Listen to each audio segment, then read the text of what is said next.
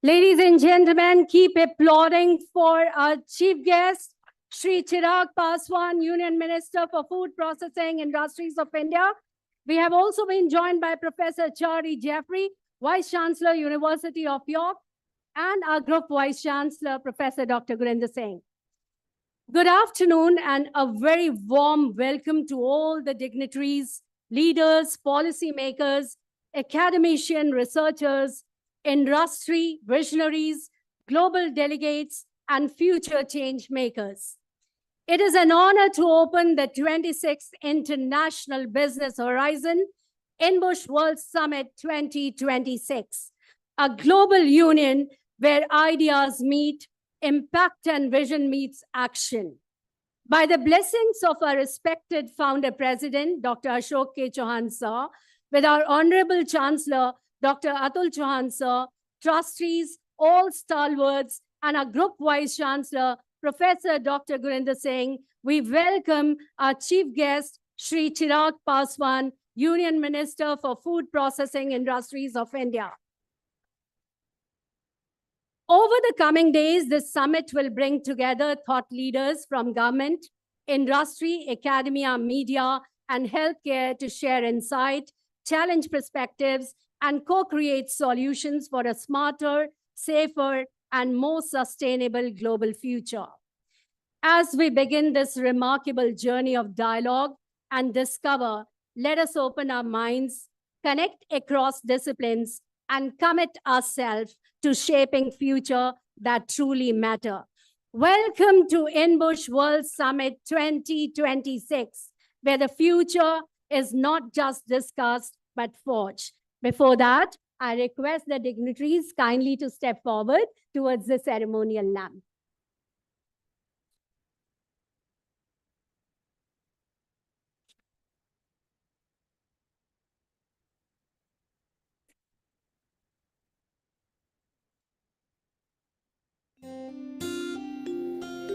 या कुन्देन्दुतुषारहारधवला या शुभ्रवस्त्रावृता या वीणावरदण्डमण्डितकरा या श्वेतपद्मासना या ब्रह्माच्युतशङ्कर प्रभृतिभिः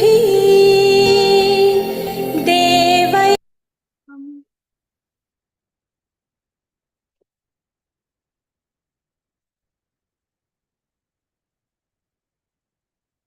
Ladies and gentlemen, may I have your attention, please?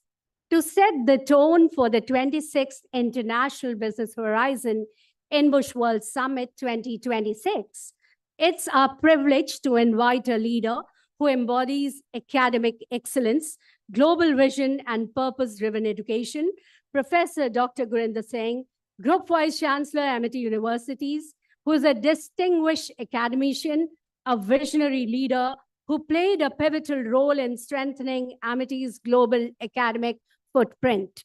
With deep commitment to innovation, industry, integration, and future-ready education, he continues to inspire a generation of leaders and legends.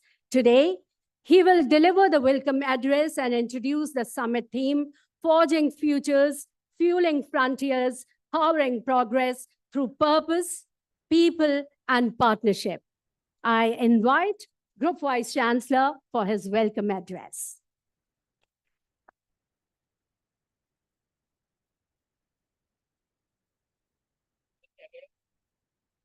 Some days are indeed historical, they are emotional, they bring you energy, they bring you vibrancy. And today is one such day. Give a huge applause to INBUSH 2026. If you look at the title of the conference, it has four very important words: future, powering progress through purpose, people, and partnership. And today, when I stand here, and I welcome you on behalf of our Honorable Founder President, who is watching you live, and he is going to speak just after the Honorable Minister gives his blessings and the Chancellor who is about to join us, it reminds me of, if you allow, Honorable Minister, your father, Ram Pilas Paswanji, one of the great leaders which this country has produced. And I remember that he won the elections with a remarkable margin. Before that, no one had ever won the elections by that margin. And when we met him for the first time, by the way, he spoke at INBUSH long time back, 20 years back. And when we went to invite him, and when he spoke, he talked about, and I think that at that time, again, the topic was related with the people. And he said that if you want India to see a great country, focus on research and innovation. Focus on making India a superpower. And that was a dream which we took forward. And that is what MIT has been working on. But Chiragji, for your father, they say that a father always gives his best to his son. So wherever he is in the heaven, and when very warm welcome to our Chancellor, give a huge applause to him.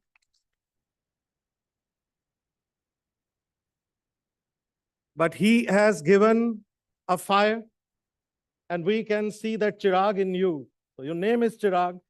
So on your father, he was also a very big poet.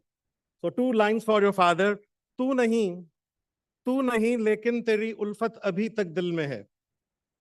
तू नहीं लेकिन तेरी उल्फत अभी तक दिल में है. बुझ चुकी है शम्मा लेकिन रोशनी महफिल में है. So Chirag ji, you are not a Chirag of the Paswan family. You are not a Chirag of India. You are a Chirag in light of the entire world. INBUSH Era 2026, which is by all means one of the largest conferences which any university has ever produced. For the 26th time, we are doing it. More than 1,200 researchers from across the globe, from USA, from UK, from Australia, from Canada, from Latin America, and from other parts of the world, they are here. We welcome you. But for you also, there's a couplet which says, Achand. So after taking the inspiration from his father, we can see a young member of parliament, a young minister who is creating waves not only in the Indian politics, but is one of the most globally recognized leaders. So they say that when teachers, students, they pray by heart, then everything can happen. So we pray that you become the future of the entire world. And then 4 lines for you. Tu nahi le, Achand, itna ghuma na kar. This is for the entire world. Achand, इतना घुमा न कर, यहाँ और चांद भी बसते हैं, तुझ पर तो है फिर भी दाग लगा, यहाँ चिराग पासवान जैसे बेदाग भी बसते हैं. Creating a new benchmark for the Indian politics, the one who is one of the most acceptable leaders, with all humility, on behalf of our founder, Dr. Chauhan, Chancellor, we have got 12 universities, 12 vice chancellors. We welcome you. Our great friend, Professor Jeffrey, the president of York University, which is one of the renowned universities of the world, Red Brick University. As you know, that York and MIT, they have been working together from last many decades. Last year, we went there, and what we saw in York was amazing. 150 companies, and we did a program with them. And now their team is coming up, and they will be speaking with 150 companies. Honorable Minister, that is what MIT we do, bringing research and innovation, bringing quite a few companies together. But thank you, Professor Jeffrey, coming here. Today, we are also signing, as an outcome of this conference, an MOU with the York. As you know, that amongst the 9 universities which have been given the permission to operate in India, York is one. And we wanted always to open something with York. But then with York, we are doing quite a few of our undergrad programs, postgraduate programs, PhD programs. And then we have kept a project where we will be offering the programs jointly here in India, in Dubai, and in Singapore and Mauritius. Give a huge applause to York.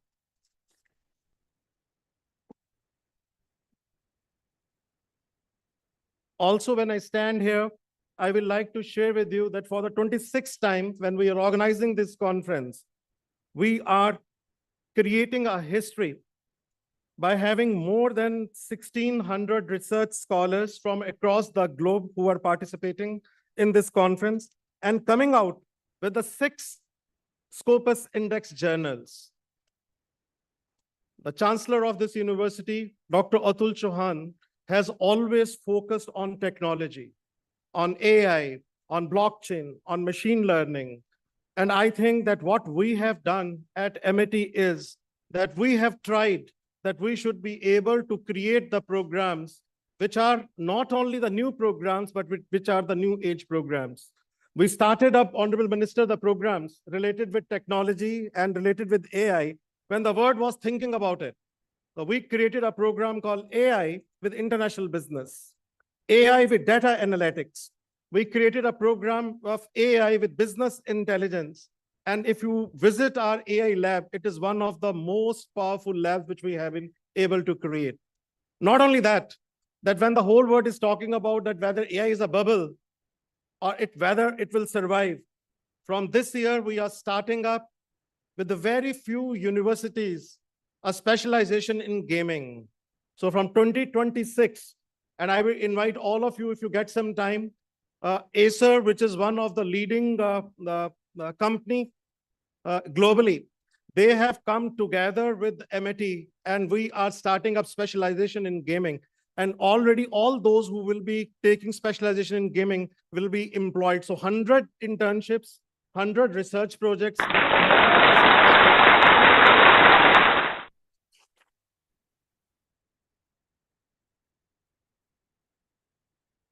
Also in the morning, when we started up the program with the research paper presentations, we saw Professor S.N. Singh, who is the president of the IEEE, along with the leading deans of the various universities who were present there.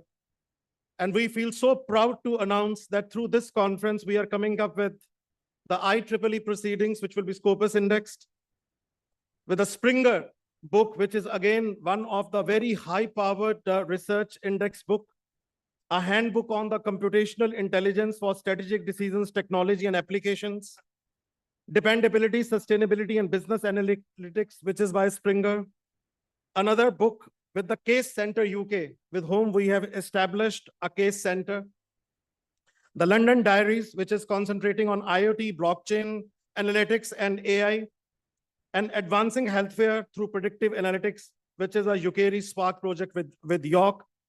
And also,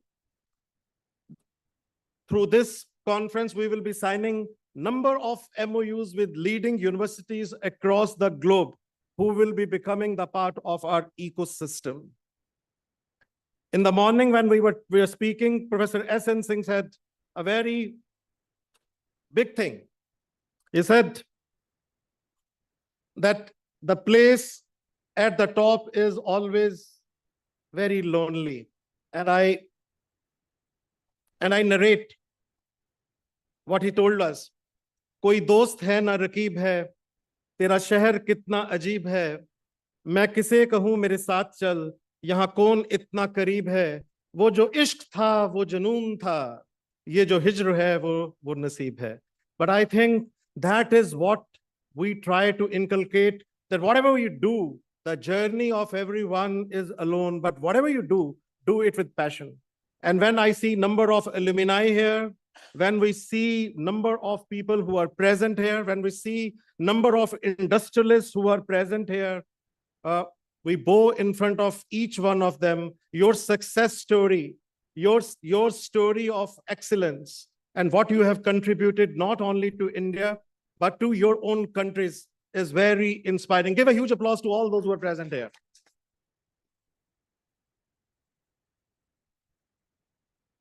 I can see Mr. Omar Shihane, who is the chairman and global general manager of TOEFL ETS, and who has joined us virtually. Thank you so much, Omar, for partnering with MIT. We are creating one of the largest centers of the world of TOEFL. Thank you so very much. Give a huge applause to them.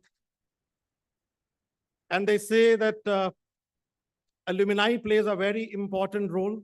So if you can stand up, Kanika, Chancellor, this is a Kanika, a batch of 1999, who did a international business, who's bringing the industry and companies together. Also, equally happy to see your colleagues, Nityanjay and all others. Thank you so very much for coming.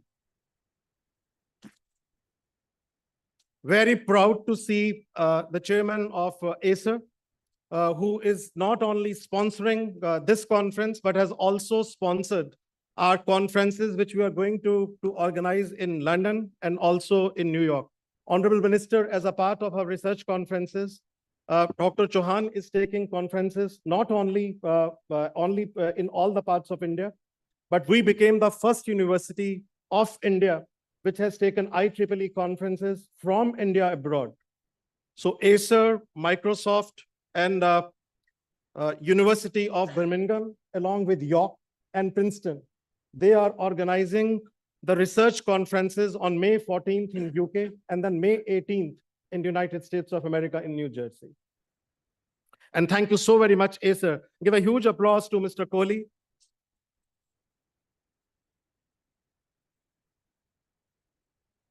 Equally very happy to see Professor James Miller, if you can just stand up. Professor Miller, the President and Vice Chancellor of University of West Scotland.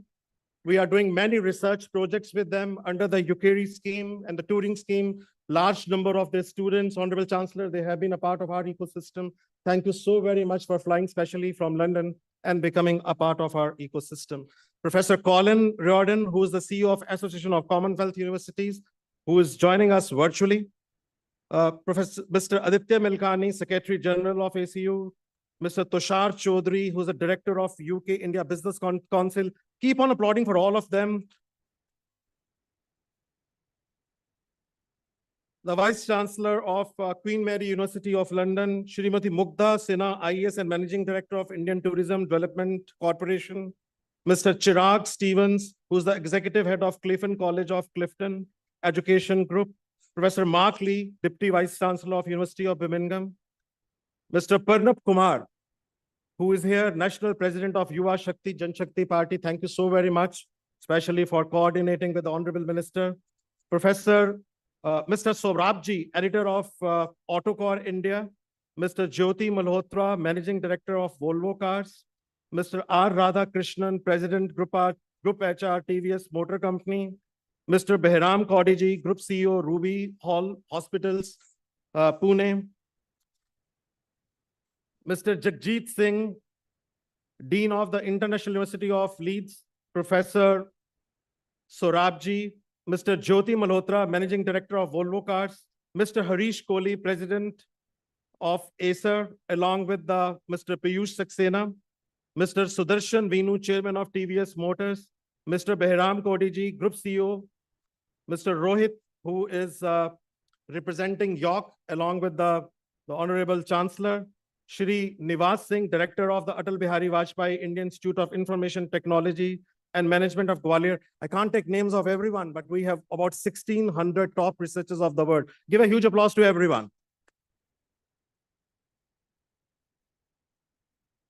I think the most important outcome of this conference is going to be to encourage youngsters who are here. And I can see large number of youngsters from all the premier institutions, all IITs, I have been given to understand, they are participating. Yesterday, we had a hackathon. And the first part of the hackathon was done here. Second part of the hackathon will be in London.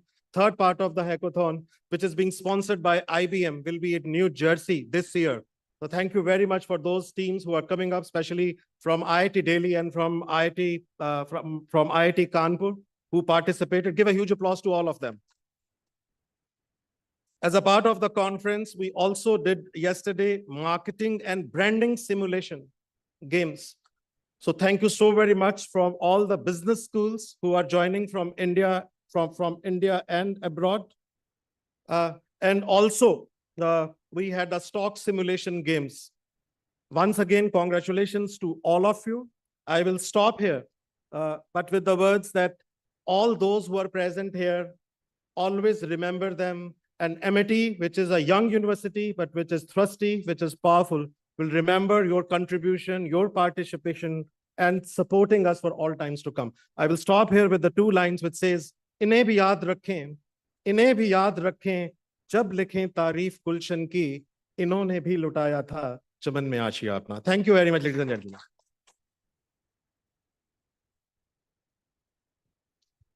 Thank you so much, sir, for the welcome address.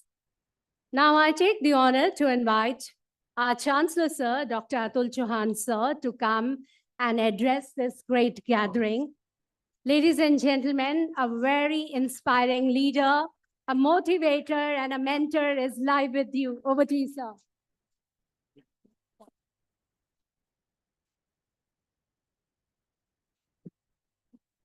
Good afternoon to all. What an absolute pleasure to be amongst all of you at the 26th International Business Horizon. We are so delighted and privileged to have the Honorable Union Minister, Shri Chirag Paswan ji, here with us. He has to leave very shortly because there is a ministerial delegation from Spain who are here to meet him. So I will be very short in my discourse, but let me start by saying and congratulating Dr. Gurinder Singh once again for organizing such an amazingly global large conference. Dr. Singh, we are so proud of you to sustain any initiative for 26 years and to ensure that it grows in stature, in size. And we all heard from Dr. Singh, the great corporate leaders who are here, who are transforming our country. We are so grateful to each one of you for what you do for our nation in the world of business. To all our academic partners who are here from around the world, to all the researchers who are speaking at the conference, and Dr. Singh was briefing me in the morning that there are 4 simultaneous research conferences taking place where there are not only young people, scientists from India, but from various parts of the world who are participating. Dr. Singh, as a foundation, we are so proud of you for what you do. And to all the young, I see many young people here sitting who are studying management and who will be online. Always remember that organizations are built on a very small number of people who work extraordinarily. And what I have seen in Dr. Singh and so many leaders that we are privileged to have in Amity, why Amity has grown in the last 30 years from 100 students from one small campus in Delhi to now in 15 countries across India with over 250,000 students is because we have passionate leaders like Dr. Singh who do not take the responsibility as group vice chancellor or whatever position they have within the Amity family, but they feel that Amity is theirs. And if you open their blood, it will be Amity flowing. Dr. Singh, that is why we are so extremely proud of you. And today's conference is what represents, what encapsulates the vision that our honorable founder president, Dr. Ashok Chauhan ji, had so many years ago. As all of you know, he created a multi-billion-dollar business empire based out of Germany, a global empire. But he always had in his mind, what can I do for my country? And we are so fortunate that he identified education as the area of focus and established the not-for-profit Ritnan Balved Education Foundation. And under his unparalleled leadership mission to give the best professional education to young people, not only of our country, but for young people around the world. But most importantly, to give them a foundation of values, of sanskars, a passion for impacting society, the mission to uplift not only society, but their country. The mission of Dr. Chauhan always was, when he started the campuses in India, how can I train hundreds of thousands of young people who will transform our country to become one of the greatest nations on this world. So dear students, you have a great responsibility, not only as young citizens of our country, India, but because you are students of Amity, to achieve so much success, but to always remember the value systems that represent our country and to work hard, to work and carry forward the mission, the dreams that our leadership has of today to make our nation great. And today, if we all believe and we all dream of a world that will be a better world to live in, of a world where there will be less poverty, more harmony, it is because we have a belief in you as the future generation of leaders of our country who will make a difference. For that, I congratulate you. And that is why we are so proud to have Chirag Paswan ji here today, because he is a leader who embodies the future of our country. We all know, we all see our Honorable Prime Minister Modi ji and all the leadership at the moment with how much passion, how much energy it is, the energy that they have, the number of hours they are able to work dedicated to our country is unparalleled. We are seeing the AI summit that is happening, the largest AI summit in the world happening in India. The whole world is looking at India, what India will do in the field of AI. When G20 summit happened, it became the largest and most talked about G20 summit anywhere in the world. This is the vision of the leadership of our country to put India on the global map of leadership. And why we are so confident that we will continue on this trajectory, because we have leaders, young leaders like Mr. Paswan, who have it in their blood to do something for the country, for the youth of the country. And Mr. Paswan, we are so blessed that you are here.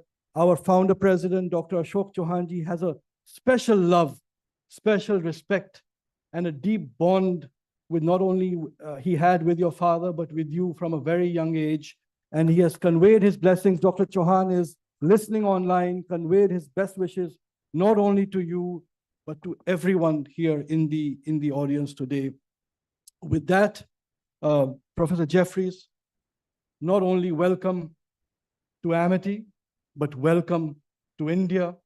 Our Prime Minister has taken a visionary step of opening foreign universities to come to our country. It is a transformational step which will transform the landscape of education. As Amity, we have seen, we had Dr. Chauhan gave us a mission 15 years ago to take Amity global. Our first campus came up in London. Now we are in 15 countries. And we are so proud today when the government of Uzbekistan wanted an IT university to teach their youth, they requested Amity to open a campus, and we are educating thousands of youth for the government of Uzbekistan there. When the government of Netherlands wanted a world-class IB school to be established in Amsterdam, they came forward and requested the Amity Foundation to open a school for them. When the royal family of Oman wanted someone, a foundation to look after the school where their children study, they came to Amity to request to take over their schools. Why we are proud? Not because it is Amity, but because global governments, foundations are looking at India for quality of education. That was what we have to build. And Professor Jeffrey, with you and your team, we will work together to show to the whole world what synergies there can be, what transformational things can happen when global institutions combine together. With that, Dr. Singh, congratulations to you and your team for organizing this. To all the students who are involved, I am so proud of you. And Honorable Minister Chirag Paswan ji, we are so grateful once again that you will be speaking and blessing our students. Thank you so much. Thank you. Thank you, Chancellor, sir. Your motivation is our strength. Ladies and gentlemen, now I take the honor to invite Honorable Chief Guest Shri Chirag Paswan, Union Minister for Food Processing Industries of India. Before I invite sir, let me quickly take you all to his brief bio sketch. Shri Chirag Paswan, Honorable Minister for Food Processing Industries in the Government of India, is a distinguished leader shaping the future of India's food processing sector. Representing the Hajipur parliamentary constituency of Bihar in the Lok Sabha, he has been serving as a member of parliament since 2014. Shri Paswan is also the president of the Lok Jan Shakti Party, upholding the remarkable legacy of his father, the late Shri Ram Vilas Paswan ji, a revered statesman in Indian public sector. Since embarking on his journey in public service, Shri Paswan has held pivotal positions in parliamentary committees addressing health, industry, and environment. These responsibilities reflect his commitment to addressing critical national challenges with a collaborative and forward-thinking approach. As Union Cabinet Minister, Shri Paswan envisions India as a global food basket. He leads transformational efforts focusing on reducing agricultural waste, fostering investment, and integrating cutting-edge technology. By championing food safety, supply chains, he ensures India's food products align with the highest global standards. Dynamic and visionary, Shri Chirag Paswan is the forefront of India's evolution. I can go miles and miles, but due to the paucity of time and another meeting, I take honor to invite sir to address this great gathering.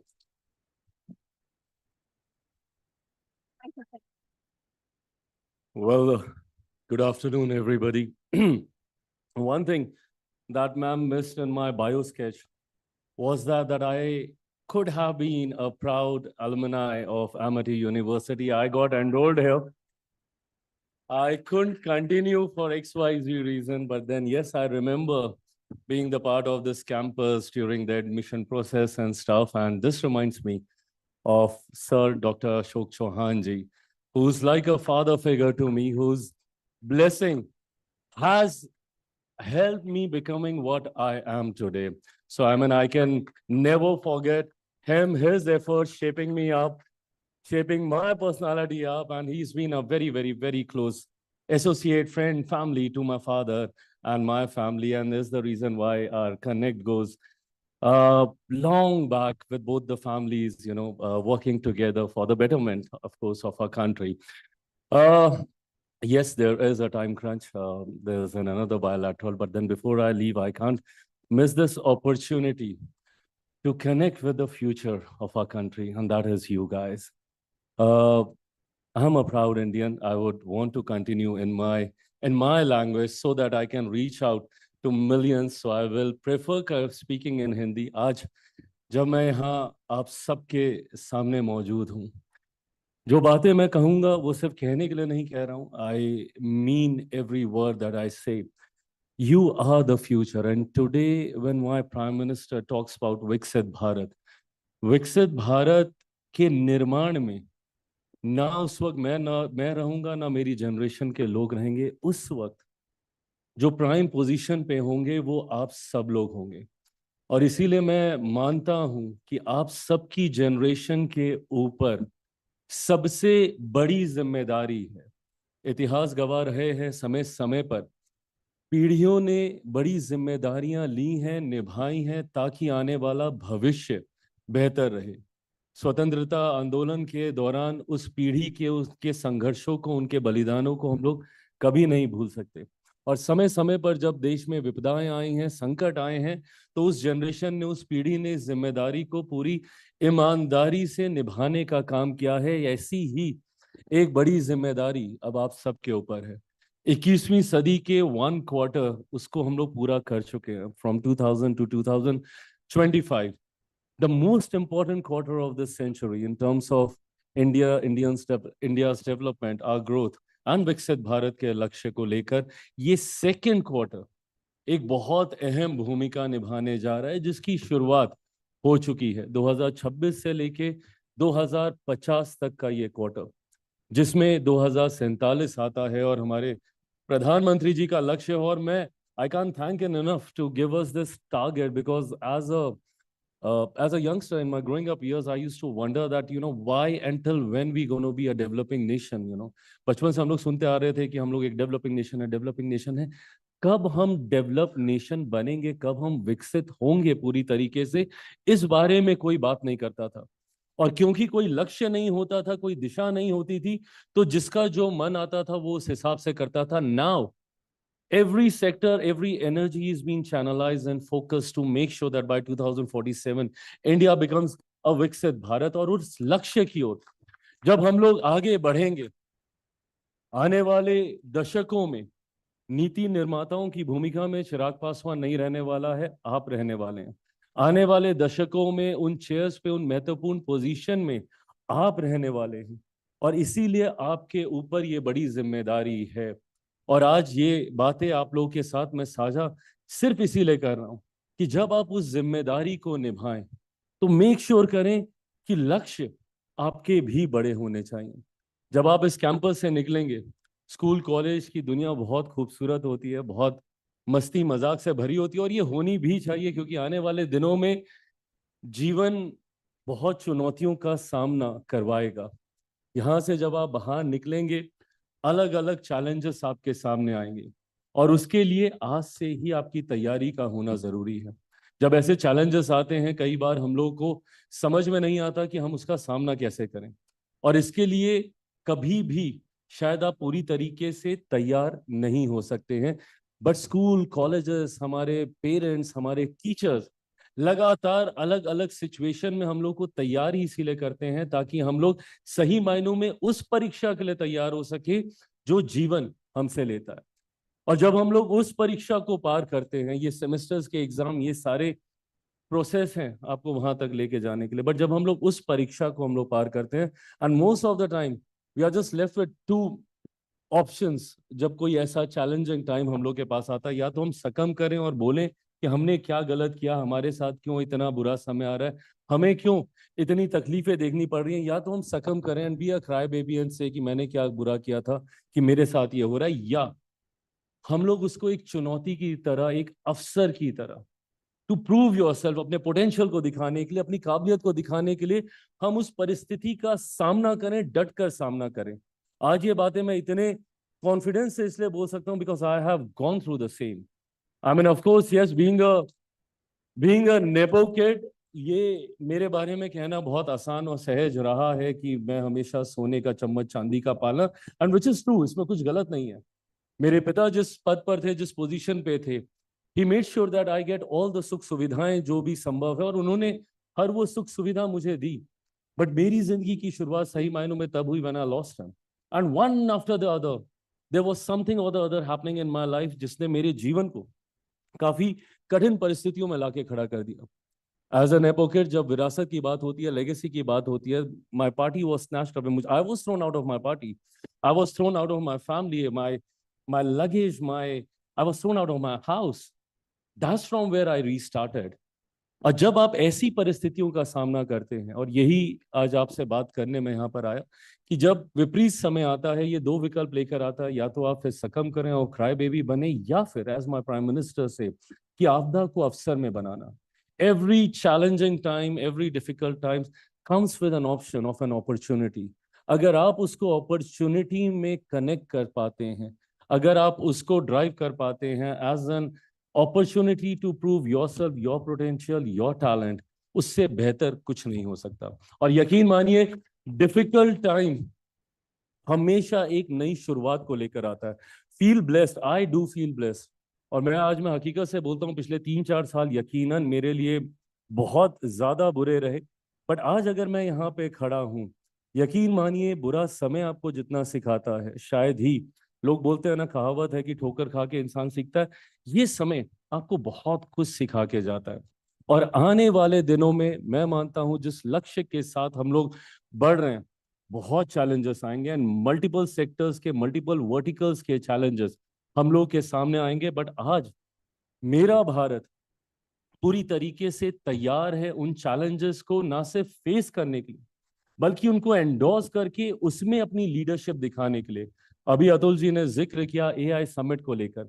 ये वो देश है जो एक समय में food deficit, हम लोग के पास अनाज की कमी होती थी, हम लोगों ने उन परिस्थितियों से अपने आप को निकालने का काम किया है। आज जब एक दौर था अनाज की कमी होती थी, हम लोगों ने हरित क्रांति कर ग्रीन रेवोल्यूशन के माध्यम से वी मेड श्योर कि हमारे पास वो वॉल्यूम हो। आज हम लोग वैल्यू पे काम कर रहे हैं। आज ना सिर्फ हम लोग अपनी फूड सिक्योरिटी को पूरी तरीके से निभा सकते हैं, बल्कि कई ऐसे देशों को भी हम लोग मदद कर सकते हैं जहां पे फूड सिक्योरिटी एक चैलेंज है उनके लिए। आज हम लोग अपने आप को वहां तक लेकर आए हैं।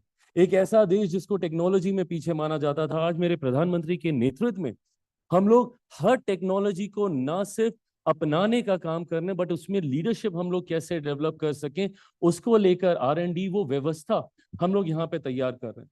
शायद ही हमारे देश का कोई सेक्टर ऐसा होगा, और यहाँ पे अलग अलग इंडस्ट्री के लीडर्स भी यहाँ पे मौजूद हैं। आज हर सेक्टर के मल्टीपल वर्टिकल्स में हम लोग काम कर रहे हैं ताकि हम लोग उसमें अपनी लीडरशिप डेवलप कर सके। एंड इंडिया में वो ताकत है, हमें वो पोटेंशियल है, हमें वो काबिलियत है। हमारी जहां पॉपुलेशन एक तरफ हमारी ताकत है, of course with a population of 1.4 billion people in our country, of course it's a huge market, and is the reason why दुनिया आज भारत की तरफ देख रही है।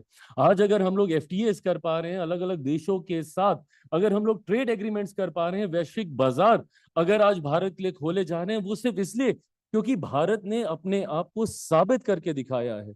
डिफरेंट वर्टिकल्स में तमाम चैलेंजेस को फेस करते हुए हम लोगों ने मेक श्योर किया है कि हम लोग उसमें अपना आधिपत्य हम लोग जमा कर दिखाएं।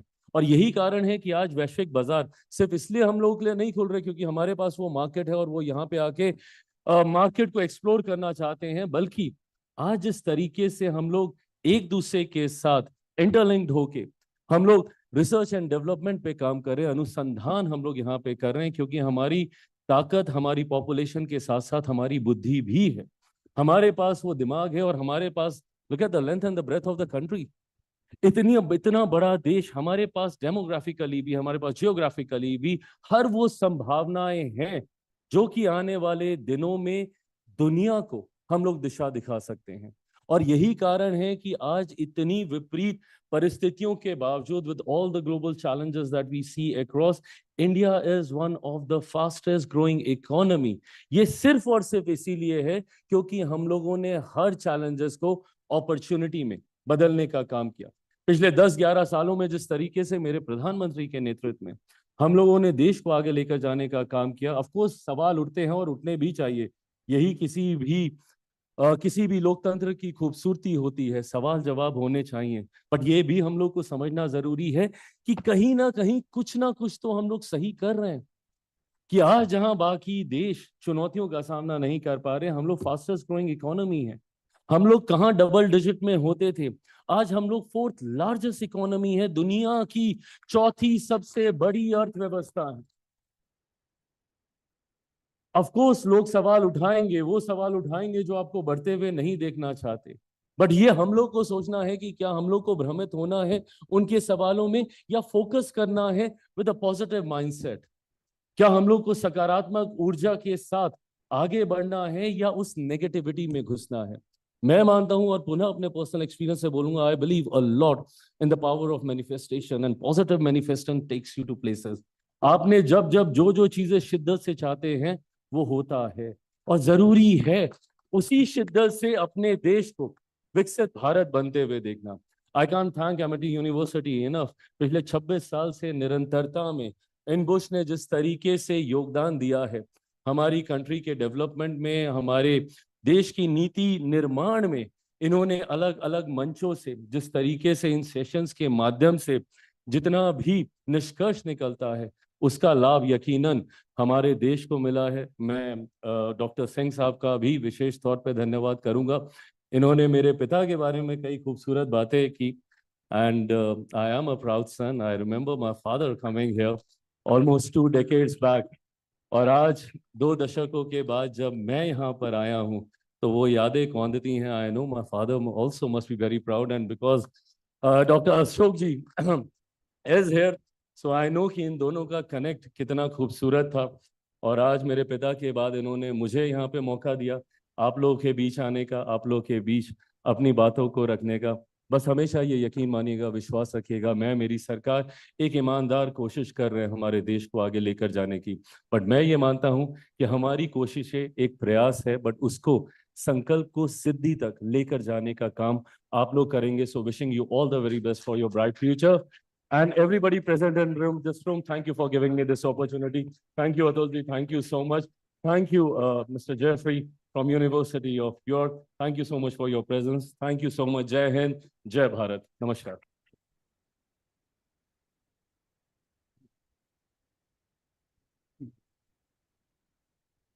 Honorable Founder President, sir, waiting for your blessings.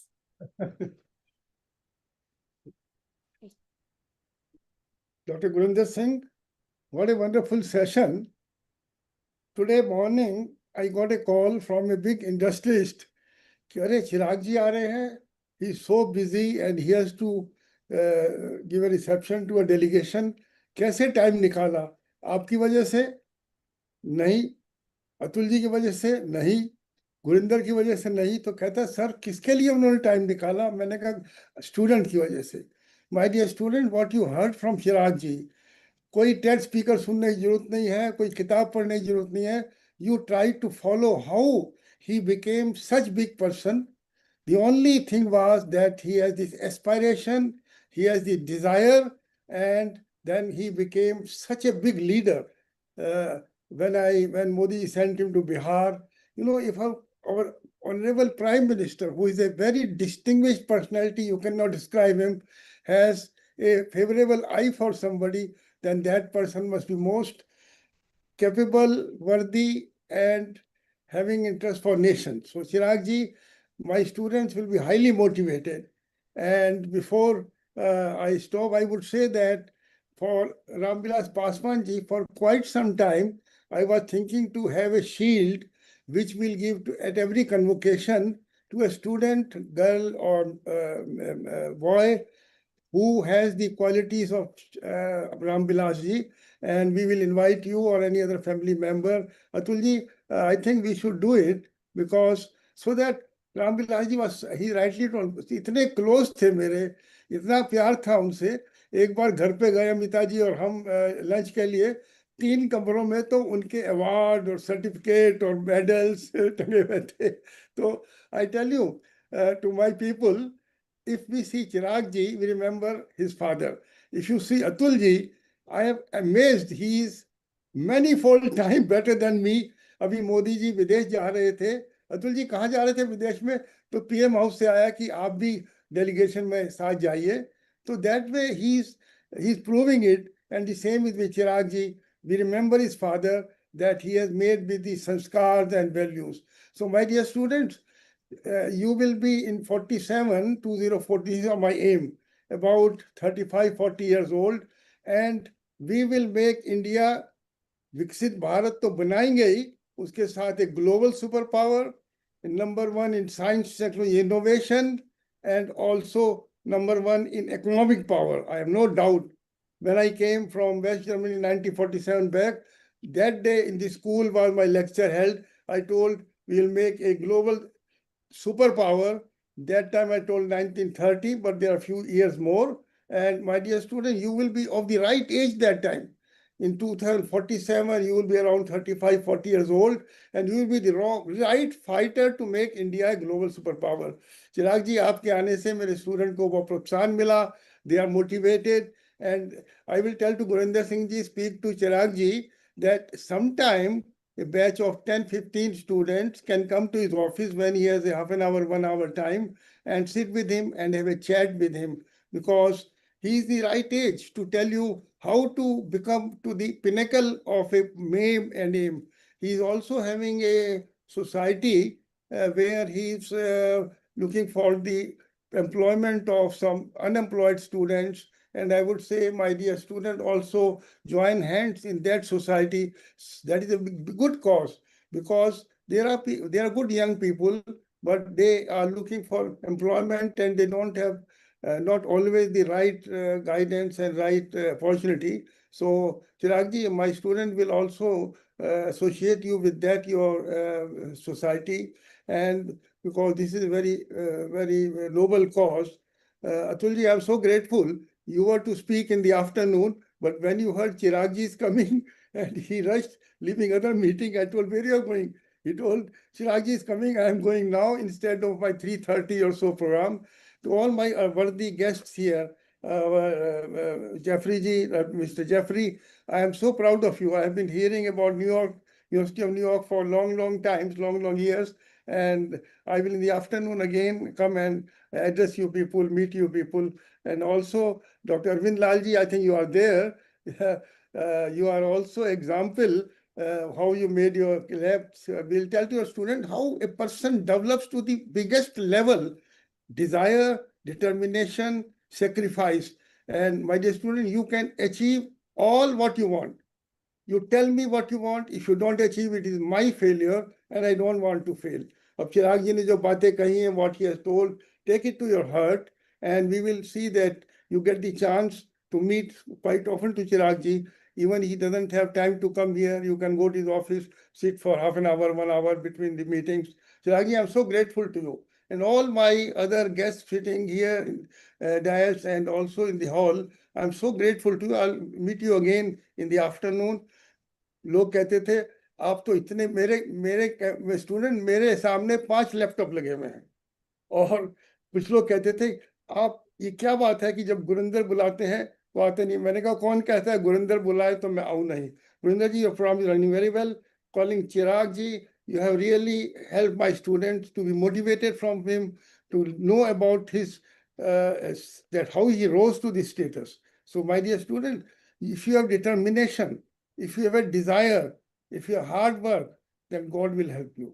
And Chiragi, I'm not taking much time, you have to rush, but I'm so privileged, obliged, and I'm so glad that my students could hear you, because the students will all, each student will become very big, I tell you, I guarantee you, because whoever has come to MIT, he has to become a great nation builder. And as you very told, आने वाले समय में लोग भारत का उदाहरण दिया करेंगे. Very right. My dear student, he rightly told.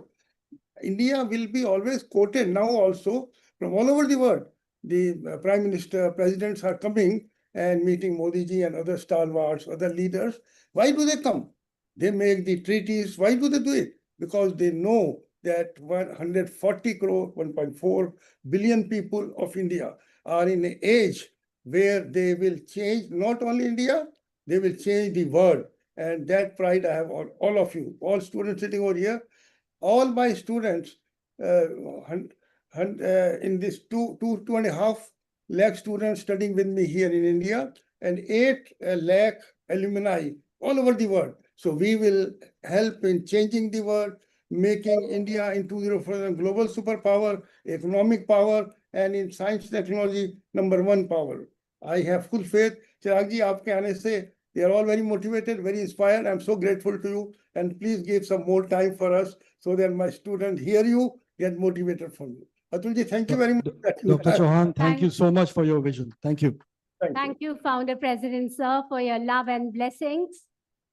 Ladies and gentlemen, now we are signing a memorandum of understanding between Amity University and University of York for strategic alliance, research, innovation, collaborative partnership. It's a big historic moment. Keep applauding for such a wonderful association.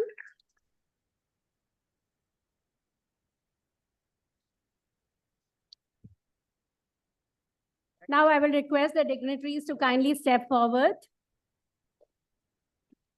Ladies and gentlemen, it's a big honor to have Honorable Chief Guest with us today, Shri Chirag Paswan Ji, Union Minister of Food and Processing Industries of India.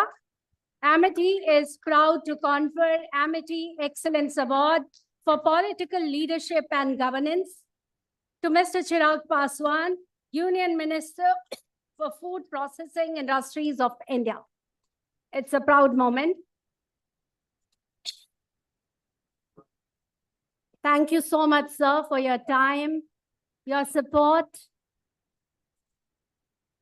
It's really a moment. Thank you so much. Thank you for coming.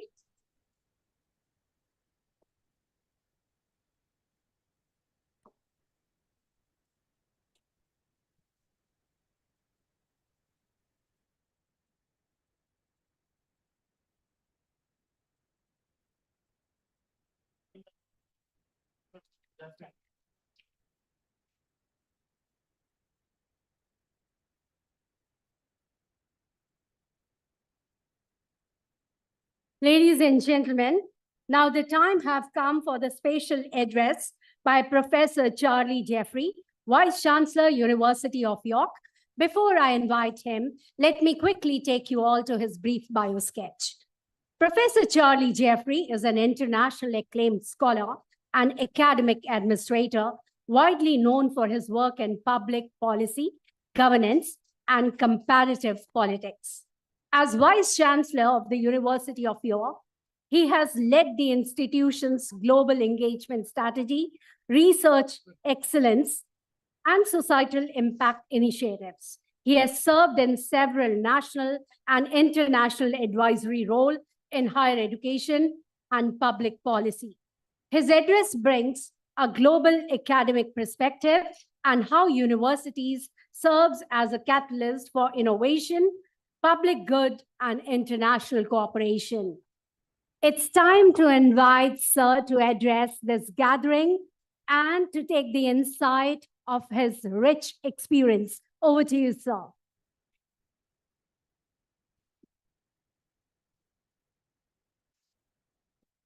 Well, thank you so much. Honorable founding presidents, I hope you're still observing this online. It was wonderful to hear your inspirational words. Group Vice Chancellor, dignitaries, it is a true honor to contribute to this impressive inaugural session at INBUSH 2026. INBUSH has become renowned for its convening power, the ability to bring together government, industry, and universities nationally and internationally to craft shared purpose to the benefit of our societies. And it's a particular delight for me to be here today as we mark what is, I think, one of the most ambitious and comprehensive commitments to international student mobility linking India and the UK in the form of a large-scale mobility partnership between Amity universities in India and the University of York in the UK. I'll say a little more about that in a moment, but first a word about my university, the University of York.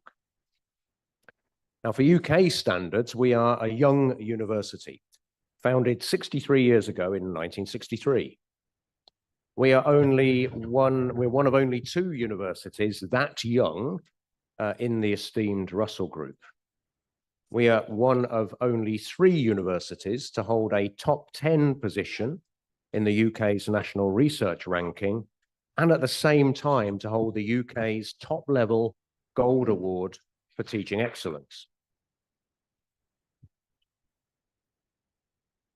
And just to let you know, the others are Oxford, Cambridge, and Imperial College London. So we're in good company. We're a university of distinction. But we're also a university with a powerful sense of purpose. Our mission is described in a simple sentence. The University of York exists for public good. Now, let me recount 2 phrases from our foundational documents which illuminate what that means, but also explain why we are developing deep partnerships in India, not least with Amity. The first was from the campaign organization which worked to set up the University of York back in the 1960s. And in one of its documents, it said it wanted the new university to conduct, and I quote, scientific studies which contribute to the amelioration of human life and conditions. What a mission to have. We were to discover and deploy expertise for the benefit of our society, to improve human life and conditions. And a second quote is a longer one made by the Archbishop of York in a powerful address on the occasion of the opening of the university. He spoke of two undergraduates starting that year, Tom Smith and Betty Jones. And he said, Tom and Betty, whether they like it or not, are world citizens. Just as isolationism in world politics has proved futile and impossible, so insularity of outlook will prove increasingly useless in the world of the 20th century. Tom and Betty are citizens not only of York, not only of England or Great Britain, not only of Europe, but the world. Now, it will be hard to imagine a more passionate encouragement to nurture a curious and humble mindset in our students, a mindset eager to learn across national and cultural boundaries. Now, let me project this forward to the present day and to the University of York in India. For me, India is the most important location for higher education in the world. It has, indeed. It has 20% of the world's people under 25 years of age. Last year, more babies were born in India than in Europe, the US, and China combined. There's a lot of young people here now and here for the foreseeable future. And young people are the lifeblood of universities. That is why we exist. And India is also perhaps the most dynamic economy in the world, growing rapidly, so that not long from now, it will be the third largest economy in the world, right at the forefront of new technologies. Technology-hungry, growing economies are also the lifeblood of research-intensive universities like York, as we feed that hunger by generating new ideas, discovering new technologies, feeding innovative research, and feeding graduate talent into industry. Young people and economic dynamism. They are the source materials for India to cement its position as one of the world's most important innovation hubs. And universities like Amity are right at the forefront of this, emerging and growing rapidly to deliver high quality education and research and innovation. So it's no surprise that India is in the spotlight. A growing number of international universities are building a presence in India. As you've heard, the University of York is launching its international campus in Mumbai later this year, responding to Prime Minister Modi's new educational policy, which has made India perhaps the most inviting country in the world for transnational education. And we've also built strong ties with Amity. And today we're celebrating a partnership for student mobility from Amity universities in India to York, sharing in education across disciplines in all of our faculties. I think that partnership can become an exemplar for the vision of nurturing citizens of the world, enabled and equipped to apply knowledge and skills across boundaries. But we should see these developments just as a starting point. We need to think of ways in which travel-shy Brits can look beyond traditional locations in Europe and the US to open out their experience by coming to India, both benefiting from and driving on the dynamism we see in India's universities and in the Indian economy. And we must also think in Mumbai and also here with Amity of ways in which we can build shared research programs between India and the UK. I am deeply convinced that we will break the boundaries of knowledge all the more quickly if we bring together brilliant minds from different places. Those differences of perspective are catalysts for discovering the new knowledge we all need to tackle shared global challenges. They are the route to the amelioration of human life and conditions. But there's an important prerequisite for all of that to work well, and it's humility.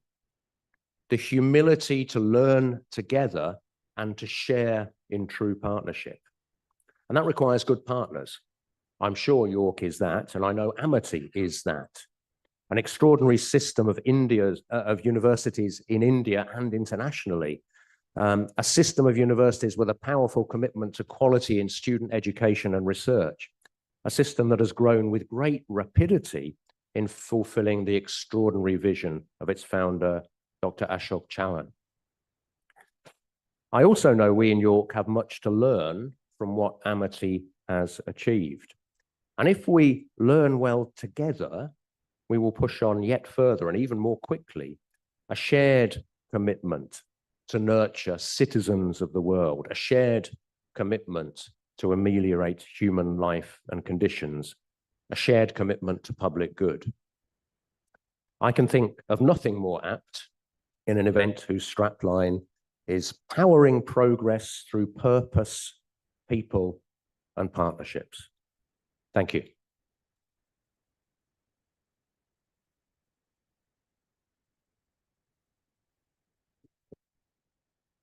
Thank you so much, sir, for your great address. Ladies and gentlemen, due to the paucity of time, Professor Charlie Jeffrey has to catch up a flight. Thank you so much, sir, for coming to INBUSH World Summit 2026. I would request Chancellor, sir, and Group Vice Chancellor, sir, to kindly step forward for the felicitation for Jeffrey, sir. And would also request Mr. Rohit Kumar, Director, Strategic International Partnership, to join us on stage.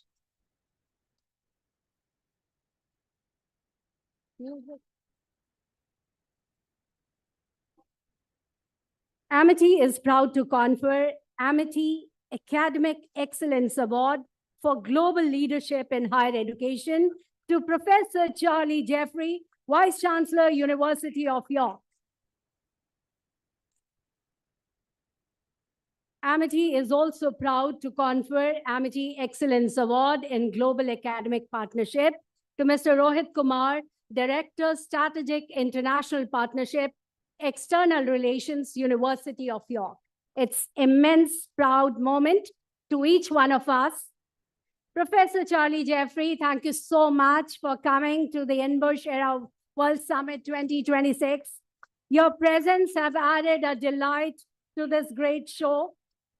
And I would also request Shri Rashri Gupta, Managing Director and CEO, ONGC Videsh, to join us on stage.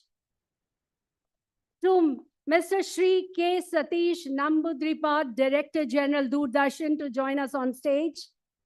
To Honorable Brigadier Dr. Arvind Lal, Padma Shri, Executive Chairman, Dr. Lal Path Labs, to join us on stage. I also welcome Mr. Hamzat Soberji, the Editor, Autocar India, to join us on stage. Mr. Jyoti Malhotra, Managing Director, Volvo Cars India Private Limited, to join us on stage. Mr. R. Anand Krishnan, President, Group HR TVS Motors Company, to join us on stage.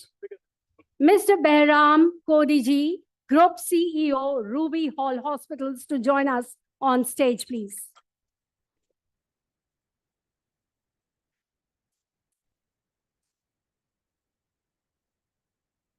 Requesting all the dignitaries to kindly take up the seat.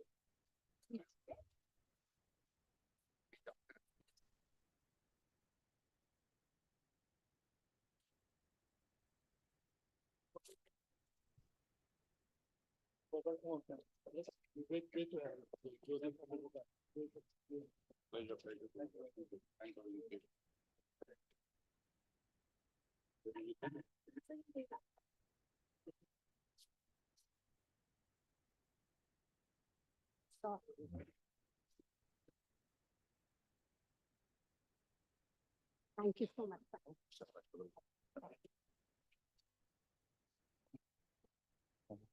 Yeah. Yeah.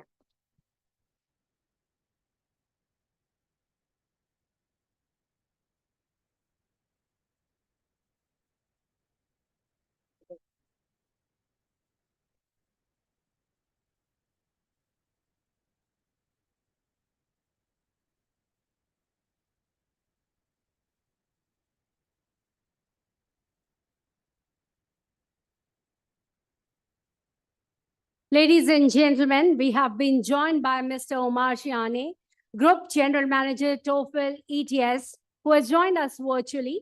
Before I invite him, let me quickly take you all to his brief bio profile.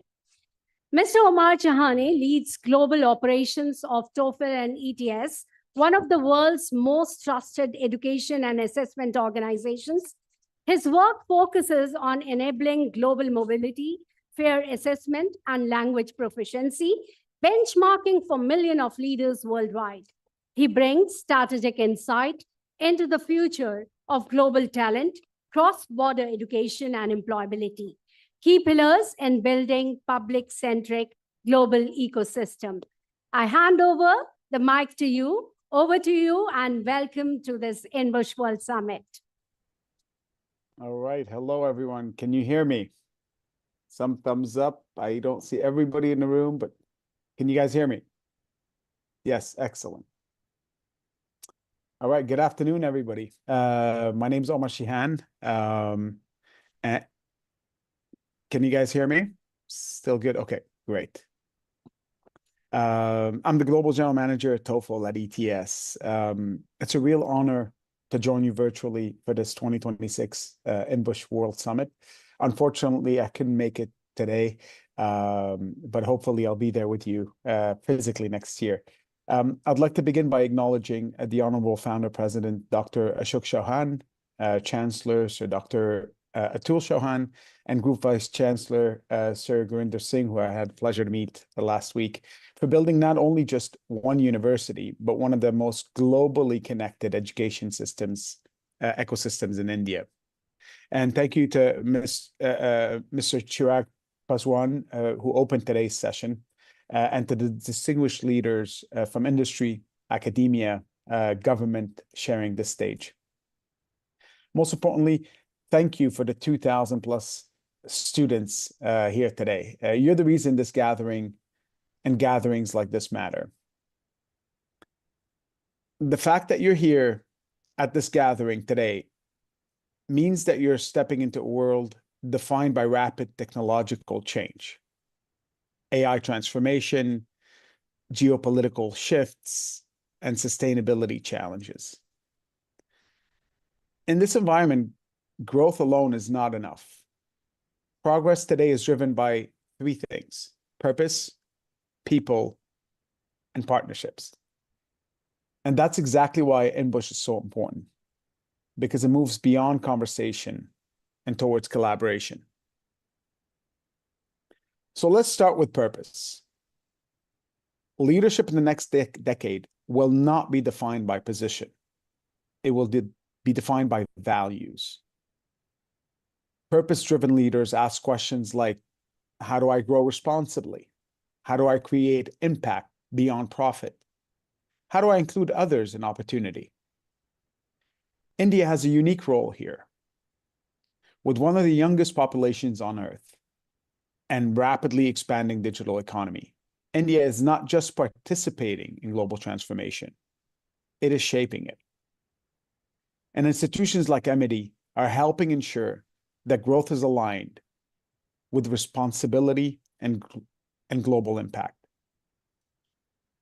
Now, let's talk about people, specifically you. Across industries worldwide, employers consistently tell us they're looking for three core capabilities. One is critical thinking. The other one is adaptability. And the third one is communication. And dare I say, in a world where intelligence is becoming ubiquitous, you ask a question to ChatGPT, you get an answer quasi instantly. The real differentiator is, what questions are you asking? There goes critical thinking.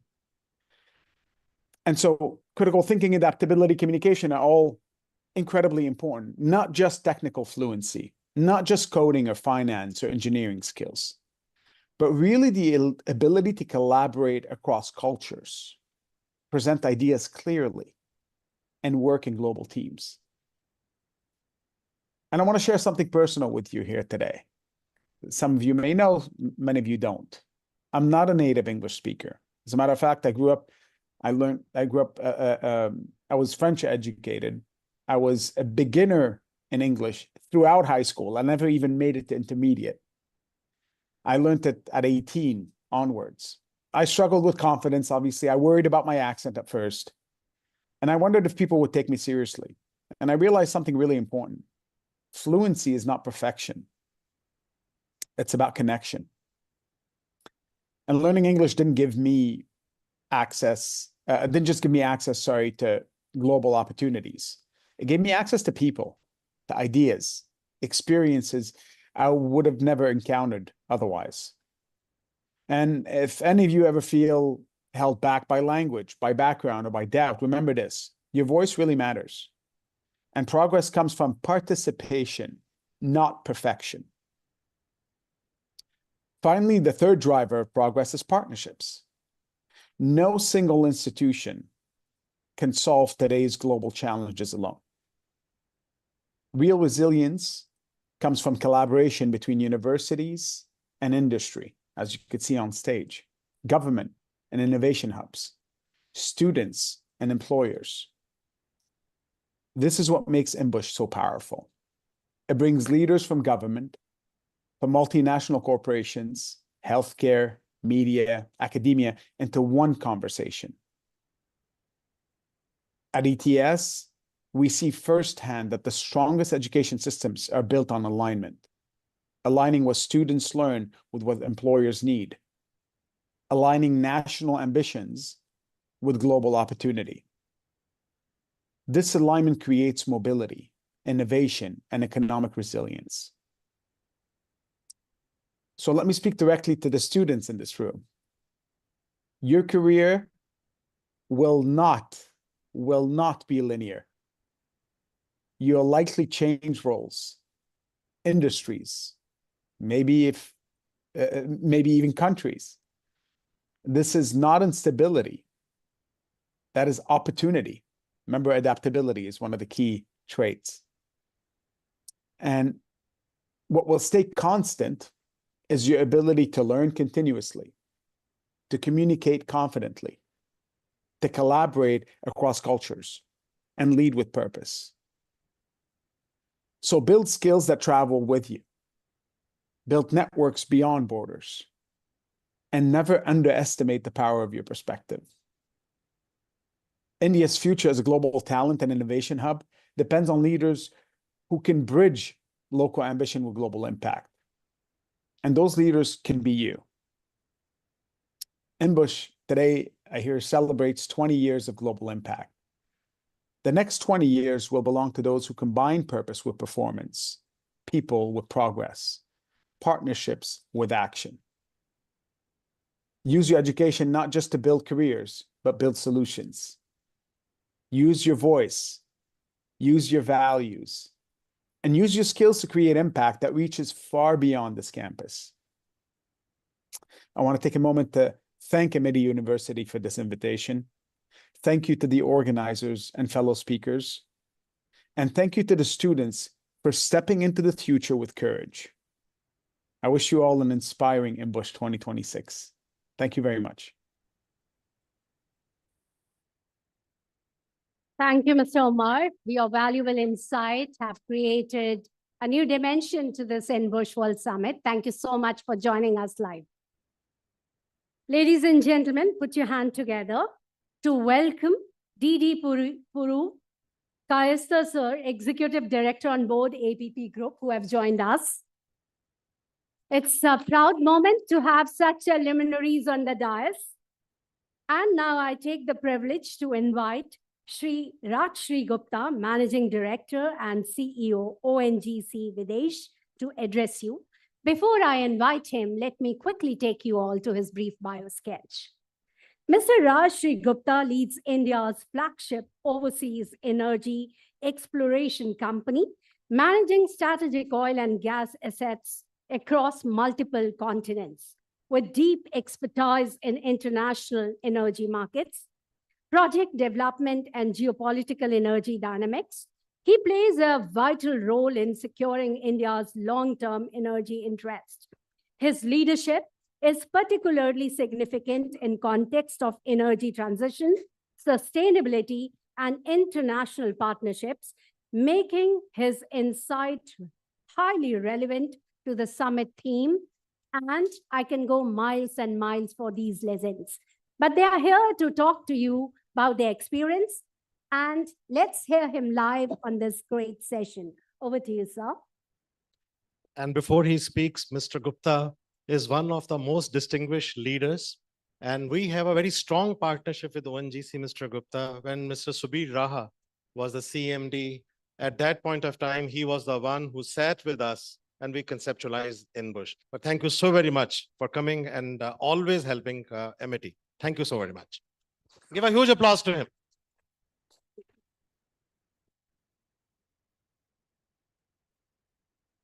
A very good afternoon.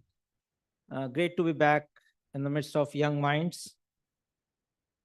We heard the Honorable Union Minister of Food Processing Industries, a very inspiring speech. We have with us the blessings of Dr. Chauhan ji, Dr. Atul Chauhan ji, Dr. Gurinderjit ji, all the distinguished dignitaries, chancellors, vice chancellors, ladies and gentlemen. Thank you first and foremost to invite me here to Amity. It is very nostalgic. My daughter studied in Amity School for about all her schooling from 2 to 12, and she did well. She did very well. She went to Bangalore and now then Goldman Sachs, and today she is in London. So thank you, Amity. Thank you. Thank you. In a difficult, unpredictable world, you are building good citizens of India. So that's a great thing that academic institute can do. The industry perspective of where we stand and what we look at in young students and young graduates who are coming out of such prestigious schools is very clear in our mind.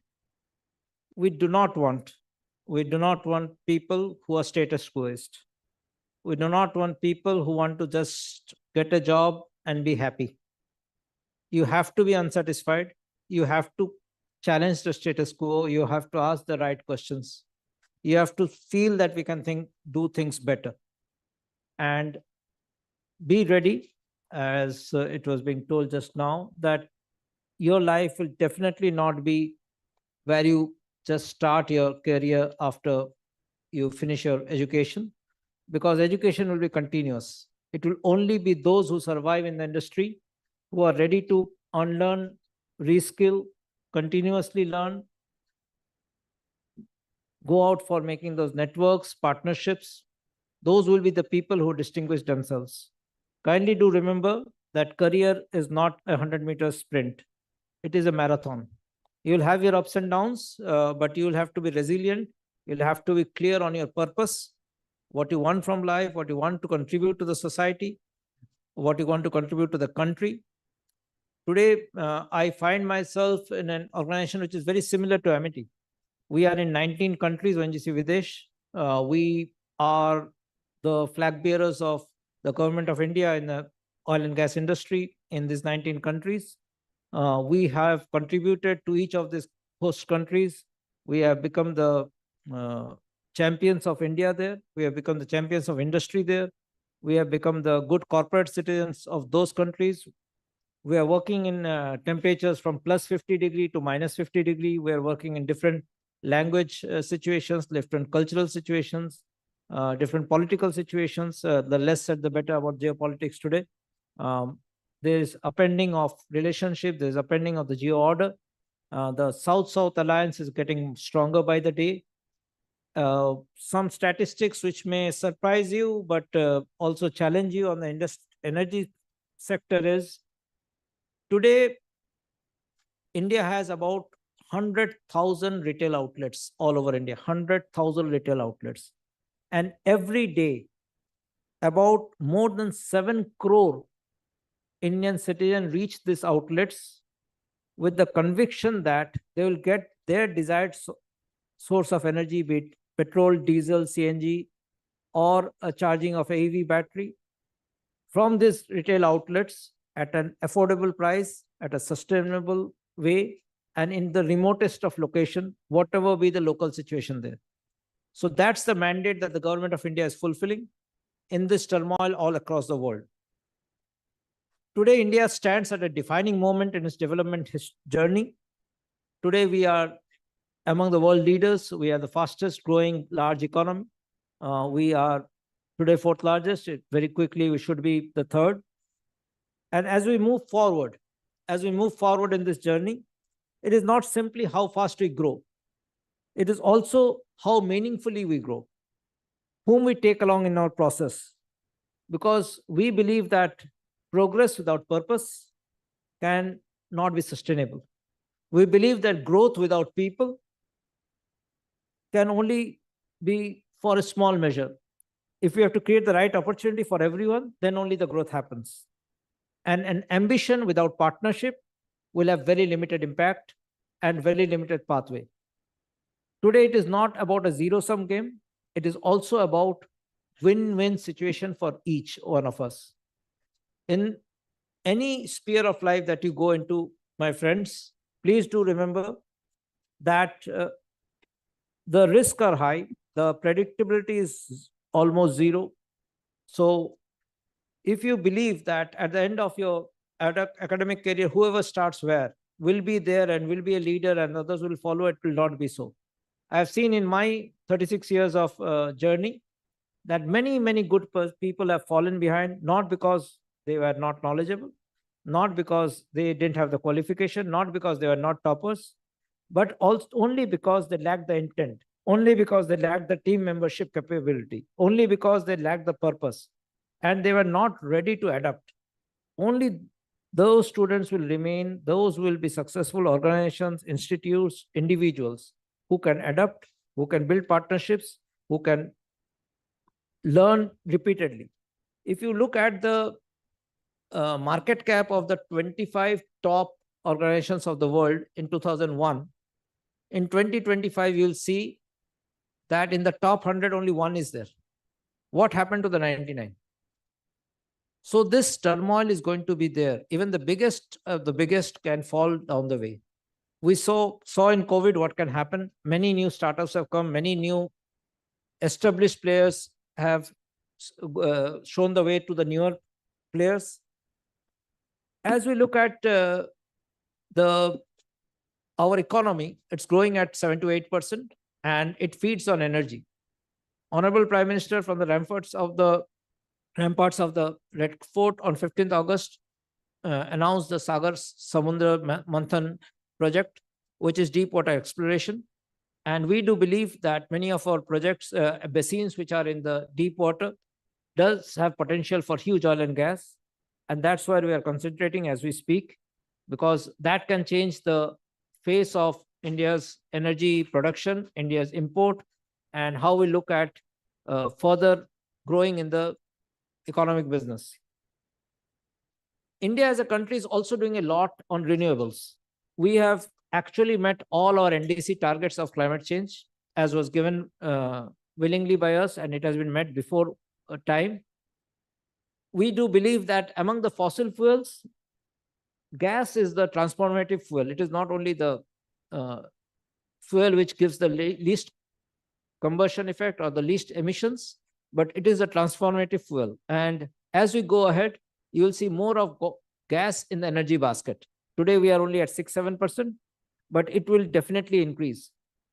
Today, the government of India has done 5 big things. All our states, all 28 states are now being connected through the grid pipeline. So we are at 15,000 kilometers. Now we are at 26 and we'll go to 33. We have had the regasification terminals for the LNG that comes in. We have had all the new gas which can be marketed at the price that the market can give you. We also have all the gas exchange where you can sell and buy gas. So a combination of this and CGD, 99% of the world of India's population is now covered by CGD. So CGD will become the force with which gas increases in the energy basket. Now, people is probably India's biggest strength. We have a very large population of which is below 25, below 30, and is there in the workforce for next 40 years. One thing more that I have personally observed is with digitalization happening, even in the tough jobs, which require a lot of manual labor or force in our industry, there are a few disciplines. We are seeing a lot of female professionals coming in. because once digitalization happens, you can do things by the push of a button, which was requiring manual force. What does it mean? 50% of our population is, our gender is female. If that can be pushed into the workforce, it will have a multiplier effect. The second thing that is happening with digitalization is that the experience of 20, 25 years, 30 years can be replaced by the youth, not overnight, but 5, 10 years of experience with the right skilling. We are ready to replace the older generation, have newer ideas. So these two big factors, the gender equalization and the youth coming into the workforce, will definitely be a game changer for India. This is what I call the demographic dividend of India. And inclusion, if the way we are moving, if we can do it correctly, if the inclusion is there, then again, it will percolate down to the last person in the society. I have talked of partnerships. We have partnerships with all of the national oil companies or international companies of the world. And we are now the preferred partners as the Government of India, Ministry of Petroleum and Natural Gas representative on the table. And what we always are looking for, that probably, if I use or coin a term, we were not only competing now, we are co-opting or cooperating. We are collaborating. And this strategic collaboration is for each one of us. We are collaborating in Brazil and we are collaborating in India. We are collaborating in UAE or in Africa. I would say that you are in a great institute, you are getting the right inputs, you are getting the right network, you are in part of such business conferences, such huge linkages all internationally in so many countries, so many universities. Please do leverage that. Please build those linkages. And as you go out into the world, please do remember that forging futures is about having courage. It is also about the courage to build together, but think independently. It is about fueling frontiers with responsibility, the responsibility to ensure that progress should benefit as many as possible and not just a very few. Powering progress is also about ultimately empowering people, about values, and about collaboration. It is also about taking risk. Don't be afraid to take risk in life. Don't be afraid to start from zero again. Don't be afraid to unlearn and reskill. I think this INBUSH 2026 will go a long way in furthering these discussions over the next 3 days on the need to have holistic approach, inclusive progress that addresses the need of the people, society, our country, and the world as a whole. I would once again like to thank Amity University for providing me the opportunity to express my views. It's great to be back here, and I wish them all the success in future endeavors. Thank you so much.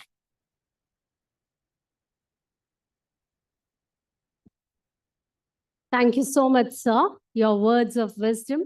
Bringing inclusivity and reskilling is the need of an hour, which you have very well crafted for today's session. Ladies and gentlemen, now I would take the honor to invite Honorary Brigadier Arvind Lal, Padma Shri, Executive Chairman, Dr. Lal Path Labs. Before I invite sir, let me quickly take you all to his brief bio profile.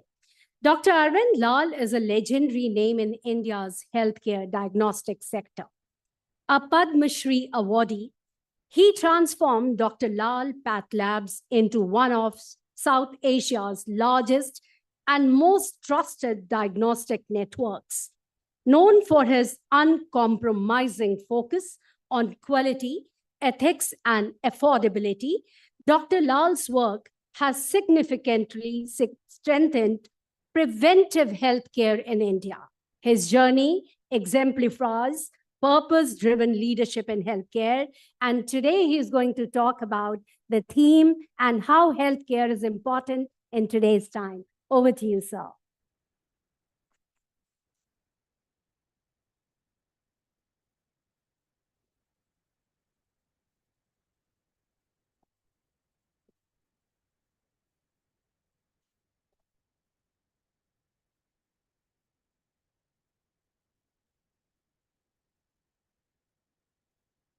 So good afternoon, young students, boys and girls, ladies and gentlemen. It's an honor and pleasure to be here in such a live, ticking environment. Thank you for having invited me, for which I would like to thank the Amity University and all the dignitaries, Dr. Gurinder Singh, and everybody else in his team. Thank you very much, sir.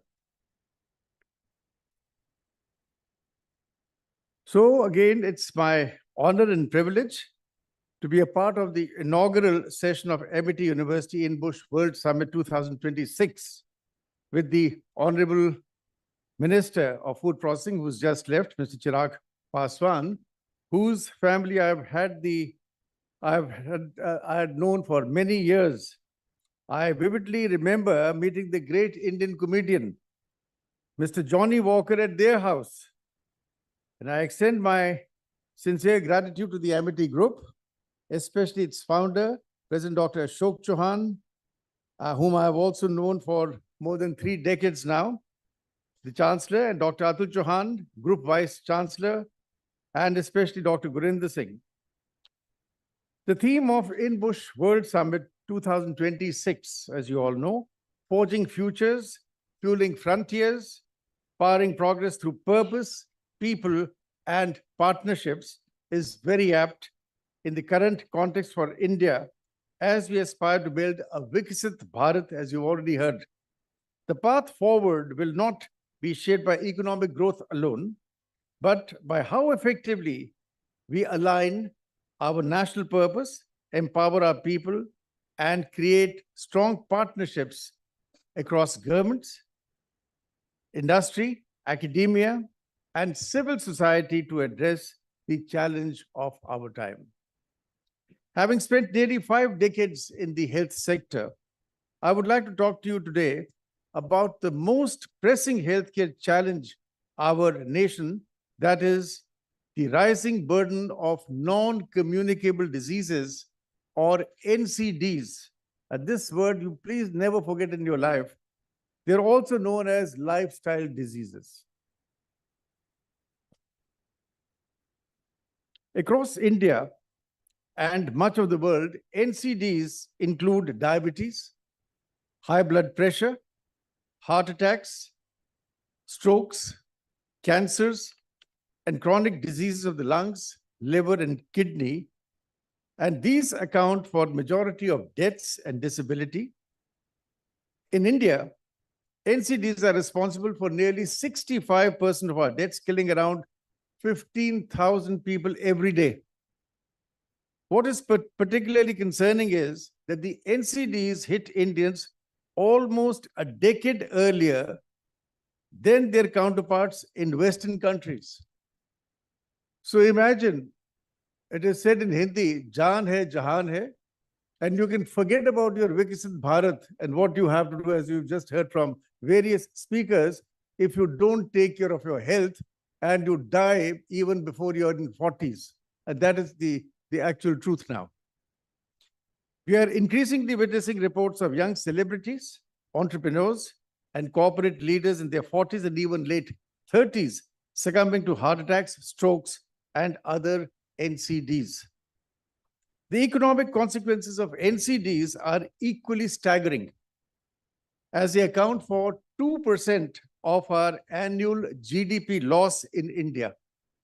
Imagine 2% of your GDP is shaved off by not looking after yourself. NCDs are also responsible for adversely impacting families' financial stability, workforce productivity, and the trajectory of national development.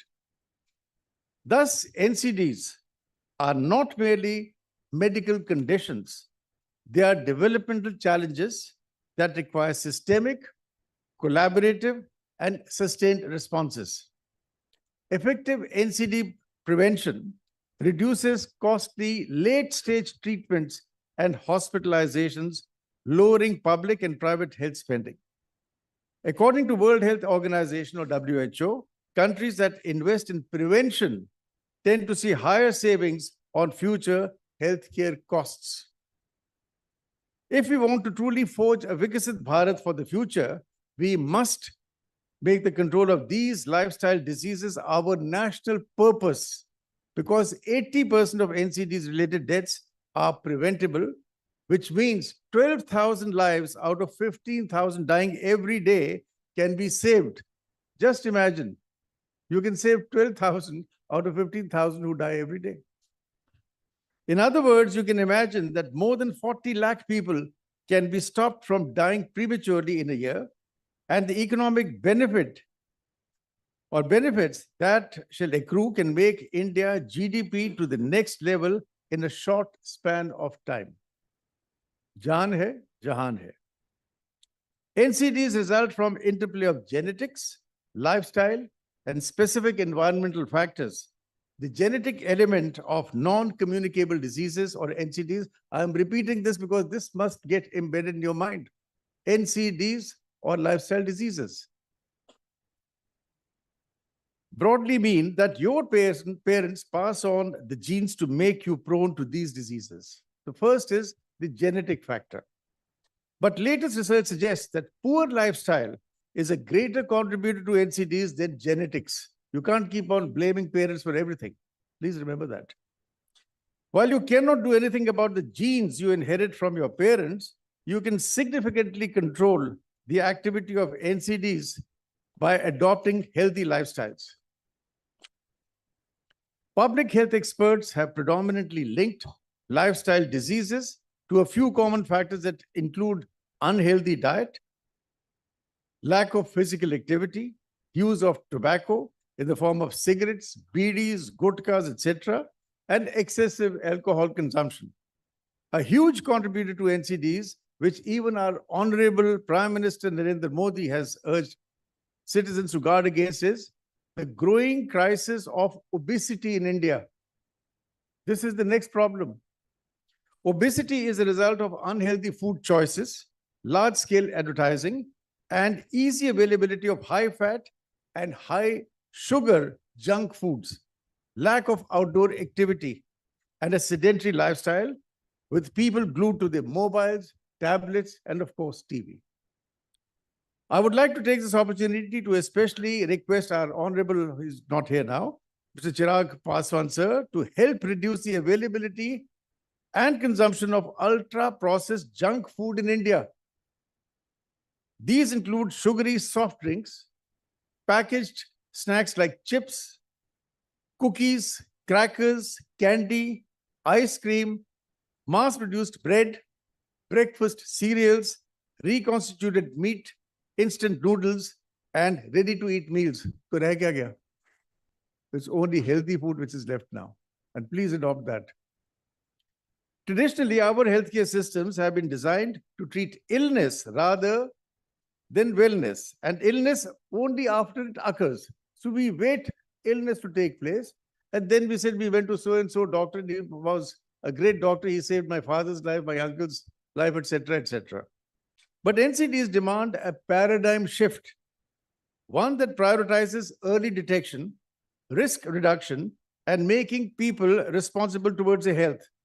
Therefore, one of the key interfaces or interventions in control of NCDs is to carry out mass-scale screening for early detection of these diseases, to understand their actual burden and prioritize those people who need treatment and lifestyle modifications to prevent further advancements of disease and complications. I would like to request the leaders of the Amity University to undertake mass awareness programs highlighting the importance of adopting healthy diet and lifestyle practices and getting screened regularly for key indicators like blood pressure, blood sugar, cholesterol, lipid profile, kidney and liver functions, etc. The second important pillar in the control of NCDs is the people, wherein we need people of India to take charge of their health, be proactive about getting screened for basic health parameters every year, and adopt healthy lifestyle practices that includes consuming balanced diets, exercising for a minimum of 45 minutes every day, staying away from tobacco and alcohol. Routine wellness checks can reveal hidden risk factors of lifestyle diseases long before symptoms appear.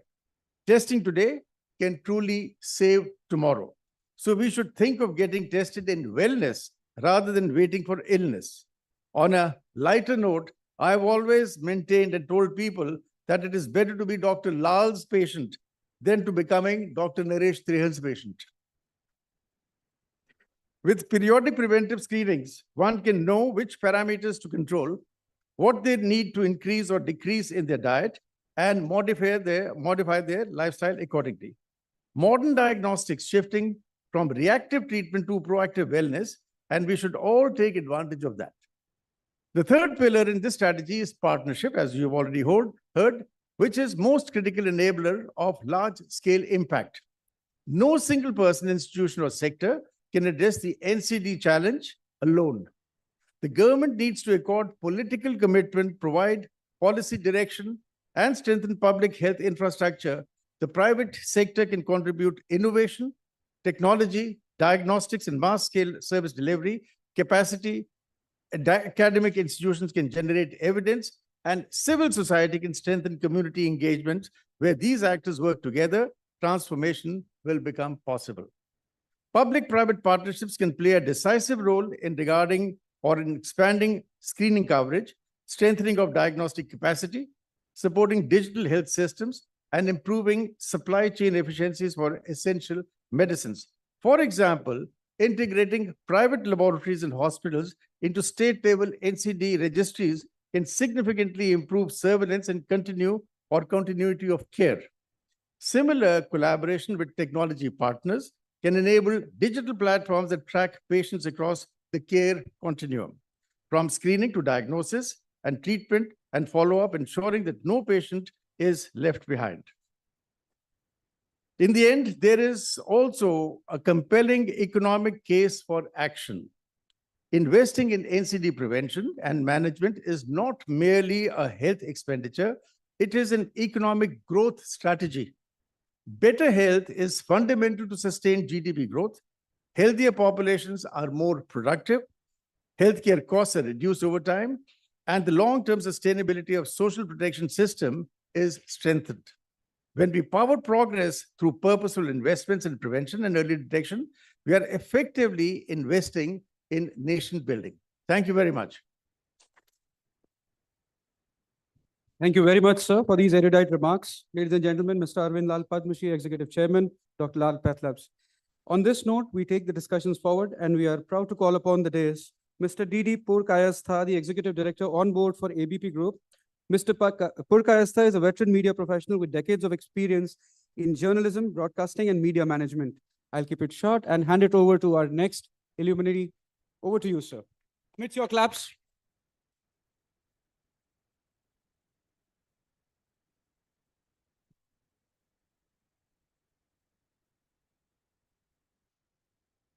Good afternoon, Honorable Chancellor, Vice Chancellor, distinguished guests, my friends in the dais, ladies and gentlemen, and my young friends at the back. May I request my young friends at the back, whose eyes are glistening, to stand up. All my young friends, could you stand up, please, at the back?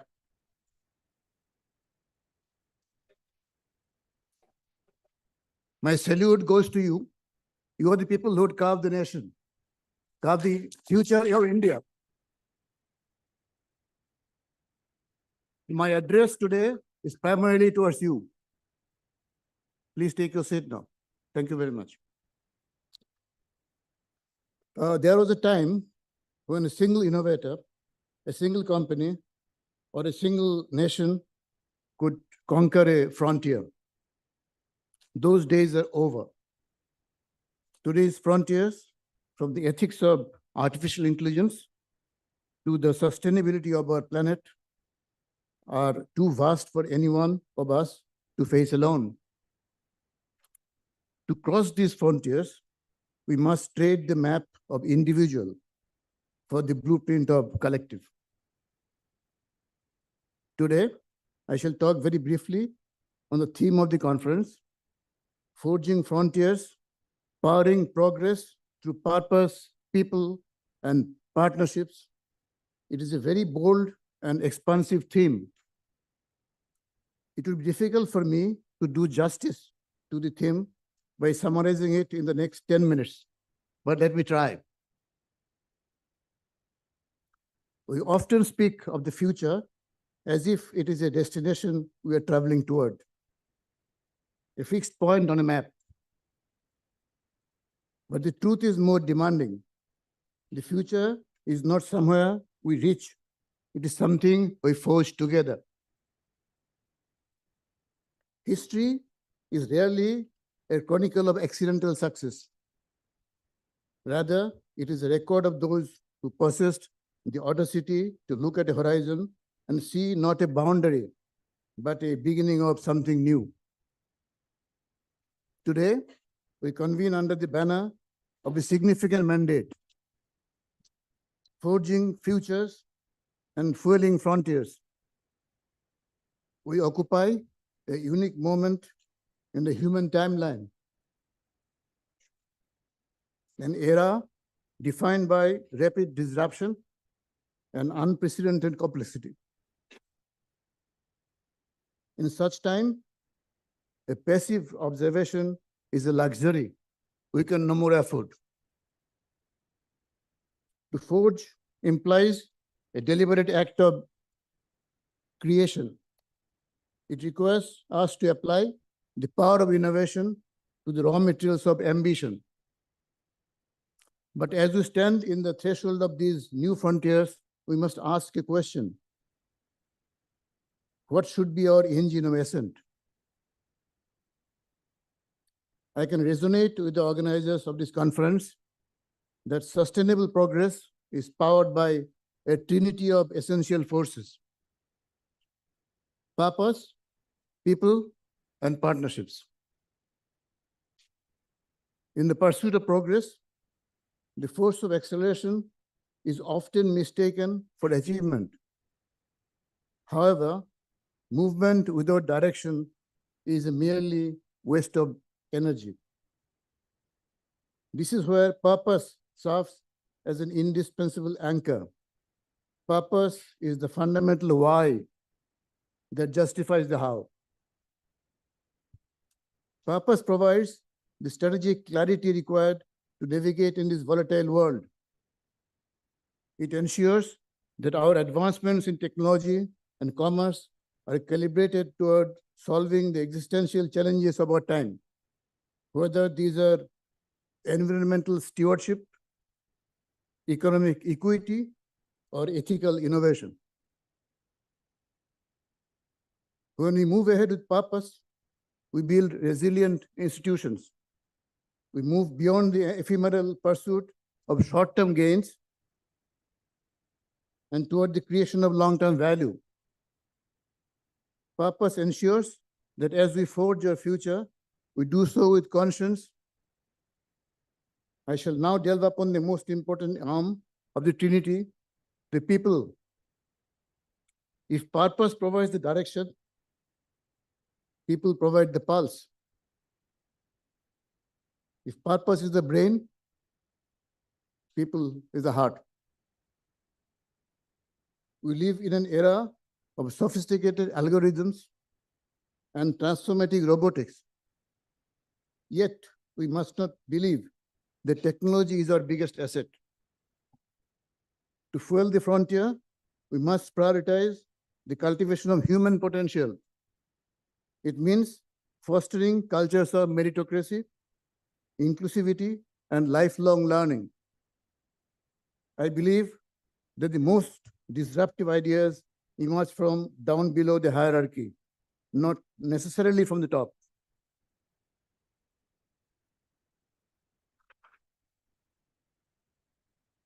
As we integrate artificial intelligence and automation into the fabric of society, we must ensure that these tools amplify human dignity rather than diminish it. We do not just build systems, we empower the architects of those systems. From my long experience, I have realized that a CEO's 80% time should be devoted to HR. Coming to partnerships, no enterprise, regardless of its scale or resources, can master the modern frontier alone. The challenges of this century are interconnected, so the solutions must be collaborative. Strategic partnerships allow us to pool the risk, share the knowledge, and achieve scale that is not possible alone. The most enduring progress occurs at the intersection of public policy and private enterprise. The agility of the private sector and the scale and stability of public sector can create a framework of progress which is robust and inclusive. Industry-academia collaboration also can play a significant role in progress. Unfortunately, such vital pillars of progress are often misunderstood by both. A conference like this one, could create enlightenment for such collaboration. At the heart of every successful collaboration lies the foundation of trust and shared value. Then the collaboration transforms into a collective engine for growth. In closing, let us revisit our shared responsibilities. The future we forge today will be the legacies of generations ahead. Let us commit ourselves to progress that is principled. Let us invest in the brilliance of our people, and let us embrace the power of partnership to turn impossible into inevitable. The frontier is waiting. Let us move forward with resolve. Thank you very much for your patient hearing.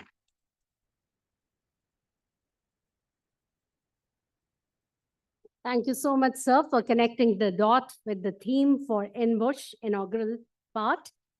I would like to now invite Mr. Homozad Sorabji, editor, Autocar India. Mr. Sorabji is one of India's most respected automobile journalists, thought Autocar Indian, and has shaped public understanding of automobiles, mobility, innovation, electric cars, and sustainability trends. His work bridges customer awareness, industry insight, and policy discourse, making him a key voice of India's evolving mobility landscape. Over to you, sir. Thank you.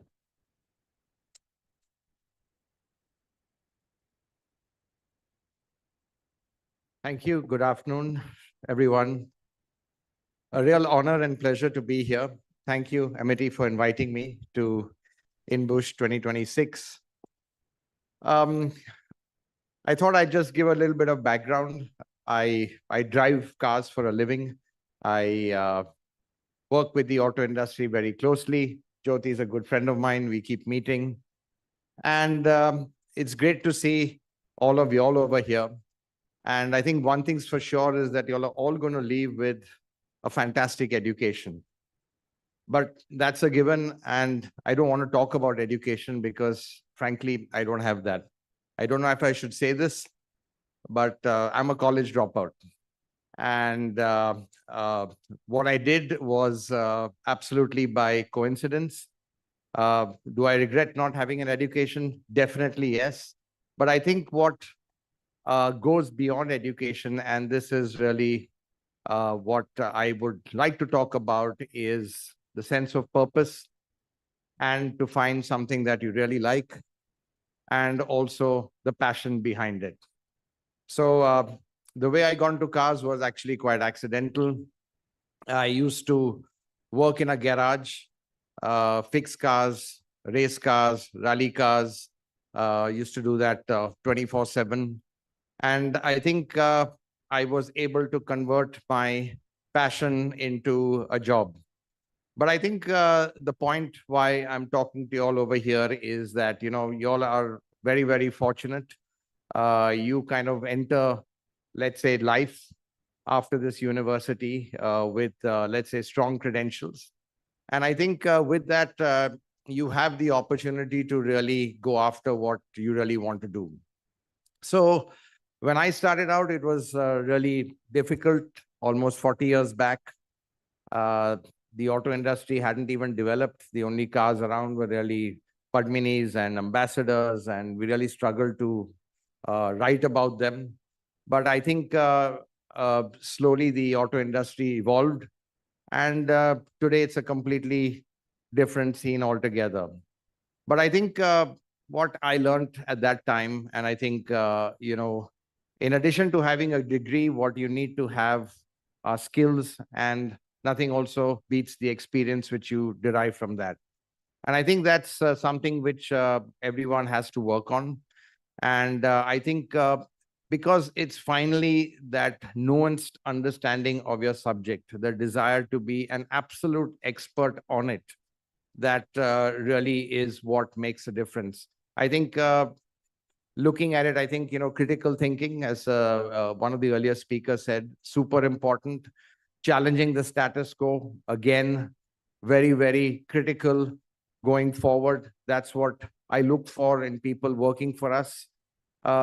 It's not a 9-to-5 job. It is, we are in the media business.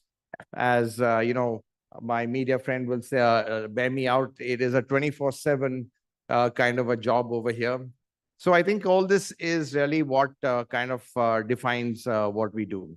So I think at Autocar India, what we really pride ourselves in is really the quality of our news, the depth of our news.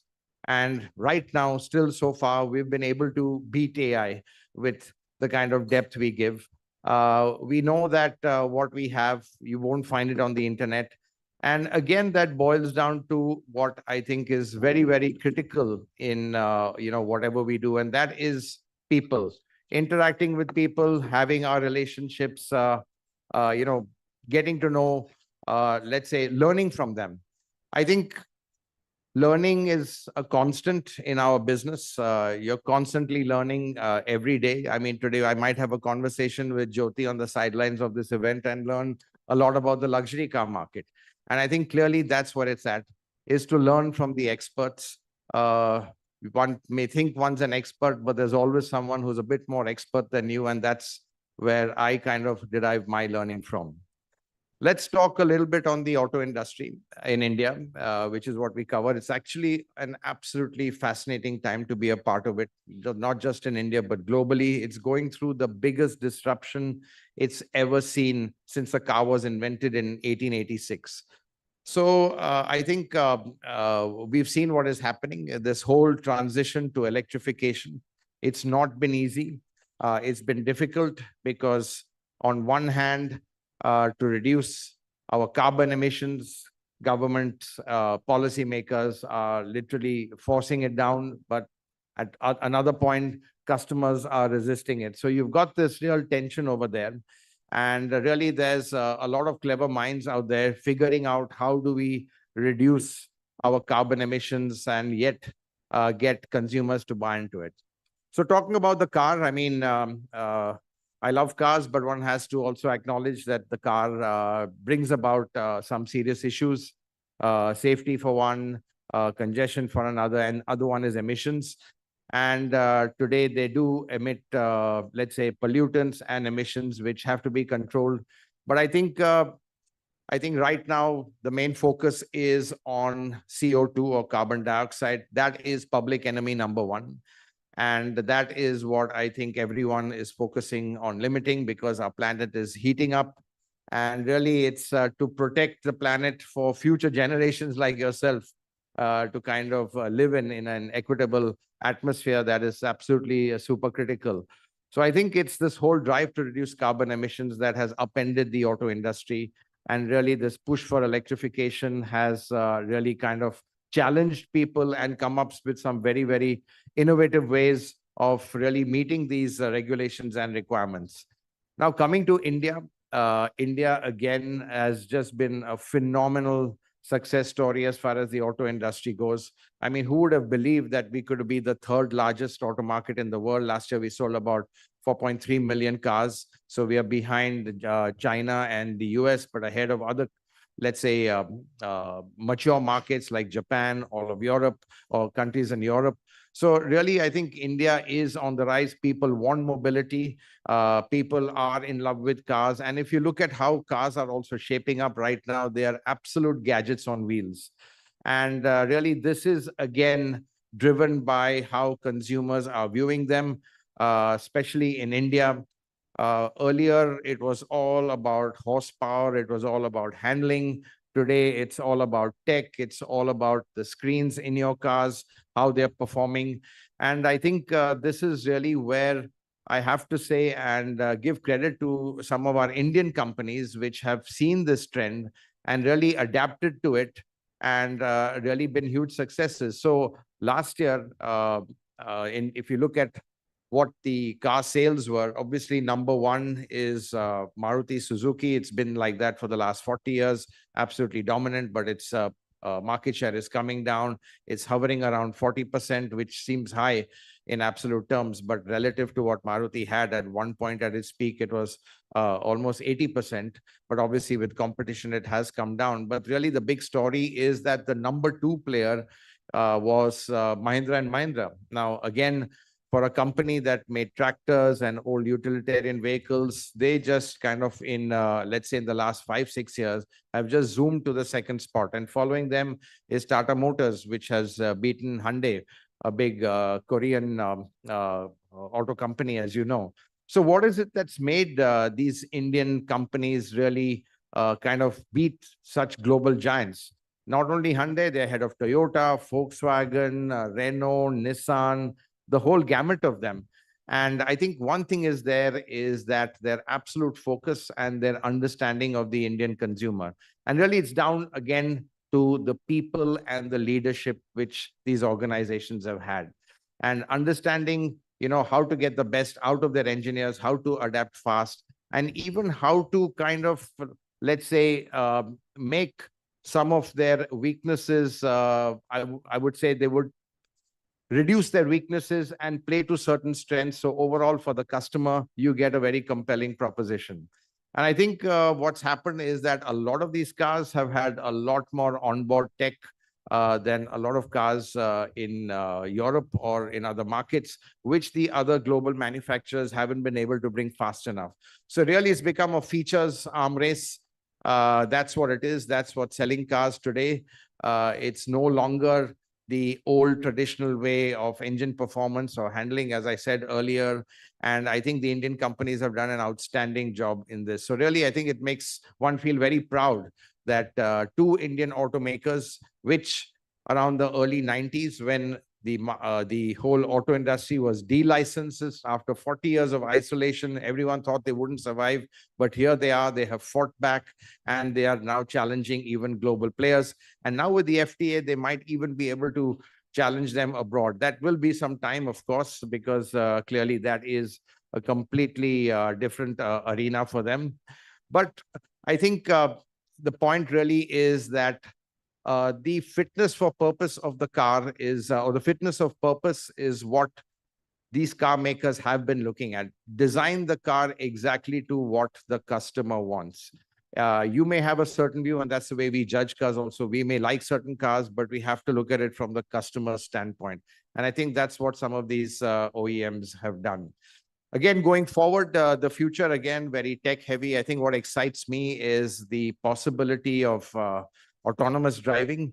Now, that seemed like a pipe dream a long time back, but with chips getting more and more powerful and AI coming into cars and the ability to read a whole scenario and series of situations and create a library of them to be able to process and respond to that, that is becoming a reality.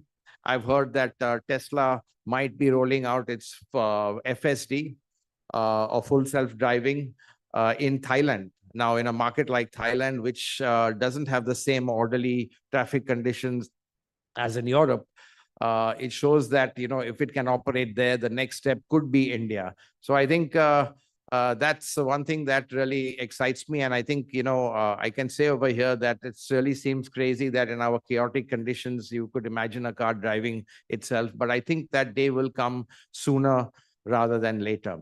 And finally, what I would like to end with is that, the auto industry, it's very intense. There's actually a lot of dearth of talent. It's a very, very exciting place if you love cars. I was just speaking, I had lunch yesterday with a senior person from JSW.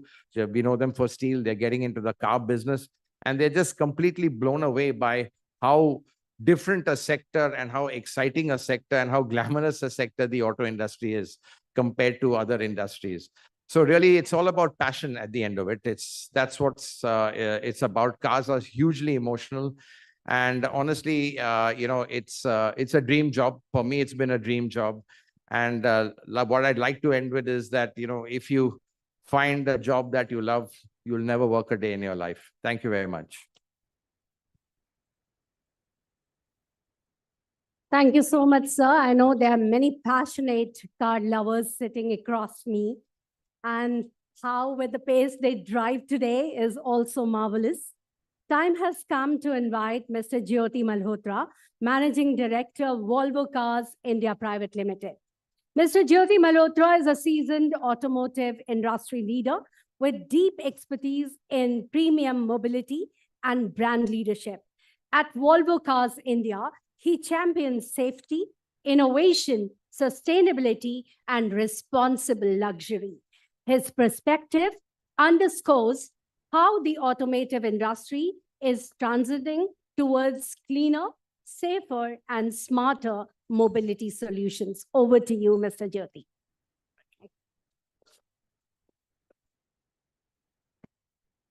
Good afternoon, everyone. And it's a great privilege and honor to be here with you. And thank you, Dr. Gurinder, for calling me here for the INBUSH. And congratulations for this 26th edition of INBUSH. And let me start by saying, I think, adding to what just Horma said, we live in a world which is, especially in our automotive industry, it's so disruptive. Things are changing at such a next speed.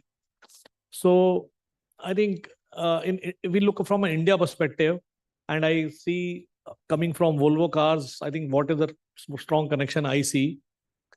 And I think a lot of you sitting here, young people, it's always important to sort of address you and understand your perspective. So see, Volvo cars are known to be the safest cars, right? I'm sure many of you have heard about it, but there's a lot which goes behind this. And I don't know, any one of you know that when you sit in a car, you wear a 3-point safety belt, right? And that was sort of innovated inside Volvo cars like many, many years ago. And we never patented it. And we said, I think everybody should use that that technology. And I think that is the spirit. That is the spirit of progress. That is the spirit of collaboration that we really want to say. And in India, it's even more contextual because, see, India is one of the countries which has the highest number of road accidents. So how many of you, while driving a car or sitting in a car, actually wear a seat belt? Can I just see? I think maybe 20% people. So I think that's not encouraging. So I would like maybe all the students, especially students, young generation, I think we are talking about the future generation. So if you can stand up and take a pledge with me, please. Right, the simple pledge, and you don't have to say anything, just hear me and just sort of take it to your heart that you have to do it. So whenever you sit in a car, right, whether it's your own car or you're driving, not driving, sitting in a passenger car, sitting in a Uber, Ola, anywhere, please do wear your safety belt. Please do. My request, and please do take a pledge for yourself and also spread this message to your near and dear ones. So just sit down and let's carry on. So I think this is the purpose, right? When we talk about purpose, progress, I think this is the purpose. We will live and sort of day in, day out about safety. And I think this is important because, there is an innovation, there is a technology, but if we don't take responsibility, I think things will not change. So that's my urge that I think we should all take it from there. I think we have seen a lot of disruption. I think Horma's talked about it, that we are going through a disruption. We're talking about transition from legacy ICE engines to electric cars. I think we are taking more responsibility as automakers. We all understand that we are part of the problem because I think every time we see pollution here in Delhi, automotive is the first one to get blamed. But that's the reality. I think we are not the only one. Probably we are part of the problem. So we need to take that solution. And I think that is the spirit with which we work. And I think that is the reason we want to transition to the new generation electric vehicles as a company. And I think I'm sure you all also understand that it's so important that I think this transition is done for India. And I think there are many, many reasons. I think starting point, obviously, is that I think we have so much pollution in India. I think electric vehicles can give a solution for that. They are sustainable in their own right. We are oil importers. I think if we can develop, and I think Horma talked about Mahindra, I think Indian companies are taking a lot of lead in developing and creating EV ecosystem that will go a long way. So we need to ensure that we sort of use that technology and use this for the benefit of our company. for our country. And I think going forward, I think we can be the forerunners when it comes to automotive world. EVs can come from India. They can be developed in India. They can go to the world from here. And I think our government is doing a lot from that perspective. So I think before I close, because I've been told that I think I have a limited time. So when I come to you guys, I look back when I passed out from a business school. So I think I thought, since I'm here, maybe I quickly share with you some of my learnings which can be useful for you. So I think we are living in a world where I think we have a lot going for us, right? But if you start, there is, I would say, some of the learnings come from the human connections. Like, end of the day, we are all human. We are talking about people as part of your the sort of theme here. So if you see from that angle, the human connection comes, that just remember, and that's my learning, that relationships are, I think, very, very important. And they are important than being right. I think when you do your case studies, when you come together and do discussions, there's always urge to be right, right? It's not important. I think relationships play a very important role. So always remember that. Attitude of gratitude is important. So I think we should learn to be thankful. I think we live in a world where it's so much uncertainty. So if we can develop a sense of gratitude, that will go a long way for your progression, for your careers. And I think life is not a race. Life is not linear. I think it's a long race. We talk about rat race. I'm sure all of you would heard about that. And when some of you start getting placement offers, then I think that rat race becomes even more visible. But just remember, life is quite long. Things you don't earn or lose something in a short span. So I think build for it. And just remember, it's not a race that it's like a marathon. It's not a sprint. You continue and learn, and I think create a better thing for yourself. And then I think today we live in a world, I think when I was growing up, or I think when I was much younger, I had not heard of this term called depression. I think now we hear a lot about it, right? Young minds, I think there is a lot of, because we live in a complex world. They come with their own complexities. So I think it's important that we build our mental complexities. I think have your mental strength. Mental strength gives you resilience, because it's not an easy life. You will face different challenges day in, day out, and just remember that. And I think one of the things is keep yourself updated. I think I say read. Read could be, I think today's world, it could be real, not read. I think whatever you do, I think learn. Don't waste time. Learn something new, something which is meaningful every moment, utilize it well. And I think we talked about, I think one of the earlier speakers also spoke about critical thinking, and that comes from asking basic questions. Ask yourself whenever you come to a situation, what, how, why, and that's what the purpose driven is all about. If you ask what is going around, why it is going around, and how that can be solved, I think that will lead to a big way forward for you guys. And then what I would say is, I think there is very important thing is coming from the growth and strategy. I think we always have this urge to respond. I think even when you do your group discussions, there's always urge to, I think I need to say my point first. So respond when it is required. Don't respond unnecessarily. It will only lead to unnecessary problems, is one of my learnings. And motivation, I think we need to be self-motivated. Nobody in this world is going to come and motivate you, but your own habits are in your control. So master your habits, and I think learn to have self-motivation. I think that will go a long way. And as I said, life is not linear, and always be kind and authentic. I think that's important. I think just mean and say what you mean. And I think that will go a long way in creating your presence, creating your, and building your career. I think just remember that as you go forward. And I just want to add a few things. I think we are talking about AI. AI summit is going on in India. I think I'm sure within your conference also, there's a lot of discussion on AI. But there are some hard skills and there are some soft skills which are always important. And just remember that problem solving is one of them. ChatGPT can help you a lot, but I think your own capability to solve problems and look out for problems will always help you. Functional expertise, even Thomas talked about it. See, whatever you do, create some strong core expertise. If you do that, I think things will really fall together. So just ensure that you learn. Today we live in a purpose world, but I think be a functional expert in something, and that's very, very important. Analytical skills are important. Ask yourself questions. Analytical skills, critical skills go hand in hand. That will go a long way. And one thing I remember, I think many of you may be doing in HR or doing in marketing, but just remember finance is the center of a business. Whether you do your own startup or whether you go on to in any field, whether it is finance or HR or marketing or whatever. Finance is core. Business is about money. So I think learn that business, learn to have, don't run away from, when I came from a science background and did my engineering and then my MBA. And I think I used to think, I think this balance sheet and all is not for me. But as you grow, you remember it's all about the balance sheet. It's all about the numbers, right? That's top line and bottom line are important. So don't shy away from that. Always learn that. And I think, and we live in this AI and digital world. I think we consume it a lot. We are using chat GPT, but I think if you can move from consuming to creating, if you can create something, it will go a long way. Don't depend on it as a consumer. You are young. I think there is a lot happening around how you can actually create something using AI or create a better AI for tomorrow. I think that will be something important.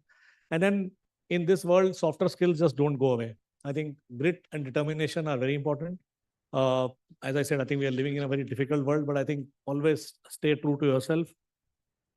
Consensus building is I think very, very important soft skills. I think we always try, we live in a democratic country, so we always talk about a majority, but I think the strength is in consensus building. I think in a situation, in an organization, I think if you can develop this, it'll be very, very useful. Communication, I'll not go into detail. I'm sure you are sort of practicing this day in, day out. Time management, I think we should respect time. All simple thing I would say is respect your time. Negotiations, I think with the mindset of win-win. Negotiations not to win, but to create a win-win outcome. So everybody wins. Managing emotions is important. Our emotions otherwise sometimes take or sort of charge of ourselves. So I think learn to manage your emotions and tolerating uncertainties. We live in a VUCA world. I'm sure you know the VUCA. India is a capital of VUCA, where everything is so vulnerable, uncertain. So I think learn to live in this uncertain world. And I think manage that, tolerate that. It will not, and don't get frustrated by that. And I think we live in this world where I think we do need to continue to unlearn and learn. You are learning something, world is changing. It will continue to sort of move very fast. So we need to, with times, unlearn and learn. And that's something which will go a long way. So I think with that, let me sort of now conclude, but I think I leave it with you with this thought. I think everybody today, I think when I was growing up, we were talking about intelligence quotient and then came emotional quotient.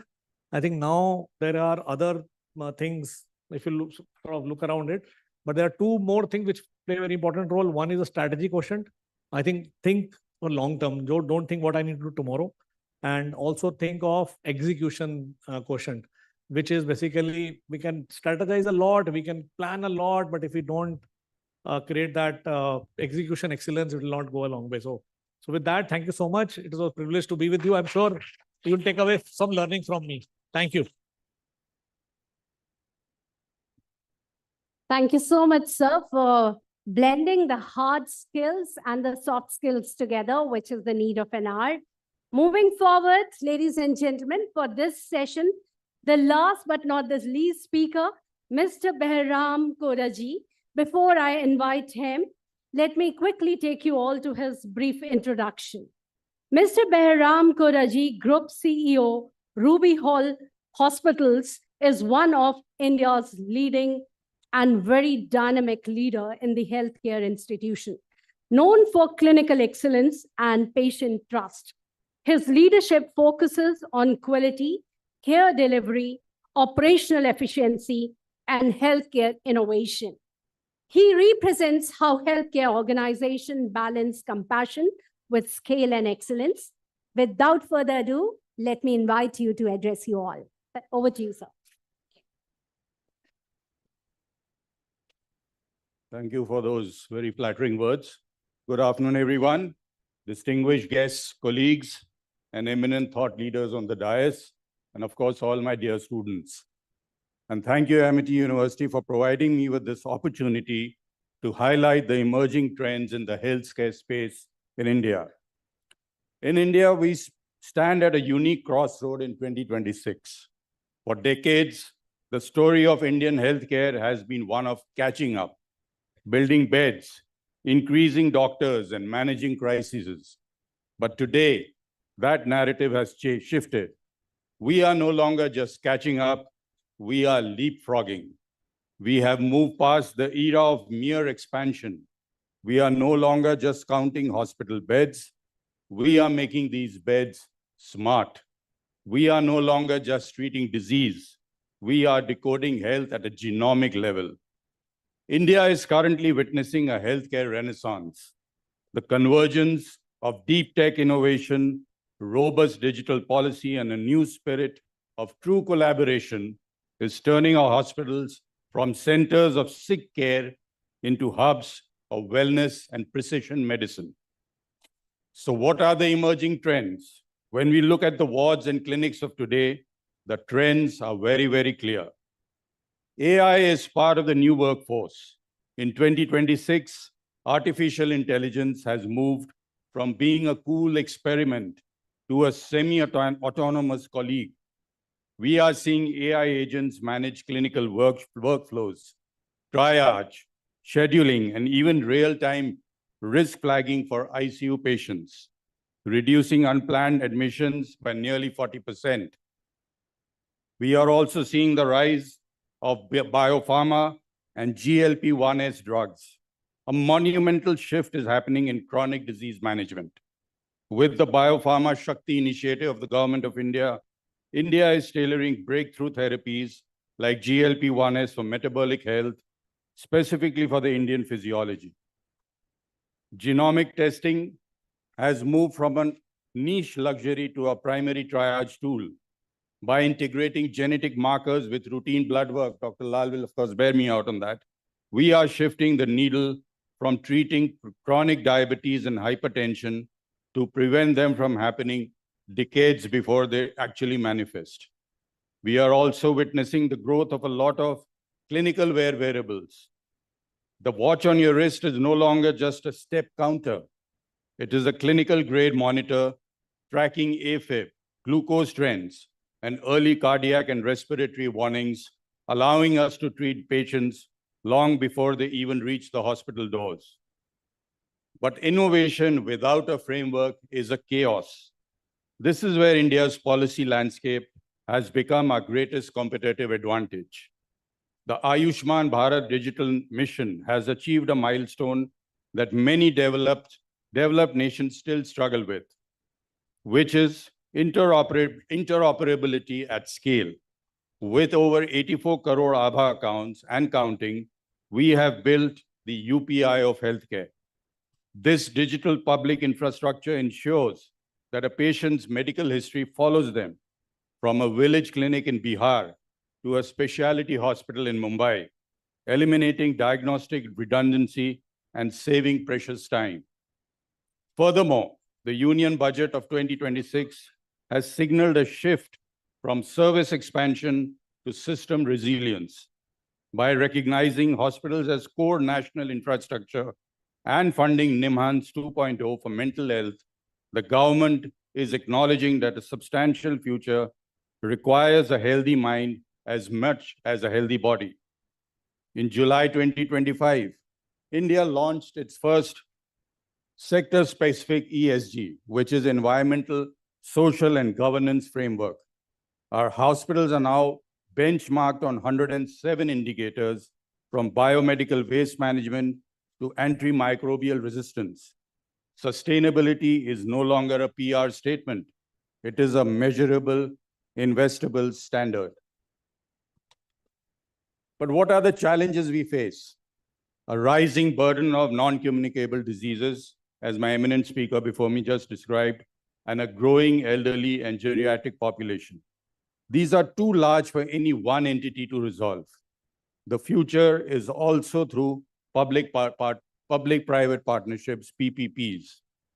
The medtech pathway is where we are seeing the public sector providing massive data and infrastructure, while private players bring the agility and the cutting edge technology. The last mile collaboration is what allowed us to scale deliveries for vaccines and 1,000 accredited clinical trial sites across the country. We are collaborating to professionalize our workforce.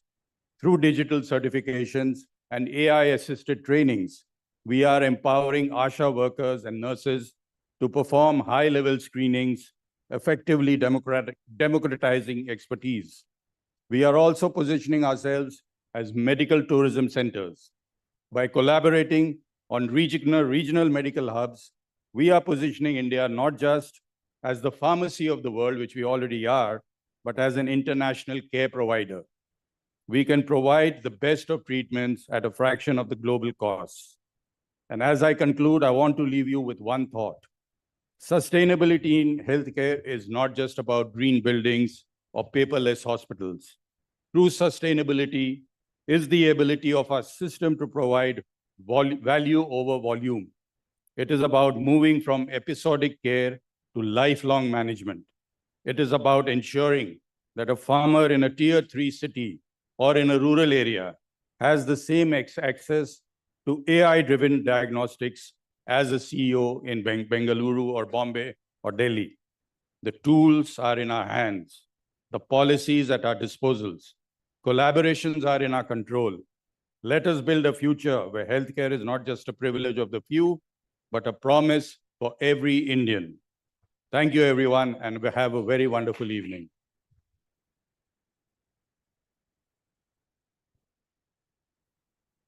Thank you so much, sir. It is indeed a great insight. And healthcare plays a very pivotal role in our life, and legends like this, when they come and address, they speak not only on the issues and concern, but also for the safety. Ladies and gentlemen, now the time has come where I will request all the dignitaries to kindly step forward for the award felicitation ceremony. Requesting all the dignitaries to kindly step forward.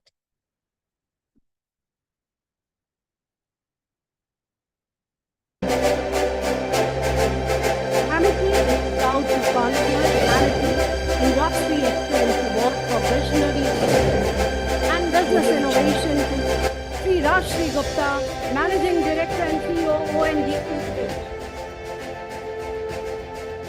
Sir, your presence today has really made a remark to the inaugural function of INBUSH.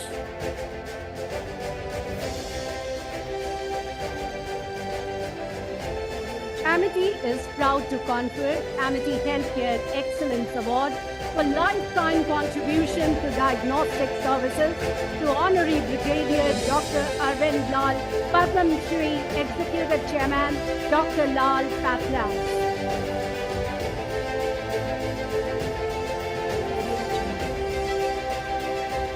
Amity is proud to confer Amity Excellence Award for Global Education Assessment and International Testing Leadership to Mr. Omar Jahani, who was live with us.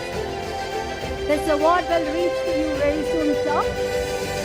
Amity is proud to confer Amity Automotive Media Excellence Award for Editorial Leadership to Mr. Omar Sorabji, Editor, Autocar India.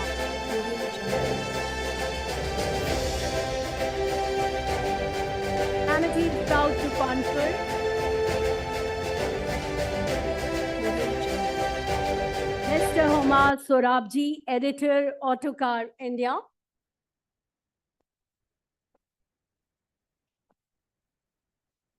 It's a proud moment. So this August gathering can also play a significant role here. Thank you, everybody. Mr. Omar Sorabji, Editor, Autocar India.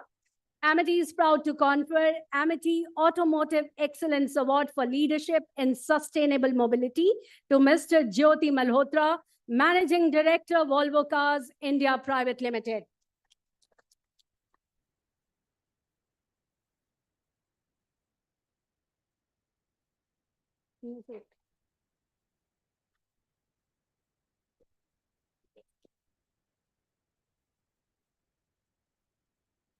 Amity is proud to confer Amity Media Excellence Award for Leadership in Journalism and Public Communication to Mr. D.D. Purukayastha, Executive Director on Board, ABP Group.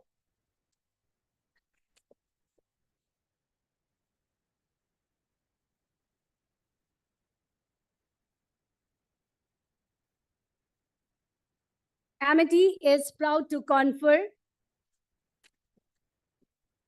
Amity Excellence Award to Mr. Behram Kodaji, Group CEO, Ruby Hall Hospitals, Pune.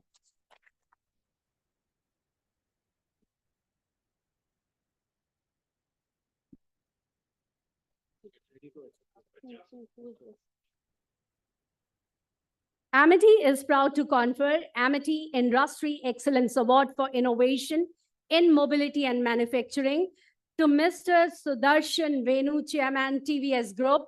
This award is collected on behalf of him by R. Anand Krishnan, President, Group HR.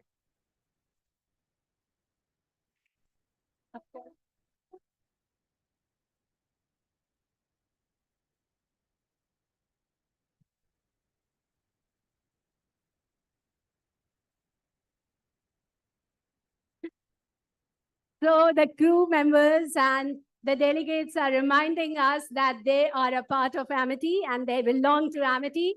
It's well said, once Amitian is always Amitian. Wherever you will go, you will find next door an Amitian. Once again, thank you very much, industry leaders. I think if Amity is existing, it is because of you and your support and all these students who are here or otherwise in the various research rooms. From the bottom of our heart, we are extremely thankful to you. These companies have been very kind to take the students, give them the projects, helping us in the research. Give a huge applause to them. Stand up. Give a standing ovation to all of them. Thank you.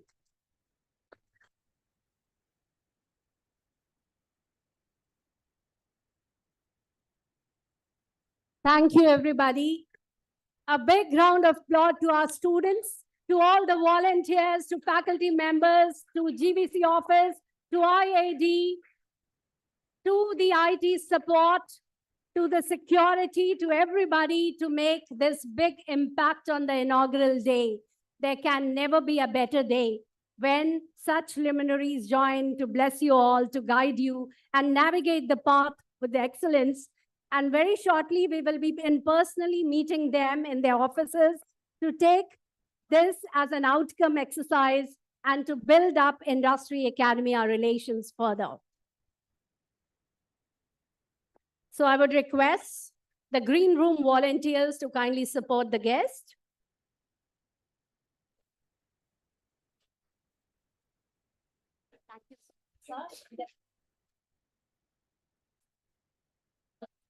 Thank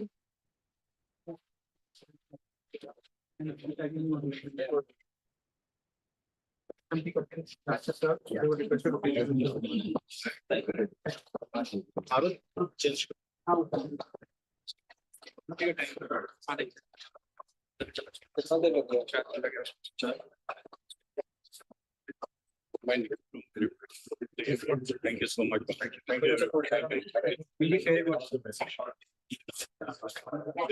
Yeah, sure.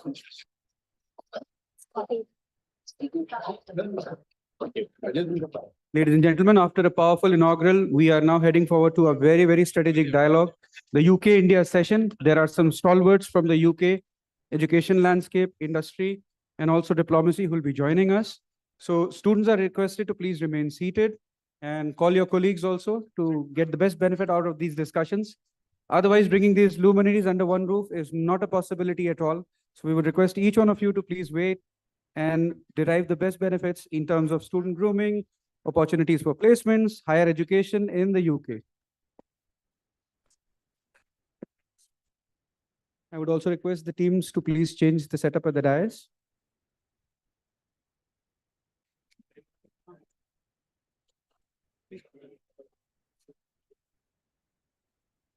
Very good afternoon, ladies and gentlemen. Welcome to the day one, second session of INBUSH World Summit UK session, where our sub-theme is Purposeful Partnership and policy alignment, reinventing UK-India ties for a shared future. Ladies and gentlemen, put your hands together to welcome Lord Karan Bilemoria, Member of the House of Lords of United Kingdom, who has joined us virtually. Dr. Kishore Jayaraman, Chairman, UK-India Business Council. Professor Colin Rodrin, CEO, Association of Commonwealth Universities, ACU. We welcome Professor James Miller, Vice Chancellor, University of West Scotland. Mr. Aditya Malkani, Member Engagement Lead, India and South Asia. We are proud by the presence of Dr. Devan Bhatia, Co-Director, Finance Research Cluster and Reader School of Business and Management, Queen Mary University, London. We are immense proud by the presence of Dr. Chris Stevens, Executive Head of Clifton College and Clifton College Education Group. We are immensely proud by the presence of Professor Mark Lee, Deputy Pro Vice Chancellor, India, University of Birmingham. We are immensely proud by the presence of Professor Jasjeet Singh, Pro Dean, International University of Leeds. We are immensely proud to be joined by Mr. Nikhil Sharma, MD and CEO, South Asia Radisson Hotel Group, India.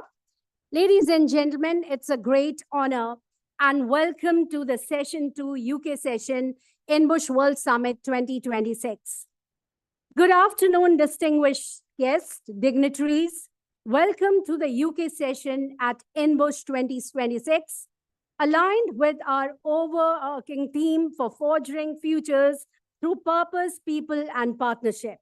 Today's session, Purposeful Partnership and Policy Alignment, Reinventing UK-India Ties for the Shared Future, captures the spirit of a rapidly evolving relationship between United Kingdom and India.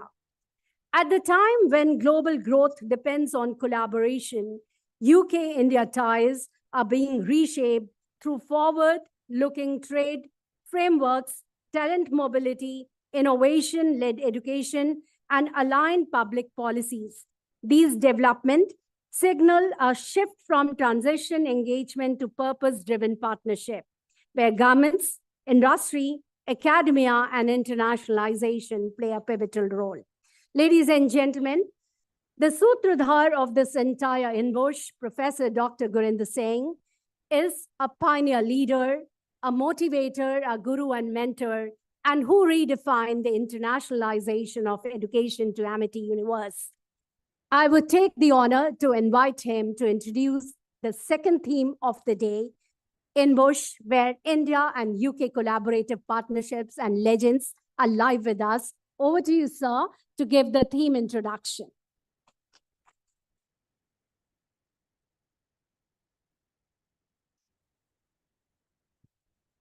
UK has been very close to the heart of every Indian, and especially to Amity. Our first global campus, which was established anywhere in the world, was in UK. Our Chancellor, Dr. Atul Chauhan, is a product of London School of Economics, and you can very well see the affection we have. So first of all UK universities who are present here and all UK companies who are present here, give a huge applause to all of them.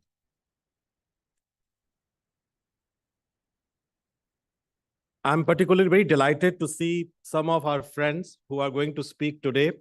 I have met most of them in the last 8 to 10 days. They were here at Goa, and then quite a few of them, they were in Delhi. And then there are a few whom we meet every 2 to 3 months. Welcome, Mr. Malkani. Yeah. I have been given to understand that Lord Bilemoria is going to give the keynote address as a guest of honor from UK. Lord Bilemoria will be formally introduced as a member of the House of Lords in the UK. But for Amity, he is very close friend of ours. I can also see a very good friend from the University of Birmingham, our good friend who is here. But let me tell you, Mark, that it was Lord Bilemoria as a Chancellor of University of Birmingham when we started speaking to University of Birmingham, he was the one who said that MIT and University of Birmingham are going to create a partnership on which the entire world will feel so proud. So thank you, Lord Bullamura. Give a huge applause to him. I know that he was traveling internationally and has just landed in UK, but has agreed to come here. From the last many international conferences which we have organized in India and in UK, Lord Bullamura has been kind enough to always come and speak to researchers. Those who are joining us for the first time, this is by all means one of the largest research conferences of India and also of the world, where thousands of researchers, opinion leaders, academic leaders, industry leaders come together and we deliberate. In this conference, more than 1,600 research papers are being presented. There are more than 10 Scopus Index books and journals which we are coming out with. And then large number of companies, they are participating. We saw somewhere about 24 of companies in the morning speaking and interacting with the students. But we have got a very strong industry advisory board at MIT, which is consisting of somewhere about 300 CHROs, about 100 CEOs and founders who keep on guiding us, who keep on helping us in bringing the students together. Lord Bullamura, thank you so very much. I think that with you and together with your leadership, MIT has grown in UK. We would like to listen more from your side. But once again, thank you so very much that today you are landing and then you are speaking in this conference. And every time we do a conference in UK, he is always there. Give a huge applause to him.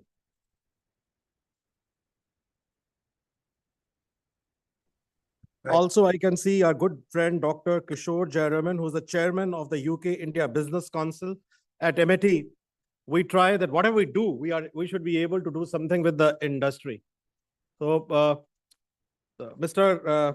Jayaraman, when he was at Rolls-Royce, I think from there our relationship started. Not only they picked up our students, they not only give them the placements and internships, we also did number of research projects on the company.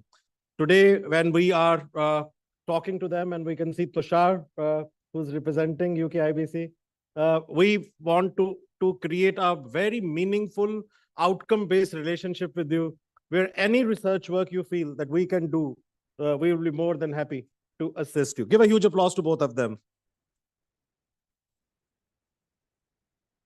Professor Colin Riordan, a CEO of the Association of Commonwealth Universities, ACU, one of the most distinguished vice chancellors who has served as a vice chancellor in many reputed universities and today leading the entire Association of Commonwealth Universities. It's such a privilege to meet you and to take number of initiatives with you. Give a huge applause to him, please. With the Association of Commonwealth Universities, we are trying that we should be able to bring the next conference to India and MIT should hold it. And that's the biggest outcome out of the recent discussions we had. We're also working on number of research projects and bringing Indian universities closer to the UK universities. Particularly, I'm very happy that today he's being represented, though he is there virtually, he'll be talking to you. We have Mr. Aditya Milkani, who's the director of the membership of the Association of Commonwealth of Universities. Welcome to you also, Mr. Milkani, who's flying from Mumbai for this event. Give a huge applause to him. Mr. Malkani has also played a very important role in not only bringing the UK universities to India, but also trying to create meaningful T&E models. So thank you for coming here. Also with us, we have our own friend, Professor Mark Lee, whom I had a privilege of meeting many times, quite lately in UK, quite lately in Goa, and then in Delhi. Many congratulations, Professor Mark. I think that with you at the helm of the affairs, especially looking after the Indian operations, we are so happy that our relationship with University of Birmingham is strengthening. And it is not only strengthening, we are opening the new programs with you. We are looking at strengthening our research linkages, and we have been able to see some of your students under the UKRI scheme. I'm also very happy that their regional head and the head of India and Asia, Divyaj, is here. Divyaj, if you can just stand up. Yeah, give a huge applause to Devesh. Devesh. Mr. Devesh Anand is a good friend, and thank you so very much for coming here. Also, I can see Professor Jagjeet Singh, who is the Dean of the International University of Leeds. We used to have a very strong relationship with University of Leeds, but this time when we met at Goa and then in Delhi, we thought that we should now start once again strengthening our research linkages to start with. So we identified some areas, and good to see that Professor Jagjeet is working on many things, which includes culture and also some research work, which can bring MIT and University of Leeds together. Our very close friend, Professor James Miller, give a huge applause to him, especially flying from UK for this conference, University of West Cornland, with whom we have got not only the research linkages, but also have welcomed their students on the immersion programs. Our students have been a part of their ecosystem, but we are now discussing that how we can take some bold initiative in 2026 and 2027. Mr. Tushar Chaudhary, who is going to be the moderator of this session. I was there with him in the closed CEO meet, which happened at Taj. And the way he was having discussions and was trying to bring forward the points we requested, that why don't you do a moderation for the UK session, which is one of the prestigious session, and he agreed. Thank you so very much. Give a huge applause to him. Dr. Devan Bhatia, who was representing Queen Mary University of London. Those who don't know that with Queen Mary University of London, like with other universities, we have got a very strong partnership. Lot of students who are from engineering, who are from management, who are from School of Communication and Journalism, they are becoming a part of this ecosystem. We have with us Dr. Chris Stevens, Executive Head of Clifton College and Clifton College Education Group. Give a huge applause to him. We met and he was introduced by a very special person to us. And we met and then we started discussing that how we can collaborate. But a great academic who has given birth to many schools and many international schools. We look forward to learn from you and to understand from you that how we can strengthen our school system. Give a huge applause to him. Every time we go abroad or we go to any state in India, Radisson has been kind enough, and today in the evening also we are having our conference dinner at Radisson. Good to see Mr. Nikhil Sharma, Managing Director and COO of Radisson. Give a huge applause to them, because without Mr. Nikhil, we'll not be able to have good food in the evening. Thank you so very much. Over to the moderator now.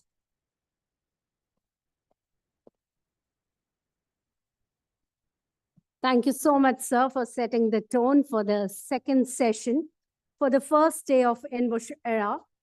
Now I request the distinguished legend who is going to address all of you, Lord Karan Villamoria, member of House of Lords of the United Kingdom. Before I invite sir to address you all, let me quickly steal the time to take you to his brief bio sketch. It is a distinct honor to invite a global business leader who exemplifies the spirit of entrepreneurship, diplomacy, and enduring UK-India partnership. We are privileged to be addressed virtually by Lord Karan Villamoria, member of House of Lords of the United Kingdom, a renowned entrepreneur, Chancellor of the University of Birmingham, and a powerful voice strengthening economic, education, and cultural ties between India and UK. His leadership has consistently championed purposeful partnership, policy alignment, and inclusive growth across borders. Over to you, sir. Thank you very much for that very warm welcome, and I hope you can all hear me clearly. First and foremost, my dear friend, Professor Dr. Gurinder Singh, Vice Chancellor of Amity, great to see you, albeit virtually, and thank you for your very warm welcome and for organizing this very important gathering, conference, meeting on a very crucial topical issue, not just in India and not just for the UK, but globally. And I'm so happy to see Professor Colin Reardon here. I'm worked very closely with the Association of Commonwealth Universities, including with the new initiative by His Majesty the King for the civil service and young people in small island states around the Commonwealth, which is very, very fantastic, innovative new initiative by His Majesty King Charles III. And of course, Professor Mark Lee from the University of Birmingham, where I was proud to be Chancellor for 10 years. We have a maximum time limit of 10 years. I would have carried on for life. I loved it so much. It's a great institution, the University of Birmingham. My mother studied there. My uncle did his PhD there. My grandfather graduated in 1931 from the University of Birmingham. And it was one of my proudest moments of my career to be Chancellor there. And of course, through that chancellorship, I was able to interact literally every year, several times a year with Amity, one of our key partner universities, not just in India, but around the world. And I've seen Amity, what a success story. I mean, 200,000 plus students starting from scratch just a few decades ago and internationally renowned, and the joint degrees that we have, for example, with the University of Birmingham. And it's great to see the UK IBC represented in the audience. I'm the founding chair of the UK IBC, which I founded in almost 20 years ago in 2007. And I'm also delighted that my dear friend, Dr. Chris Stevens, is in the audience. I had introduced him, if you remember, Professor Gurinder, to you, and he taught my daughter. He was headmaster, my younger daughter Lily, of Bradfield College, one of the leading schools in the UK. And apart from that, he was an exact contemporary of mine at the University of Cambridge, where we were students together in the 1980s. And he went to the same college my son, older son Kai, went to Gonville Keys. So just very briefly, the issue here is, how do we increase participation in higher education at the highest level in India, in the UK and globally? How do we increase high-level research? And most importantly, how do we increase collaborative research across the two countries, as an example? And let me start by boasting, and please forgive me. The United Kingdom has the best universities in the world, along with the United States of America. And I always put that in perspective. If you think of the United Kingdom, 70 million people, that's our population. The United States of America has a population 5 times higher at 350 million people. And we have 4 out of the top 10 universities, including my old university, Cambridge, and America has 4. So we do pretty well. We punch well above our weight. And the University of Birmingham, for example, a top Russell Group university, is one of the top 100 in the world. And we have 17 British universities. Although we only make up 1% of the world's population, less than 1%, we have 17 in the top 100 in the world. And what powers British universities' excellence is not just the quality of teaching, but the power of our research. And when it comes to Nobel Prizes, the 2 universities in the world that have won more Nobel Prizes than any other universities are Harvard University, of which I'm proud to be an alumnus, and Cambridge University, of which I'm proud to be an alumnus. So that research, the Nobel laureates, the world-class research every day in British universities is outstanding. And what is happening in India is the whole mindset of the world is changing with its approach to India, the fastest growing major economy in the world, that India is no longer an outsourcing destination. India is a partner country when it comes to research. And there is now high quality research being carried out in India at universities like Amity, but also within the corporate sector, and the corporate sector collaborating with universities, which is very powerful.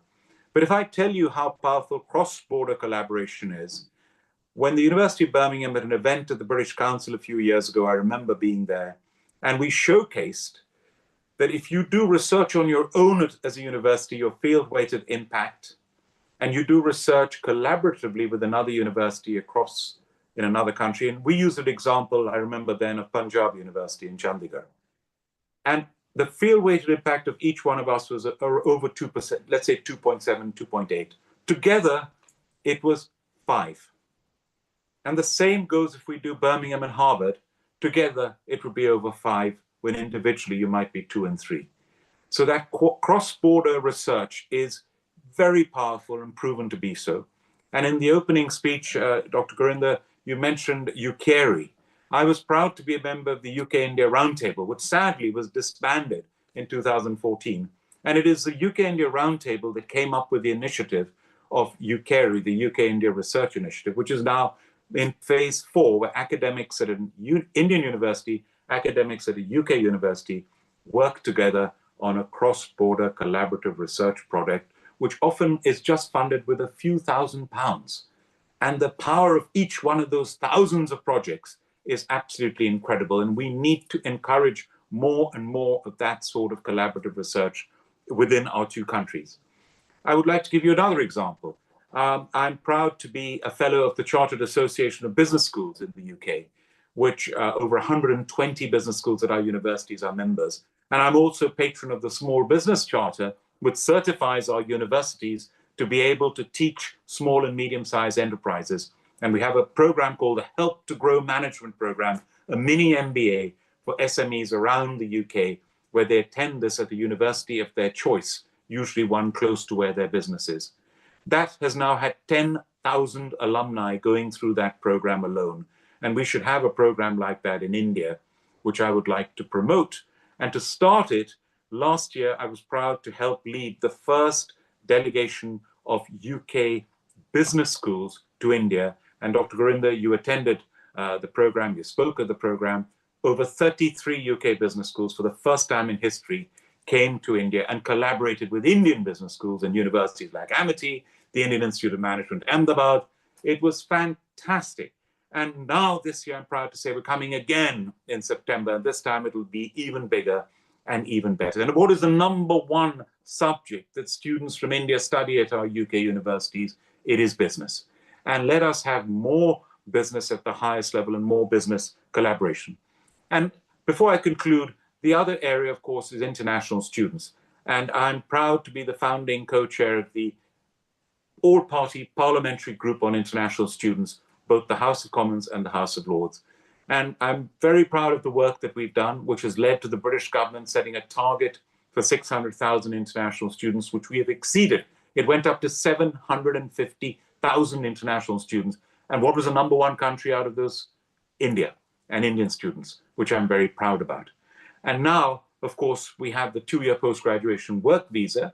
The government is talking about reducing that to 18 months, but there is the ability to work for another 2 years after you graduate in the UK as things stand at the moment.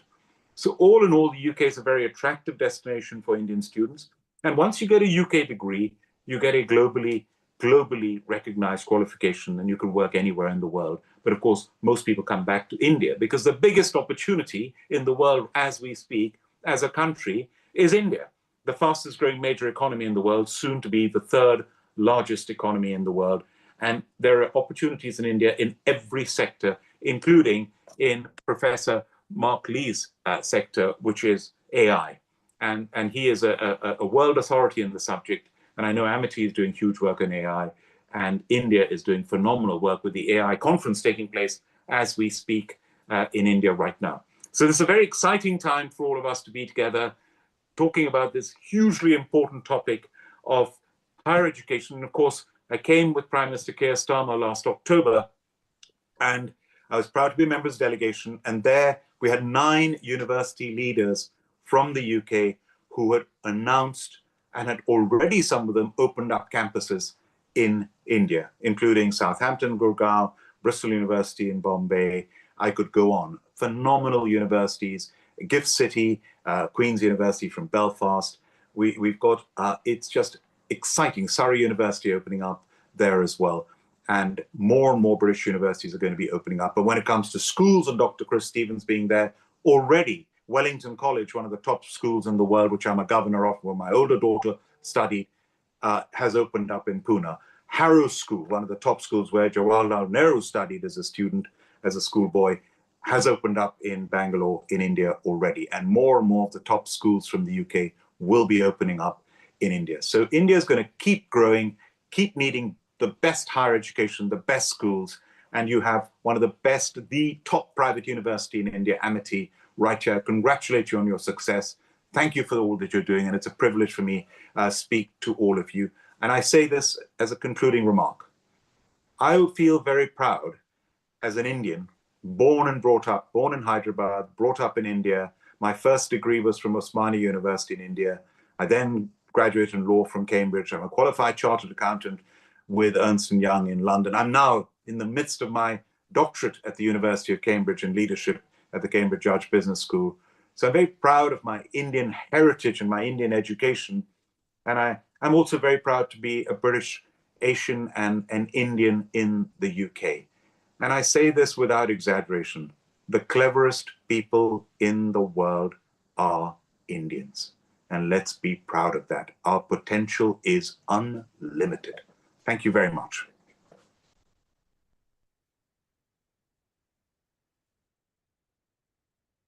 Thank you so much, sir, for this detailed address. Now, I take the privilege to invite Professor Colin Riordan, CEO, Association of Commonwealth Universities, ACU. Before I invite sir, let me steal the time to formally introduce him to the August gathering. A former Vice Chancellor of Cardiff University and global higher education statesman, Professor Riordan leads one of the world's largest universities network. He champions policy alignment, mobility, and collaboration across Commonwealth nations, including strong UK-India engagement. Ladies and gentlemen, a man who is known for collaboration, human values, is live with you. Let's hear him and take the great insight from his story. Over to you, sir. Well, thank you very much indeed for that extremely warm introduction and for the invitation. Thanks particularly to Professor Gurinder for inviting me along today. It's always a pleasure to meet my friends at Amity and the others on the screen, I should say, and to take part in this event, which I have done, of course, in the past as well. Thanks to Lord Bilimoria for a really inspiring talk there. And as Lord Bilimoria said, we do work closely together, particularly on the King's Commonwealth Fellowship Programme, which His Majesty specifically asked the ACU to create in order to help the small island developing states develop their climate resilience. And I do have the ambition to see whether we can get India and Indian universities involved in that in due course. So I hope we'll be coming onto that perhaps in the coming months. The ACU, the Association of Commonwealth Universities, which I now head, is composed of around 400 universities across the Commonwealth. So we are a large organisation. We have more than 100 members in India, including, of course, Amity, and around 75 members in the UK, which is just over half the universities that are in the UK. So there's a lot of crossover there. There's a lot of common ground, and it's an area where we are very pleased to work closely together. And you can see on the platform in front of you, Mr. Aditya Malkani, who's already been introduced, who is our representative in India and a close colleague. I was only in India a couple of weeks ago, and I'll be coming back in due course later this year. It's such an important partnership to us at the ACU and across the Commonwealth. And of course, our partnerships extend across 40 odd countries, more than 40 countries in the Commonwealth. So it does offer a real opportunity for a collaborative approach based on equitable partnership and mutual benefit. And I think what's interesting is the way in which this network has so much commonality, a common language, common traditions, close existing historical ties, but also enormous diversity. All of the UK universities represent, well, certainly the University of West of Scotland and the University of Birmingham, are members. So are Cambridge, just citing the ones that have been cited today so far. So we have some of the oldest and most long-standing universities in the world, but also some of the newest that are still developing across the world. So our approach is very much to foster equitable partnerships, both in research and in teaching. And of course, the UK-India relationships in particular are entering a wholly new phase. India is now, I don't think it's too much to say that India is at the moment the epicenter of international higher education.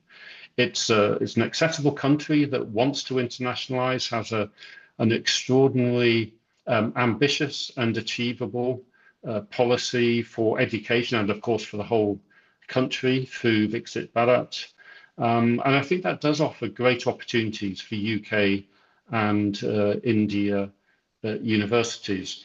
And that really does matter because, as Lord Bilimoria has already set out, internationalization is extremely important. And the direction that India has taken since the new education policy in 2020 to make internationalizing higher education in particular, but also the whole education process is an extremely important turn of events. And India isn't alone. My own subject area when I was an academic was and is, I suppose, German. And I noticed that in a country like Germany, there is a similar desire to internationalize, and only recently the government of Bavaria introduced a new law which puts a duty on Bavarian universities to internationalize and to recruit international staff and students and to cooperate with industry on a global scale as well. So I think India is part of a global trend, but is the leader without question in that global trend at the moment.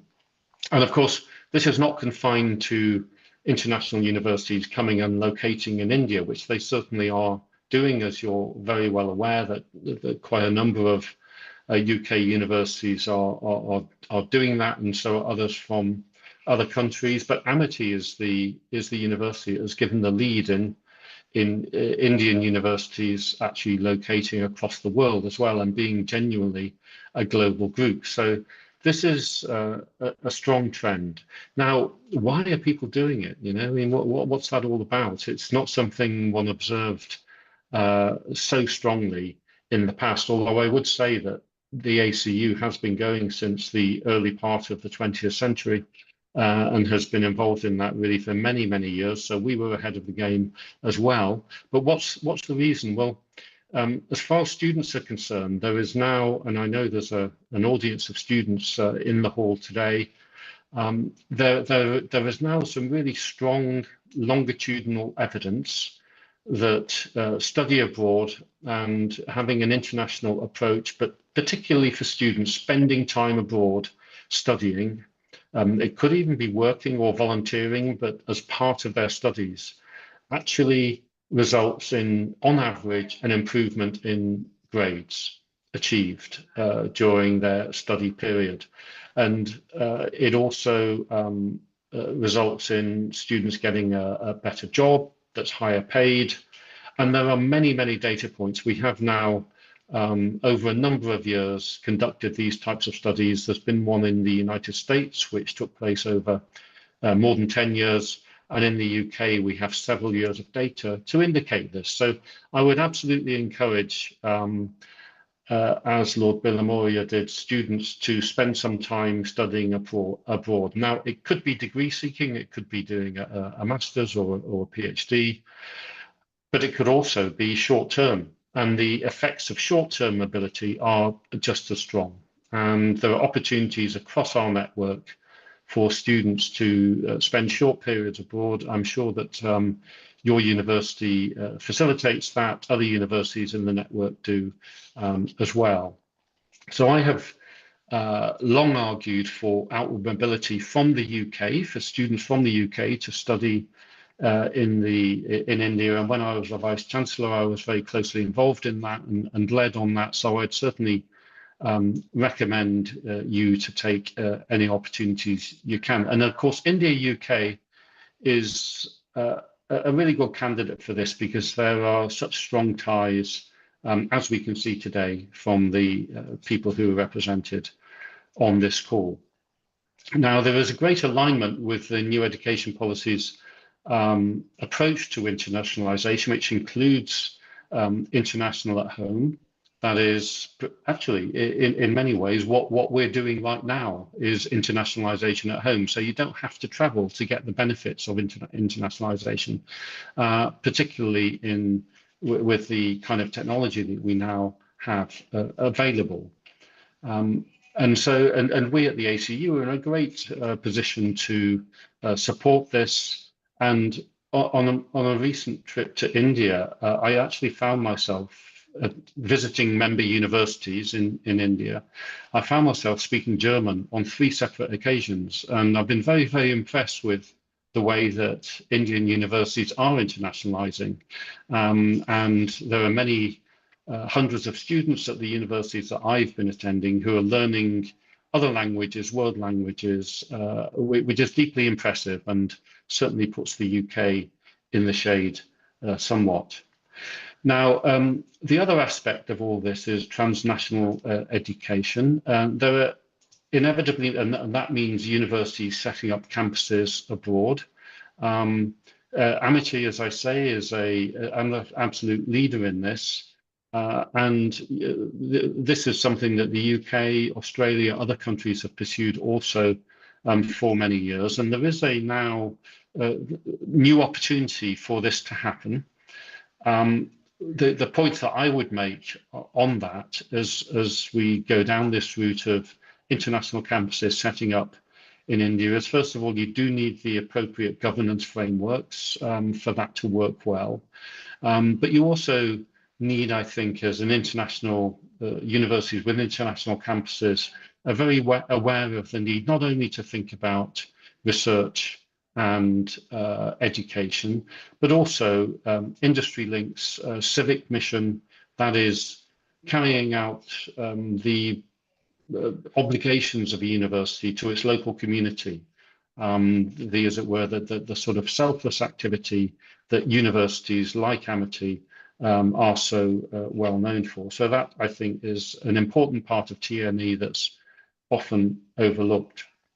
Now, we do have a special relationship, of course, between the UK and India, and our Prime Minister last year and many of the universities that have set up in India or took part in the trip that Sir Keir Starmer undertook last year to India. Lord Bilimoria, I know, was closely involved with that. And there is it's resulted in the India-UK vision for 2035, which is a great platform for cooperation. So we do have policy alignment here, and there is a strong section on education partnership in that policy. It's well worth being aware of. But of course, research also does run through the whole vision. And the study that Lord Bilimoria referred to about which has shown the positive effect of international collaboration, that is, when there's more than one international author on a paper that's published, the citation rate is higher, which is a proxy for quality. That was a study undertaken by Jonathan Adams, published in Nature back in 2013, but it is still as valid today as it was then. And I would absolutely advocate internationalization taking place, not just in terms of research, not just in terms of education and student exchange, although I've said how important that is and would recommend that to all the students here today, but also in terms of research as well, and of international basis for cooperation with industry, which feeds directly into actually the other aspects of of internationalization. And if you look at the UK-India vision for cooperation to 2035, you do see this collaboration described as an international intellectual partnership. And I think that's something we really need to take hold of. You know, universities are quite clearly and obviously intellectual enterprises.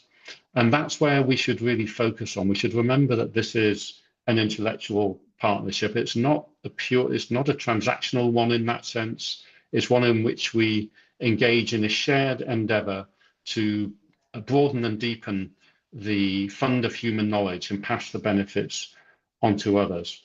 So the policy alignment of the partnership approach outlined in the India-UK vision for 2035, I think, is very timely, and it couldn't be more evident that there are enormous opportunities here. So there is very genuinely every opportunity for the UK and India and the universities represented here today to work together towards a shared future. And I have certainly seen the opportunities there on my recent visits to India. And I know that the cooperation between ACU members in India, there are more than 100 universities there, and there's 75 universities here, that there's a huge desire to take that forward in collaboration for our shared future. Thank you very much for your attention.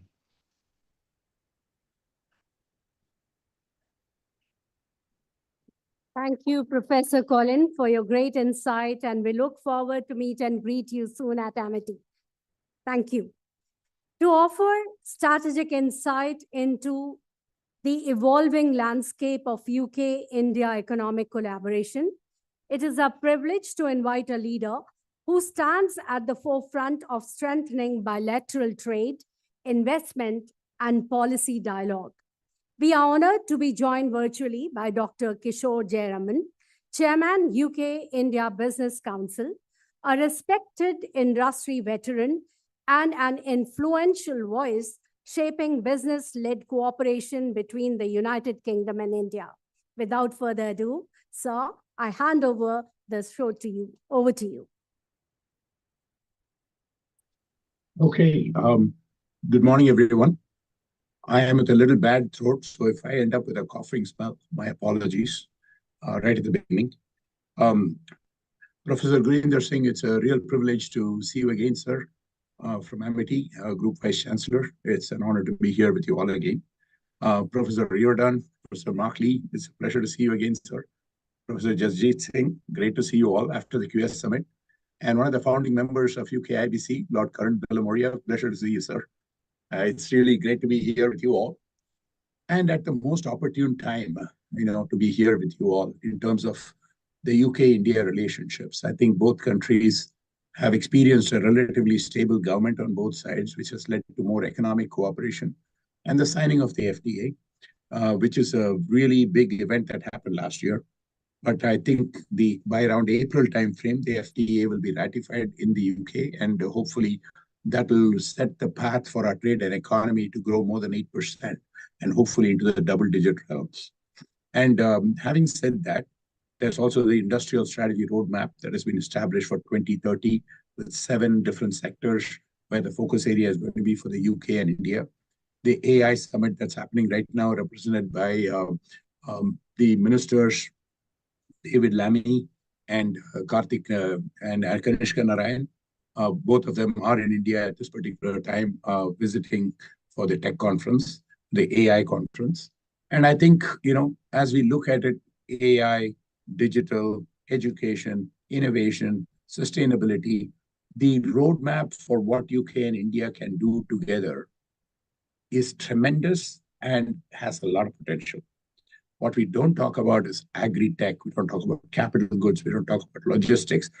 Those spaces are even bigger for trade and economy. And then the data centers, the energy storage, the energy generation.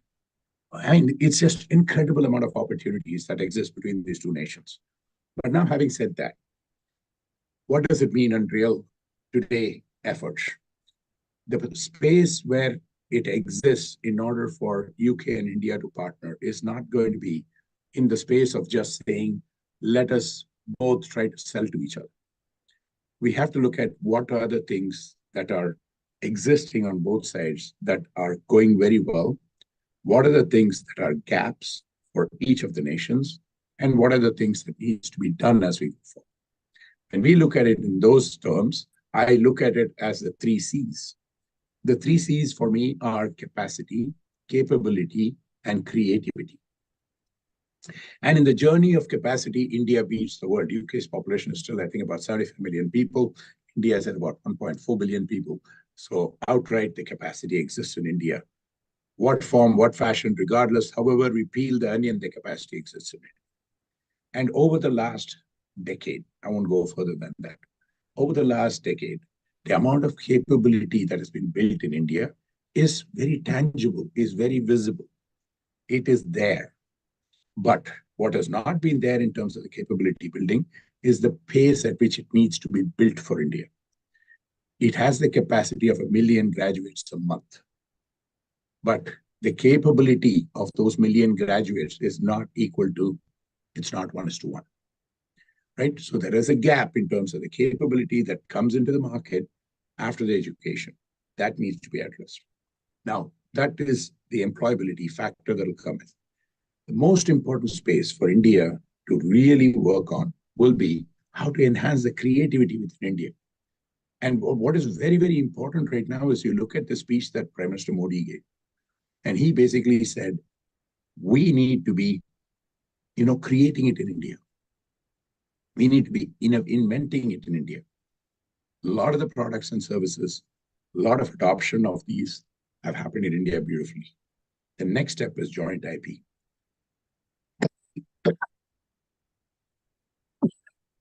Excuse me. So creativity is the space the students of the university have an opportunity in. This is the space that's going to take India where it is at 4 trillion to 40 trillion. Capacity and capability will follow, but creativity has to be focused on. And I think students have the ability in universities like Amity, where they have the incubation cells for startups, the ability to garnish their young creative minds, put them to use with new products, new technologies. So it has to be a mapping of new spaces, existing products, existing spaces. This whole mapping has to come together. And I believe when that happens, UK with its capability curve, less on capacity, higher on the creativity curve, India, higher on the capacity curve, catching on the capability curve, need more space to go to in the creativity side. The mapping happens in this direction. I think both these nations would benefit. I think that is the space that I see universities playing a role in how they can fill that gap. When it comes to the universities, I think students, Amity campus, I've been there many times. I mean, it's beautiful. If you go over to any UK university, the campuses have a character. The campuses in India have a character. And I think the experience that the students get in such a campus is very valuable. And I think those experiences should be shared with the students. The ability for students to have an experience when they graduate, not just education. And I think that is what will evolve them into the character that we want to build for creativity. So I'm going to stop there. It's been a privilege. Before I start coughing completely, I know I'm happy to address any questions or comments, but really thank you for this opportunity, Professor Gurinder Singh. It's always an honor to be here. Thank you so much, sir. Your valuable insight for capability, employability, and creativity has created a great impact on the youngsters today. And there's too much to take from you. Take care of your health, sir. And now it's my honor to introduce today's moderator, Mr. Tushar Chaudhary, Director, UK-India Business Council. A leading figure in bilateral economic engagement, Mr. Chaudhary drives strategic initiatives that enhance trade, investment flows, and policy dialogue between India and UK. with a strong focus on long-term institutional partnership. He's going to make my work a little lighter. So over to the moderator to start the panel discussion. Over to you, Mr. Tushar. Hello, thank you. Thank you so much. And good afternoon, everyone. So it's great to be here. And I think it's a great start to this entire event on the UK-India strategic partnership between, the two great nations, as Lord Billy Moria said about, and, has set the expectation, the ground, why and how UK is such a great country with so many, great universities. And obviously, we're seeing that reflection in terms of the great partnership that is happening between UK and India, strengthening the UK-India higher education ecosystem, to the next level. But before I formally begin this entire panel discussion, I want to probably share, a personal note in terms of my relationship with Amity University. I think it's great to be back here, sir. And Mr. Gurinder, thank you so much for the warm welcome and, for inviting us here today. I have been involved and working with Amity University since 2010, 2011. So about 15, 16 years back when I was not working with UK IBC, but was, part of my previous employment with IIT UK.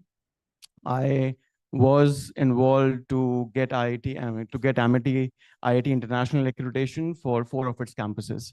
So I was involved for supporting them for the Dubai campus, for the Noida campus, for Lucknow, and I believe for Jaipur.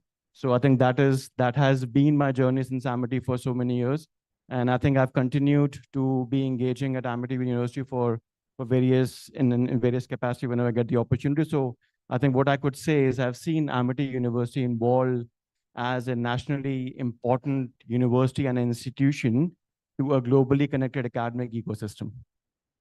And I believe that today's theme, which reflects the very journey of this institution, which is not as expanded geographically, but has also strengthened its global outlook, its industry engagement, and international collaboration. So I think this brings very nicely to our theme for today's evening panel discussion, which is about purposeful partnerships and policy alignment, and how do we reinvent the UK-India ties, for the shared future. So I'm very privileged to have this very esteemed, panelists with me. Obviously, most of us are here today physically, but we also have 2 of our colleagues who have joined virtually. I hope that, we are all audible to our colleagues who joined us virtually. So let me, kind of start and put some context in the UK-India relationship, on the higher education side, but it's not just, and I think it was being mentioned, by the previous panelists that the UK-India relationship is not just transactional in nature anymore. It's not about students going from India to the UK for their higher education. I think this is about more strategic long-term engagement. This is about co-creation and collaboration. So I think this is about the initiative for co-creating and co-delivering degrees. It's about co-producing research. I think it's about co-developing talent pipeline.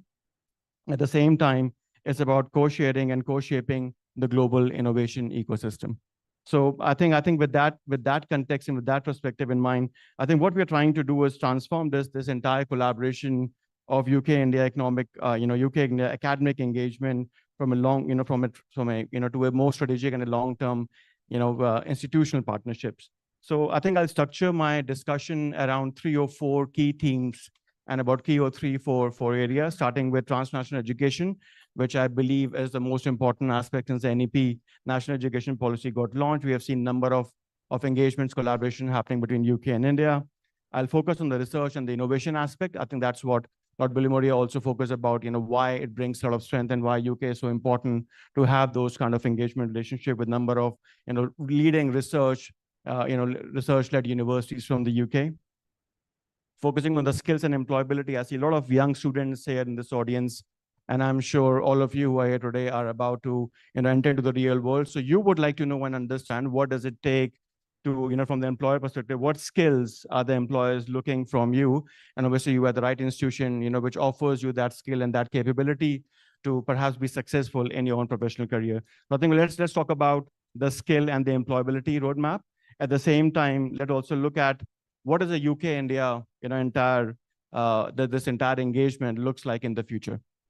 So I think let me start with the first theme about the transnational education.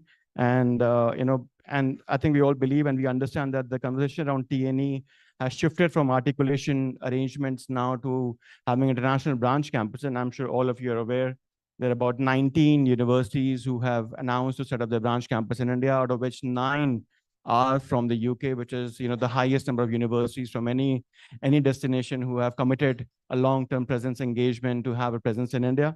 So and we also looking at a number of dual and joint degree programs between between the two institutions.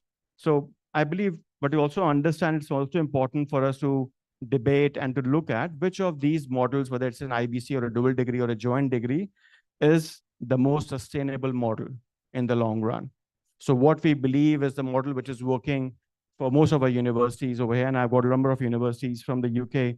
So let me start with Professor James, who's also sitting right next to me, to get his thought about from the University of West of Scotland, to give his insights about the T&E engagement, and also feel free to share any models that University of West of Scotland is working with partners in India, including Amity, which is working for you, and which model do you believe is the most sustainable? Thank you very much. Whilst we might want to concentrate on transnational education, what I would say is let's not dismiss the articulation model either, because I think both of these things can work extremely well together. The key word in this is around a partnership, so that we do not end up in that transactional only relationship that you mentioned earlier on. And one of the whatever model is adopted, whether that's a dual degree, a joint degree, micro-credentials, the most successful and the most sustainable partnership will be between universities with similar purposes and with similar values, so that they engage in this process not as I've mentioned, merely as a transactional arrangement, but as a true partnership. And I think, given just picking up on a couple of the other points that you mentioned, I think as we are developing transnational education partnerships, we should think about how we do that, not just between universities, but also with industry. That tripart arrangement, whether it's from learning and teaching, where we can co-create the curriculum so that we are teaching the content and teaching the skills that employers are looking for, we can also co-develop the research and development that would be required within industry as well. And universities that create the knowledge and create the research and development can then be scaled through the industry partnership that is being developed.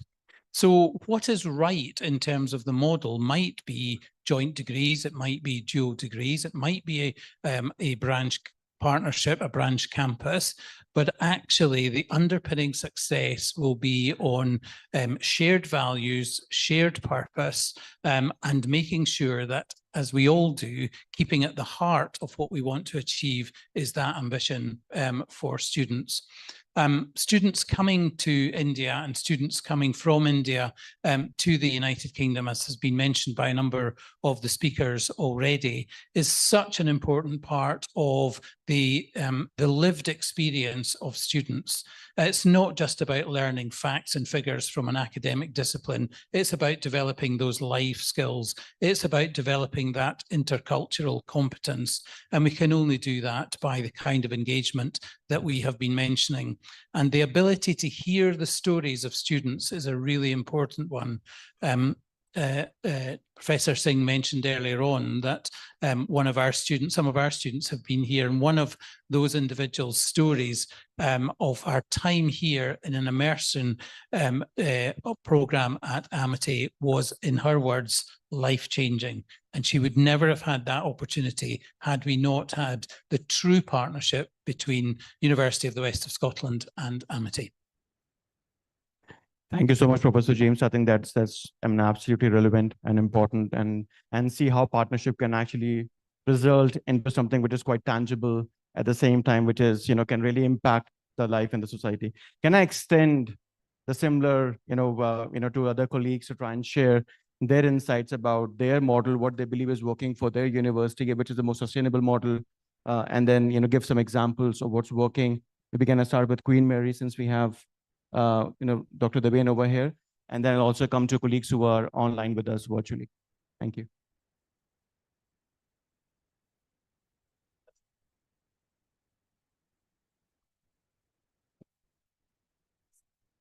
All right. Thank you very much, and I would like to thank you, Amity, for having me here. It's my pleasure to be here. So I've taken on this engagement role for the last 6 months, and I've been studying the partnerships that Queen Mary has signed up with different institutes across globe. And what has worked best for business school is the articulation degree 2+2, where students, they study 2 years in their home country, and then they come to UK and spend the year 2 and year 3, and they're awarded, and they graduate with Queen Mary degree or they graduate with dual degree. Specifically from India, we've seen majority of the students graduating with 3+M, so 3+1 if you may, where students, they finish 3 years of UG and 1 year of postgraduate. So, and the fact that we do offer several specialized programs, a lot of students, they find this a model. I mean, we find that quite attractive or appealing to Indian students. Other thing which I've noticed is that in terms of the initial engagement with all the potential partners, I mean, the main point that I hear from everyone is about the research collaboration, which is something I believe can be worked upon. And now with this whole TNE development, where the campuses are, UK institutes are opening their campus in India. One thing we could do is we could explore the hybrid delivery models where, or have a kind of a flying faculty where, and promote the idea of setting up research group or centers, which will allow cross exchange of research knowledge or presentation or dissemination of knowledge. Of course, there is an association of UK and US academics who organize biennial conference in India as well, which is well received by a lot of Indian academics. So that is something which I would advise all the academics, scholars who are keen to work with the academics from UK or other countries to attend those conferences, because that helps to promote the research and enhance collaboration as well. Other area I believe which could be potentially looked at is exploring the joint supervision of joint doctoral supervision between the UK and Indian academic, because that's something which is one of the objective which a lot of institutes have highlighted, that the research collaboration is missing, and this is what I believe one of the key area which we could look at. But I mean, this is something which I wanted to add. Yeah, thank you.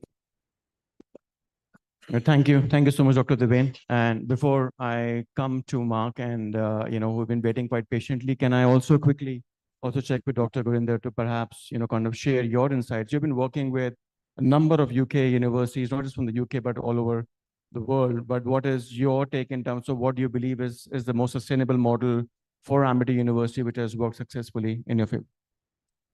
Thank you. I think this is a subject which is very close to my heart.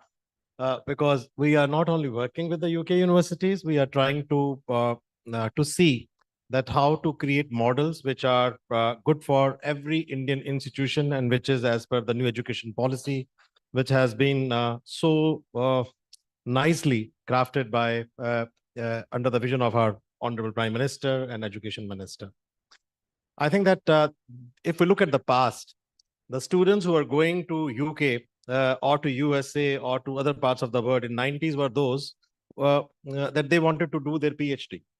So I remember that when we came out of the college, we were doing our masters. Some of the brightest students, they were very clear that if they have to go to US, then they have to take the 100% funding. So very, very clear mandate that you need to do your PhD, you need to give your GRE, you should get a good score. And if you are getting 100% scholarship, you will move abroad.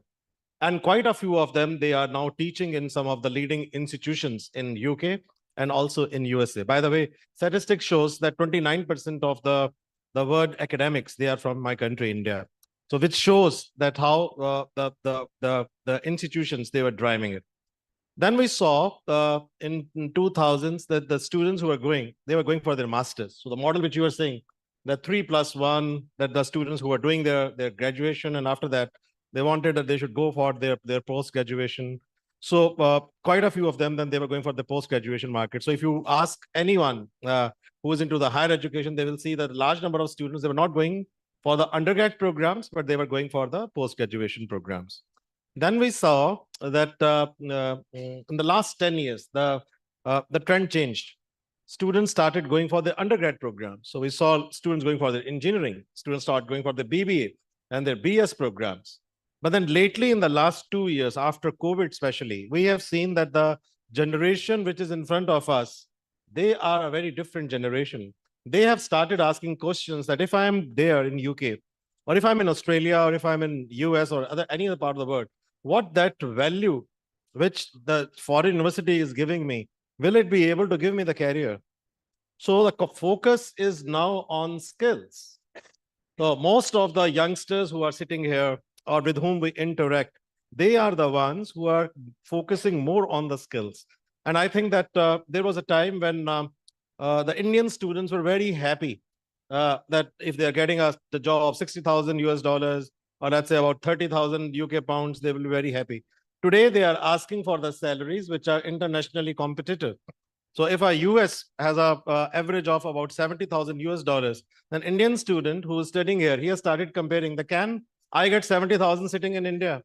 And or if you put that in the purchasing parity theorem, what is the kind of value addition which I will be getting if I get this degree? So I think these are very important. So we welcome all the foreign universities who want to establish their campuses, but we really need to think upon that what is going to be the T&E model, which is going to be more relevant in India, because so many universities are coming up, but then we need to see that what the student is asking for. To me, the student still feels that if he is getting an exposure and is getting a first-hand experience working with the industry, and then which can make his career, is more important than simply taking a degree from a foreign university or from an Indian university. For example, the more I speak to the students, we had a hackathon 2 days back, and we see massive response from the students. They are not interested in sitting only in the classes studying theory, but they are more interested in participating in hackathon. They are more interested in talking to the industry. For example, if UKIBC or Rolls-Royce or Hindustan Levers, they come up and they speak to the students, you will find that attendance is very high. But if you simply say that you need to give an examination which is too academic or which is too theoretical, students are no more interested. So model of education is going to change, which I personally feel. So if you look at the models which most of the universities, they are trying to implement in India, it is more or less the articulation one. In India, we started at MIT this model in the year 1998, though the Indian government is implementing it now. Our founder, who's watching you live, we remember that our chancellor, our founder, and few of us, we as a founding members, we used to sit together and we used to think that how we should be able to create different kind of education system. So we created a model where the first part of the program can be in India, second part of the program can be abroad. We created a program called 3-continent program, where the first part of the program was in India, second part of the program was in UK, third part of the program was in USA. And these were very, very successful programs. So it's not something new, which is being offered to the Indian students. But then at the same time, we need to see that the foreign universities who are coming up, what kind of faculty they will be using. Is it a foreign faculty or is it an Indian faculty? What kind of resources they will be using? Is it going to be the world-class investment in the labs? Or is it going to be a smaller institution, a shop institution that will be working in 10,000 or 20,000 square feet buildings? I had a long discussion with Lord Billimoria, who's a great academic institution builder.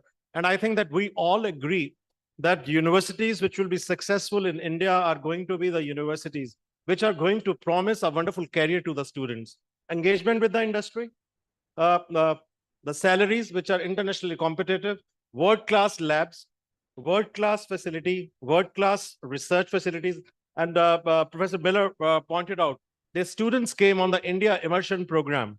And believe me that what he's saying is really, first of all, give a huge applause to him. Year after year, large number of students from them, they come to us. But it's now reverse model.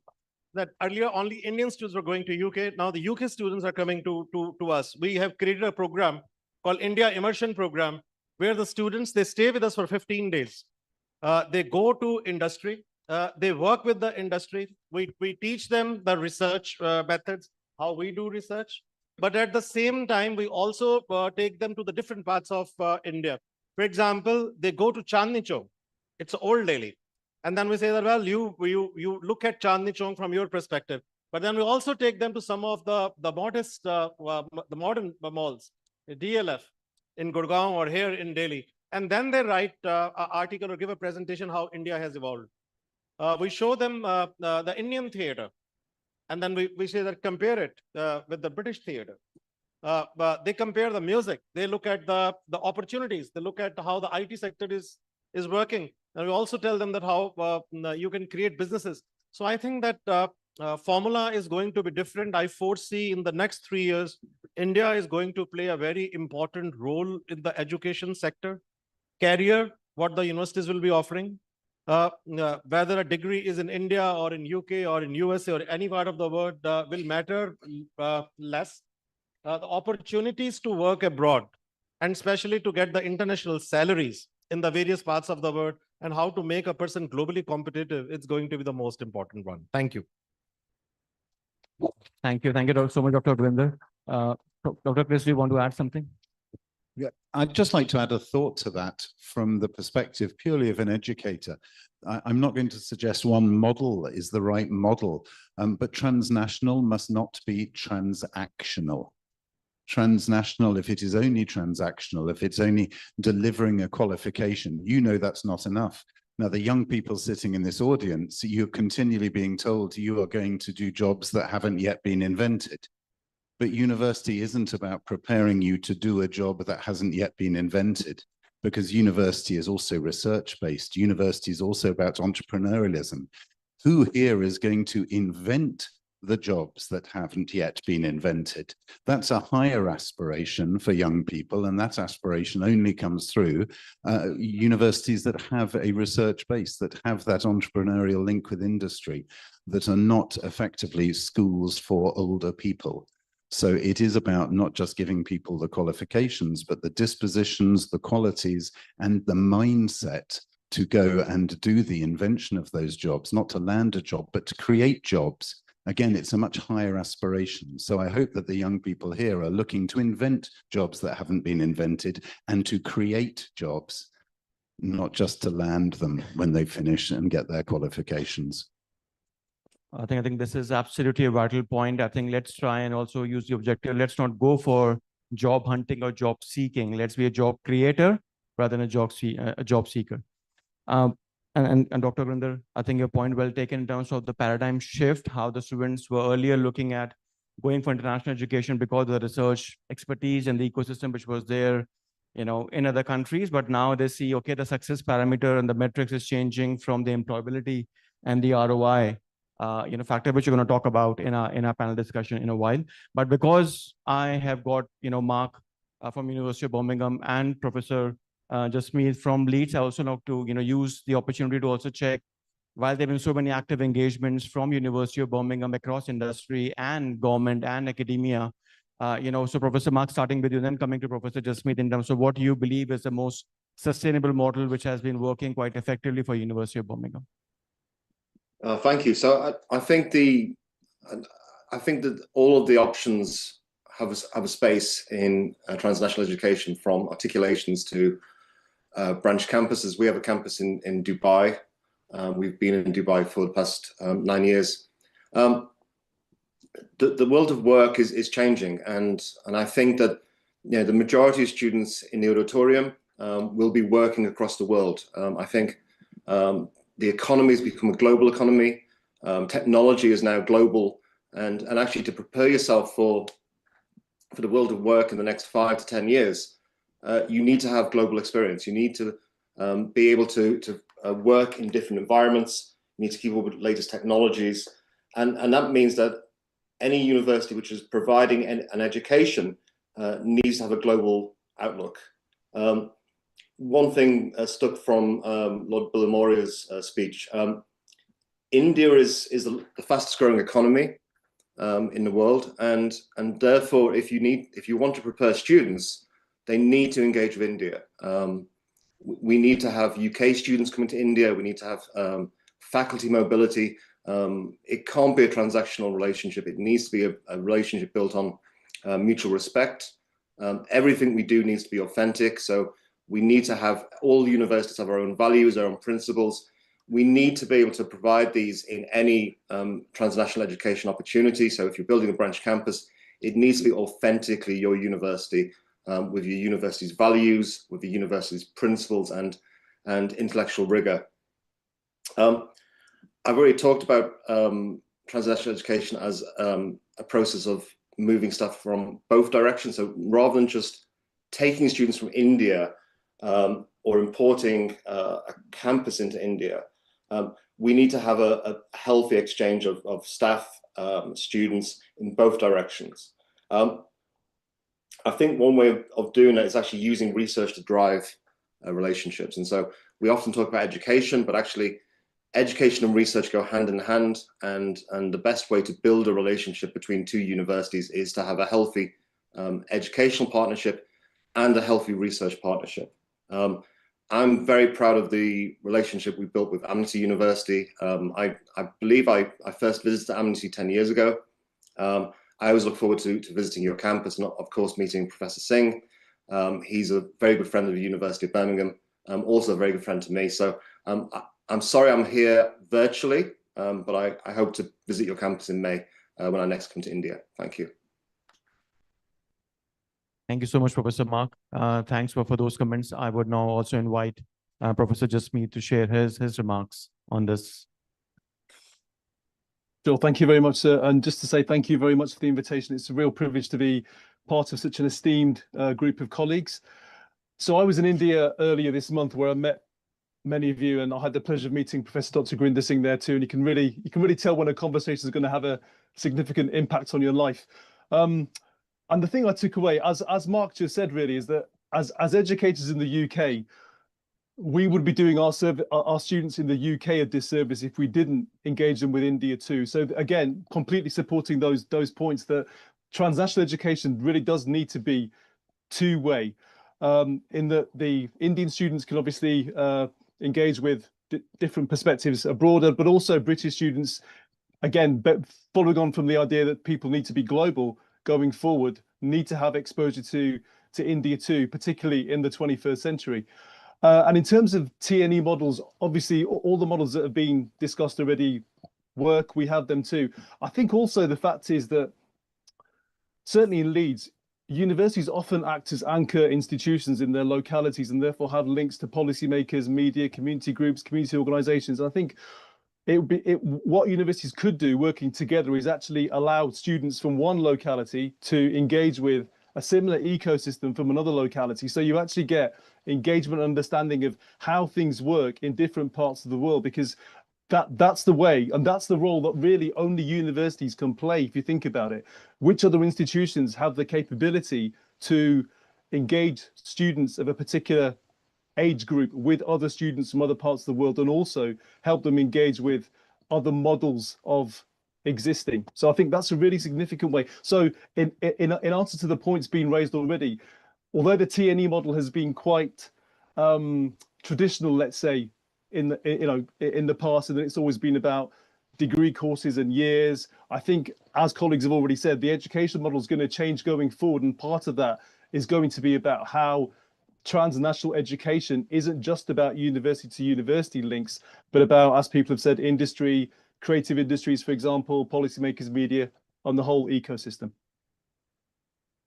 Great, thank you. Thank you so much, Professor Jasmeet. And I agree. I think while the other models of TNE are maturing in terms of dual and joint degrees and the international branch campuses, I think articulation still remains quite important as a sustainable model of student exchange programs, 1+1, 2+2, which I believe will continue, to be a model of engagement between the UK and Indian universities. Now, and I'm sorry for a few of my colleagues who have been quite patient so far. So it's a big panel. I'm trying to struggle to get everybody in, but I'll come to you, to Nikhil and Aditya in a while. If I can move on in terms of, from the TNE to a more deeper engagement on the research and the innovation ecosystem. And I think we all would agree that UK and Indian universities collaboratively quite seamlessly, in terms of the research and your publications. So I think there's a number of joint research that we have seen from different universities, from the UK and the Indian partner universities. And then there's good quality publications too, no doubt about that. But what we believe is that that translation of the research into, kind of commercial aspect of joint patents or deep tech startups, or which really has got a commercial impact, is quite limited. So my question to the panel is, what structural changes, be it about the funding models or about the industry involvement or incentive to the university, which needs to be available to shift the UK-India partnership, academic partnership, from a knowledge creation to an innovation creation? So I think why don't I start with Professor Chris over here to share his insight in terms of what he believes, and Aditya, I'll come to you to share any thoughts that you would like to have, and then have the panelists who has joined us virtually to see what, in terms of engagement, what is required, what structural shifts are required to make this relationship from a knowledge to a commercially impactful partnership. If you're going to move beyond the theory into the practice, you have to do that with local organizations, and you have to do that by embedding it within the community. And that can work at any level of education. It's being part of the community in which you're in and leveraging the partnerships locally. Clearly, there are areas of policy which will facilitate some of this, but a lot of it is down to the people and making those connections so that people can then leverage that. The small initiatives that build up are often bigger than the major initiatives that you can set out a pathway. The NEP is absolutely fantastic. The first time I read it, I mean, how wonderful. But it's not an implementation plan, it's a roadmap. And in this area, it's fine to have roadmaps, but you actually need implementation plans. So the examples that one hears about are where people have combined together and started small and then leverage that in a local way. And very often it's through an incubator hub. I don't know if that happens here at Amity, but the opportunities you could have for your students and your alumni to come together and to have some kind of an incubator hub, the finances out there, the capital's out there looking for those right ideas to back. And so I think start small, find something that works, and then amplify that. So accentuate the models that are there rather than planning something enormous, which is then really hard to implement.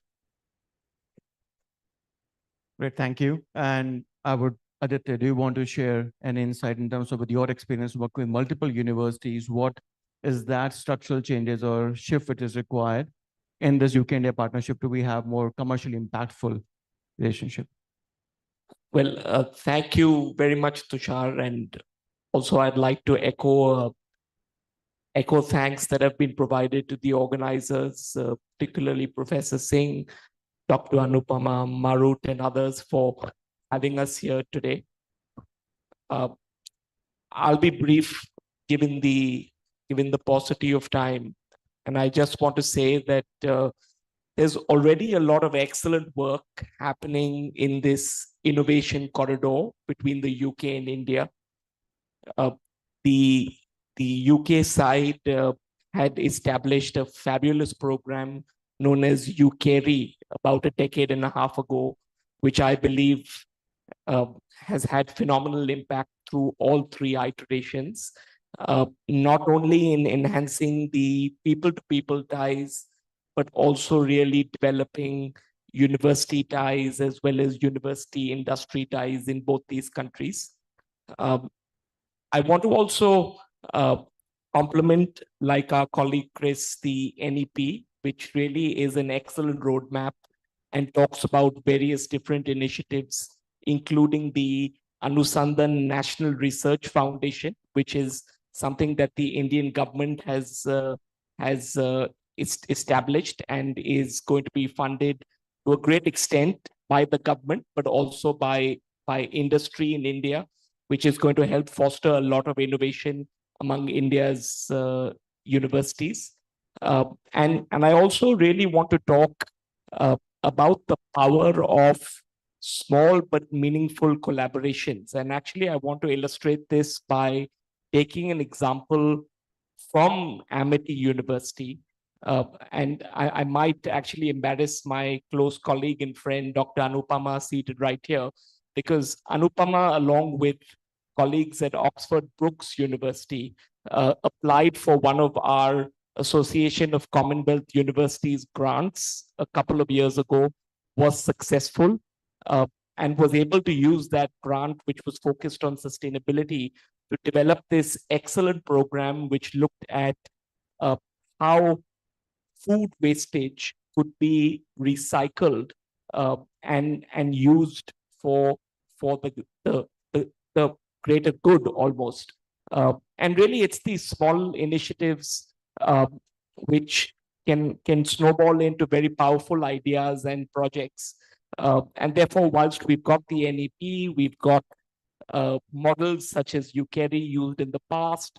We've got now the UK's international education strategy, which also talks about various different interesting initiatives, including TNE, of course, which has already been covered in this panel. I really want to encourage particularly the students in the room, as well as young academics, whom we as the ACU do a lot of work with, to not ignore some of these smaller grant opportunities that organizations like CARS actually offer, and can be very powerful in terms of initiating collaborations and longer term projects as well. So back to you, Tushar. Great. I mean, thanks, Aditya, and thanks for highlighting the research funding platforms available, both from the UK-India partnership, UKERI, but also the government initiatives like the Anusandhan Research Foundation, ANRF. There are a few others like the GYAN, which is the Global Initiative of Academic Networks, and then there is, SPARK, which is the scheme for promotion for academic and research collaborations available, again, as a government initiative. I know if you look at how the Indian government spends in the research and development is still quite small in terms of, if you have to compare on the global network. India spends about 0.6% of our GDP on research and development as compared to say 2.3, 2.5% what a matured economy like a US, China, and other economies are investing in the research and development. And we see the results, how they are tech-driven economy and innovation-driven economy. And I think that's where India needs to bounce on. If I can also bring in the industry perspective, and Nikhil, thank you for your patience so far. So in terms of the industry participation for having more research collaboration, and often we see that whenever a business has got a problem or a challenge, they perhaps look inside and they look and try and find solution. Can I solve this internally with the resources that I have got? If not, they run to the big fours and to the consultancy to say, can we solve this problem?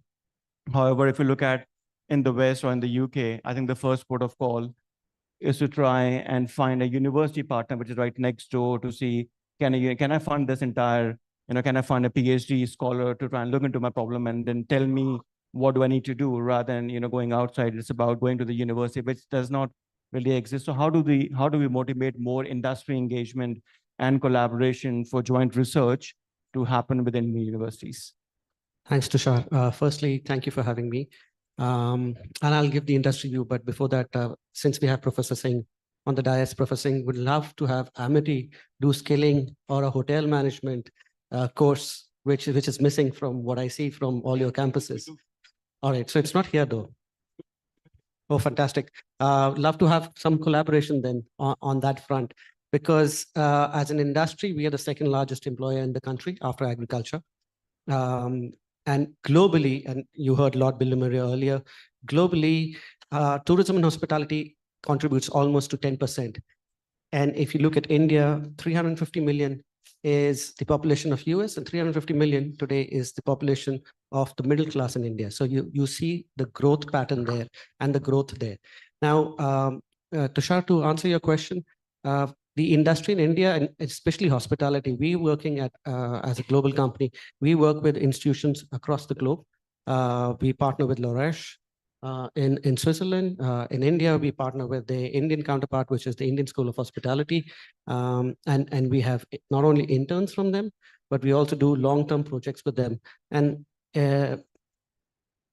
I think what Amity is doing overall is forward-looking and making sure that they work with the industry, because that is the need of the hour, and skilling is the need of the hour in the country. And what we're doing with ISH, what we're doing with a government agency, which is EHSC, which is Tourism Hospitality Skill Council, along with Job Plus, is we're scaling the youth of the country to be employable not only in India, but across the world. And one of the big pieces that we see of course, the FTA deal was a fantastic deal, but with the India-EU trade deal that happened, and the third pillar was the people pillar, and we see employability of Indians across Europe to a large degree through this partnership, as and when it takes place next year. And I think from a UK perspective, and you lead the Business Council, that would be a great opportunity if UK can actually follow the India-EU trade deal on the people front and what's happening on scaling and services. Actually, India as an exporter of talent, and we have the talent. And if they can go to Europe, I'm sure they can go to UK as well. Great, thank you. Thank you so much, Nikhil. And I think it's great to see one tangible outcome from this roundtable discussion where ITDC is open to engage with Amity on the hospitality and tourism programs. So I think the most powerful model which is going to sustain, which I personally feel is going to be the model which we are working with quite a few universities, which includes University of Birmingham and Queen Mary University of London, and also with Professor Miller and many others. I think the most important model is going to be that what value we are going to add into the life of the youngsters. So we are creating co-op model with some of the leading universities of the world. We had long discussions with some of the leading universities of the world. Universities must come to India, but at the same time, they should come with a very clear mandate that how they are going to help the Indian students also. So for example, we are creating a model with few of our strategic partners, where the first part of the program is going to be in India. So first year is going to be in India. Second year, choice in India, UK, US, or somewhere. But 1 year, they have to compulsorily do their program with the industry. So for example, if someone wants to go to UK and he chooses to go to UK, then he will not have to find the jobs once he finishes his degree. So he's doing 1 year or 2 years at MIT, but then he is doing 1 year with the UK companies. So I think Jasleen is here. So we have discussed this with some of our partners, that how you should be able to create co-op models.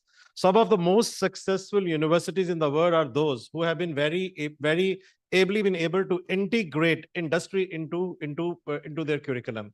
I'll give you many examples. When INBUSH happens every year, there's a lot of funding which is required. A lot of funding is required. So there's a huge funding. It's a very big investment in research, in calling people and looking at and how it will work. Now, who does it? So I'll give you one example. If Miss Flossie is here, just raise hands. So Miss Flossie, we gave her a job. So she was saying that, well, I will be working on the model. So she said, no, model will work, but you need to work with the 100 companies. So look at the 100 companies, try to bring them to the campus and create a model where the students can do some part with those companies. And that is why, Nikhilji, you are here, because she was the one who was corresponding with you. And there was a constant monitoring which was going on. Similarly, you will find that we have got a stalwarts, but then we have got youngsters who are really bringing a change in the system. For example, if you have Ayushi and Sheetal, 25, 26-year-old girls. Yeah, please sit down. Management trainees. But if Acer, Microsoft, and IBM, they are working very closely with us on INBUSH, it is because of these young girls. Because someone was mentoring them that if MIT has to become successful, you need to create some models which are industry friendly. So it seems very difficult, but when you start approaching industry, then Lord Villamoria, we discuss it many times, and you are always of the opinion that only those models which will be working with the industry will be very, very successful. So I think that if we approach industry with a mindset that we want solution, industry is also going to help. But Indian companies and also at the same time, the global companies, Indian academics and the global academics, they need to really come together and do a brainstorming and create opportunities for the students. I can see that the change is coming up. For example, when the students, they come for the immersion programs in India, we find that it's a big change. Last year, MIT and India created a history when 300 students from Australia, for the first time, they came to India from Monash. and they did a program called New Colombo Plan. So there was a huge funding which was done. Under the UKERI scheme, we have done so many projects. Myself and Dr. Nupma, we went to University of York to do a program where 150 companies were involved. And now their delegation is coming up and we will be involving 150 companies here. So I think sky is the limit if we are able to create co-op models. And that is what we are doing with our strategic partners like Birmingham, Queen Mary University of London, and with Professor Miller and many others with who are our partners.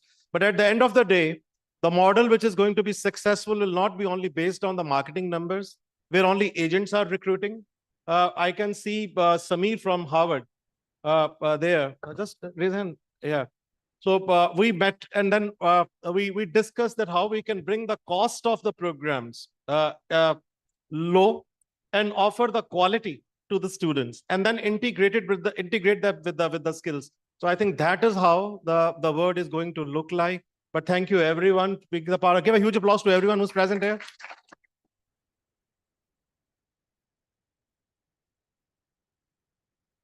Foreign universities will come, welcome to India. But I think that MIT and foreign universities will work together to create new models, which will be based on co-op models, which will be based on working together with the industry and giving them the meaningful careers in all times to come. Thank you so very much. Thank you. I think in the interest of the time, we will try and wrap up our session over here. While the last point I want to discuss was the employability section, which I think Dr. Govinda has already covered in terms of the skills which are required for the students to be employable in India. So I think I'll conclude this session and hand over to you. Thank you. So what a brilliant session. Industry, academia, and academics. These are the most beautiful threads that need to be woven together to bring the amalgamation where it builds the synergy for future. Internationalization of things, bringing the foreign universities to India and Indian students to get that opportunities to build the better India, the Atmanirbhar Bharat, is what the outcome talks about. Ladies and gentlemen, now the time has come to request all the dignitaries on the dais to kindly step forward for the felicitation ceremony. A big round of applause to this august gathering here. Students, you are the biggest power. An AIBS champion, you proved it today. Without you, this event is impossible. So time has come for conferring of awards to the distinguished guests and speakers. Music. Amity is proud to confer Amity Excellence Award for Global Leadership to Lord Karan Bilamoria, Member of House of Lords of United Kingdom. Thank you so much, sir, for joining us live and making an impact to this audience by your great experience. Thank you very much. Thank you. I'm very honored. Thank you. Amity Excellence Award for Global Leadership in Industry and Economic Diplomacy goes to Dr. Kishore Jayaraman, Chairman, UK-India Business Council. Thank you so much, sir, for joining. Your valuable insights are the greatest lessons for all of us. Amity Thank you is very proud to confer Amity Award.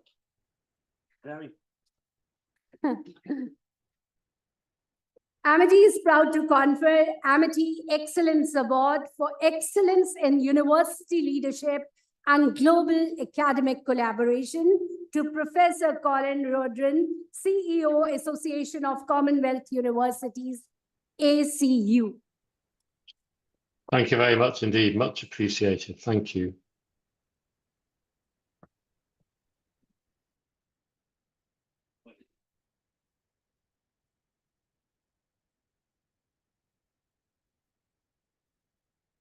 Amity is proud to confer Amity Excellence Award for Trailblazing Global University Leadership to Professor James Miller, Vice Chancellor, University of West Scotland. It's a great honor to have you today. He's so kind that he was a part of the inaugural function also in this morning.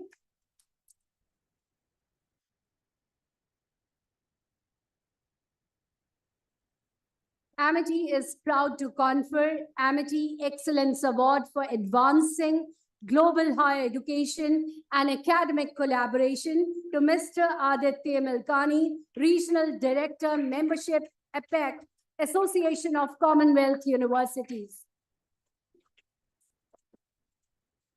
It's a big day.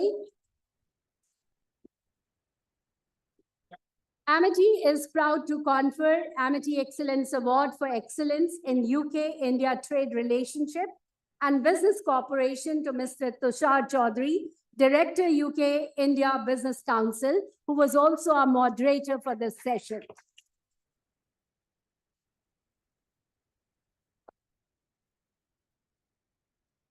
Amity is proud to confer Amity Excellence Award for Thought Leadership in Finance, Research and Global Capital Markets to Dr. Devin Bhatia, Co-Director, Finance Research Cluster and Reader, School of Business of Management, Queen Mary University, London.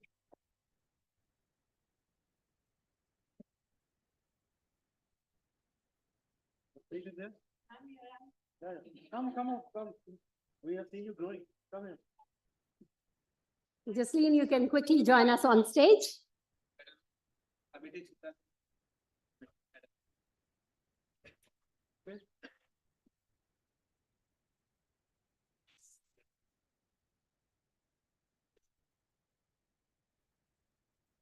Amity is proud to confer Amity Excellence Award for Excellence in School Education and Leadership to Dr. Chris Stevens, Executive Head of Clifton College and Clifton College Education Group.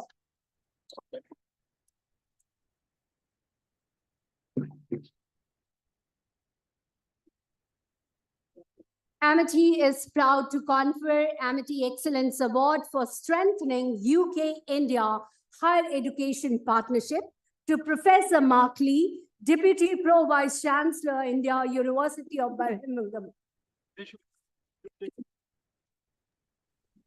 Thank you.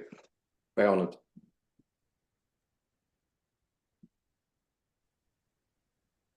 Mr. Mark, we're giving it to your representative.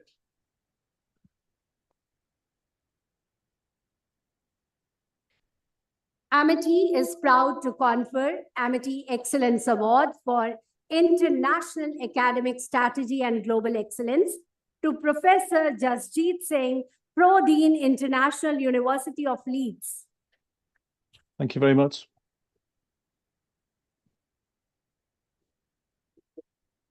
Thank you very much.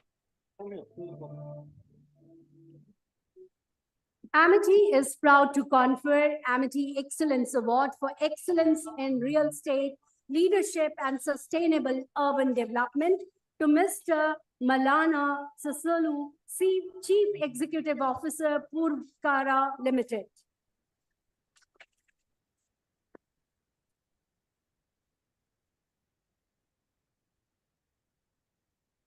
Amity is proud to confer Amity Excellence Award for Leadership in Hospitality and Business Growth to Mr. Nikhil Sharma, Managing Director and Chief Operation Officer, South Asia Radisson Hotel Group, India.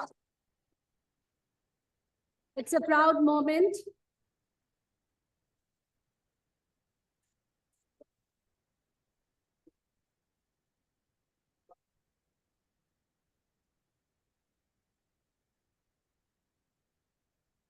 Amity is proud to confer Amity Excellence Award for Excellence in International University Outreach and Student Engagement, Mr. Sandeep Sharma, Director, South Asia University of Sussex.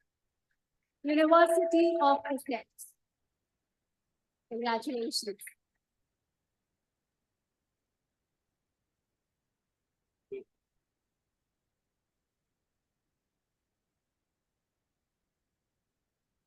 Amity is proud to confer Amity Excellence Award for Leadership in Global Higher Education and Internationalization to Professor Stephanie Pittikas, Vice Principal, International University of West Scotland. Congratulations.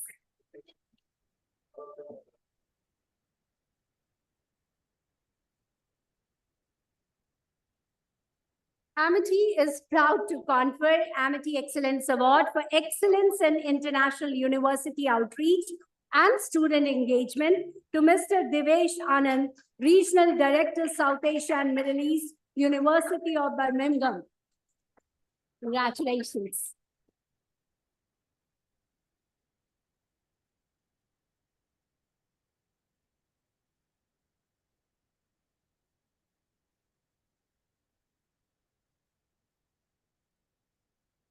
Amity is proud to confer Amity Excellence Award for Excellence in International University Outreach and Student Engagement to Ms. Jaspreet Kaur, Principal Advisor, South Asia, Queen Mary University of London, based on UQuebec.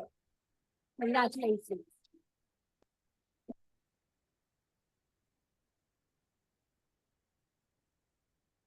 Amity is proud to confer Amity Excellence Award for Leadership in Technology Innovation to Mr. Harish Kohli, President and Managing Director, Acer. This award is collected on behalf of Mr. Harish Kohli by Mr. Piyush Saxena, an IT Innovation Hub, who is also our lead sponsor. And when technology blends with human engineering, miracle happens. Ladies and gentlemen, a big round to our student community, to all the support system, to our founder president, to our chancellor. From the inaugural day to this session, the vibration, the saga, the connect, that speak the vibrance of our student and the organizing team. Thank you, everyone. We were talking about the co-op model. Alumni plays a very important role. So there are a number of alumni and youngsters who have played a very important role in bringing many companies together. One is Kanika. Just come here, Kanika.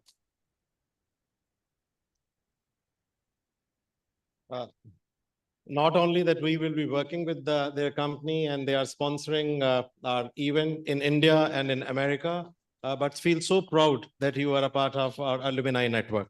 Yeah. Thank you. That's mine. All the best. Thank you.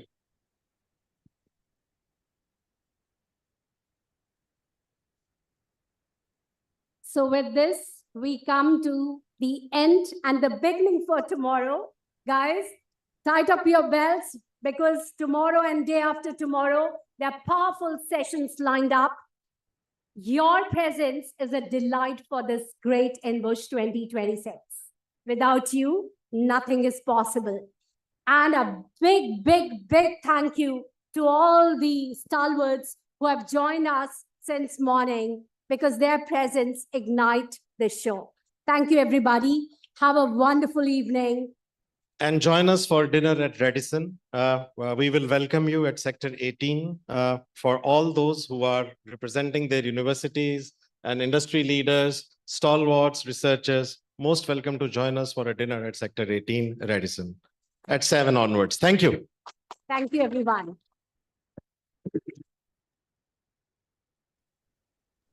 Thank My you. lovely Bye-bye. and All the worthy best. students, Thanks, everyone. kindly stay back for a minute. Thank you. Bye-bye. You have been a wonderful sport throughout the day. And over to Dr. Meghna now. All students to please wait for the attendance.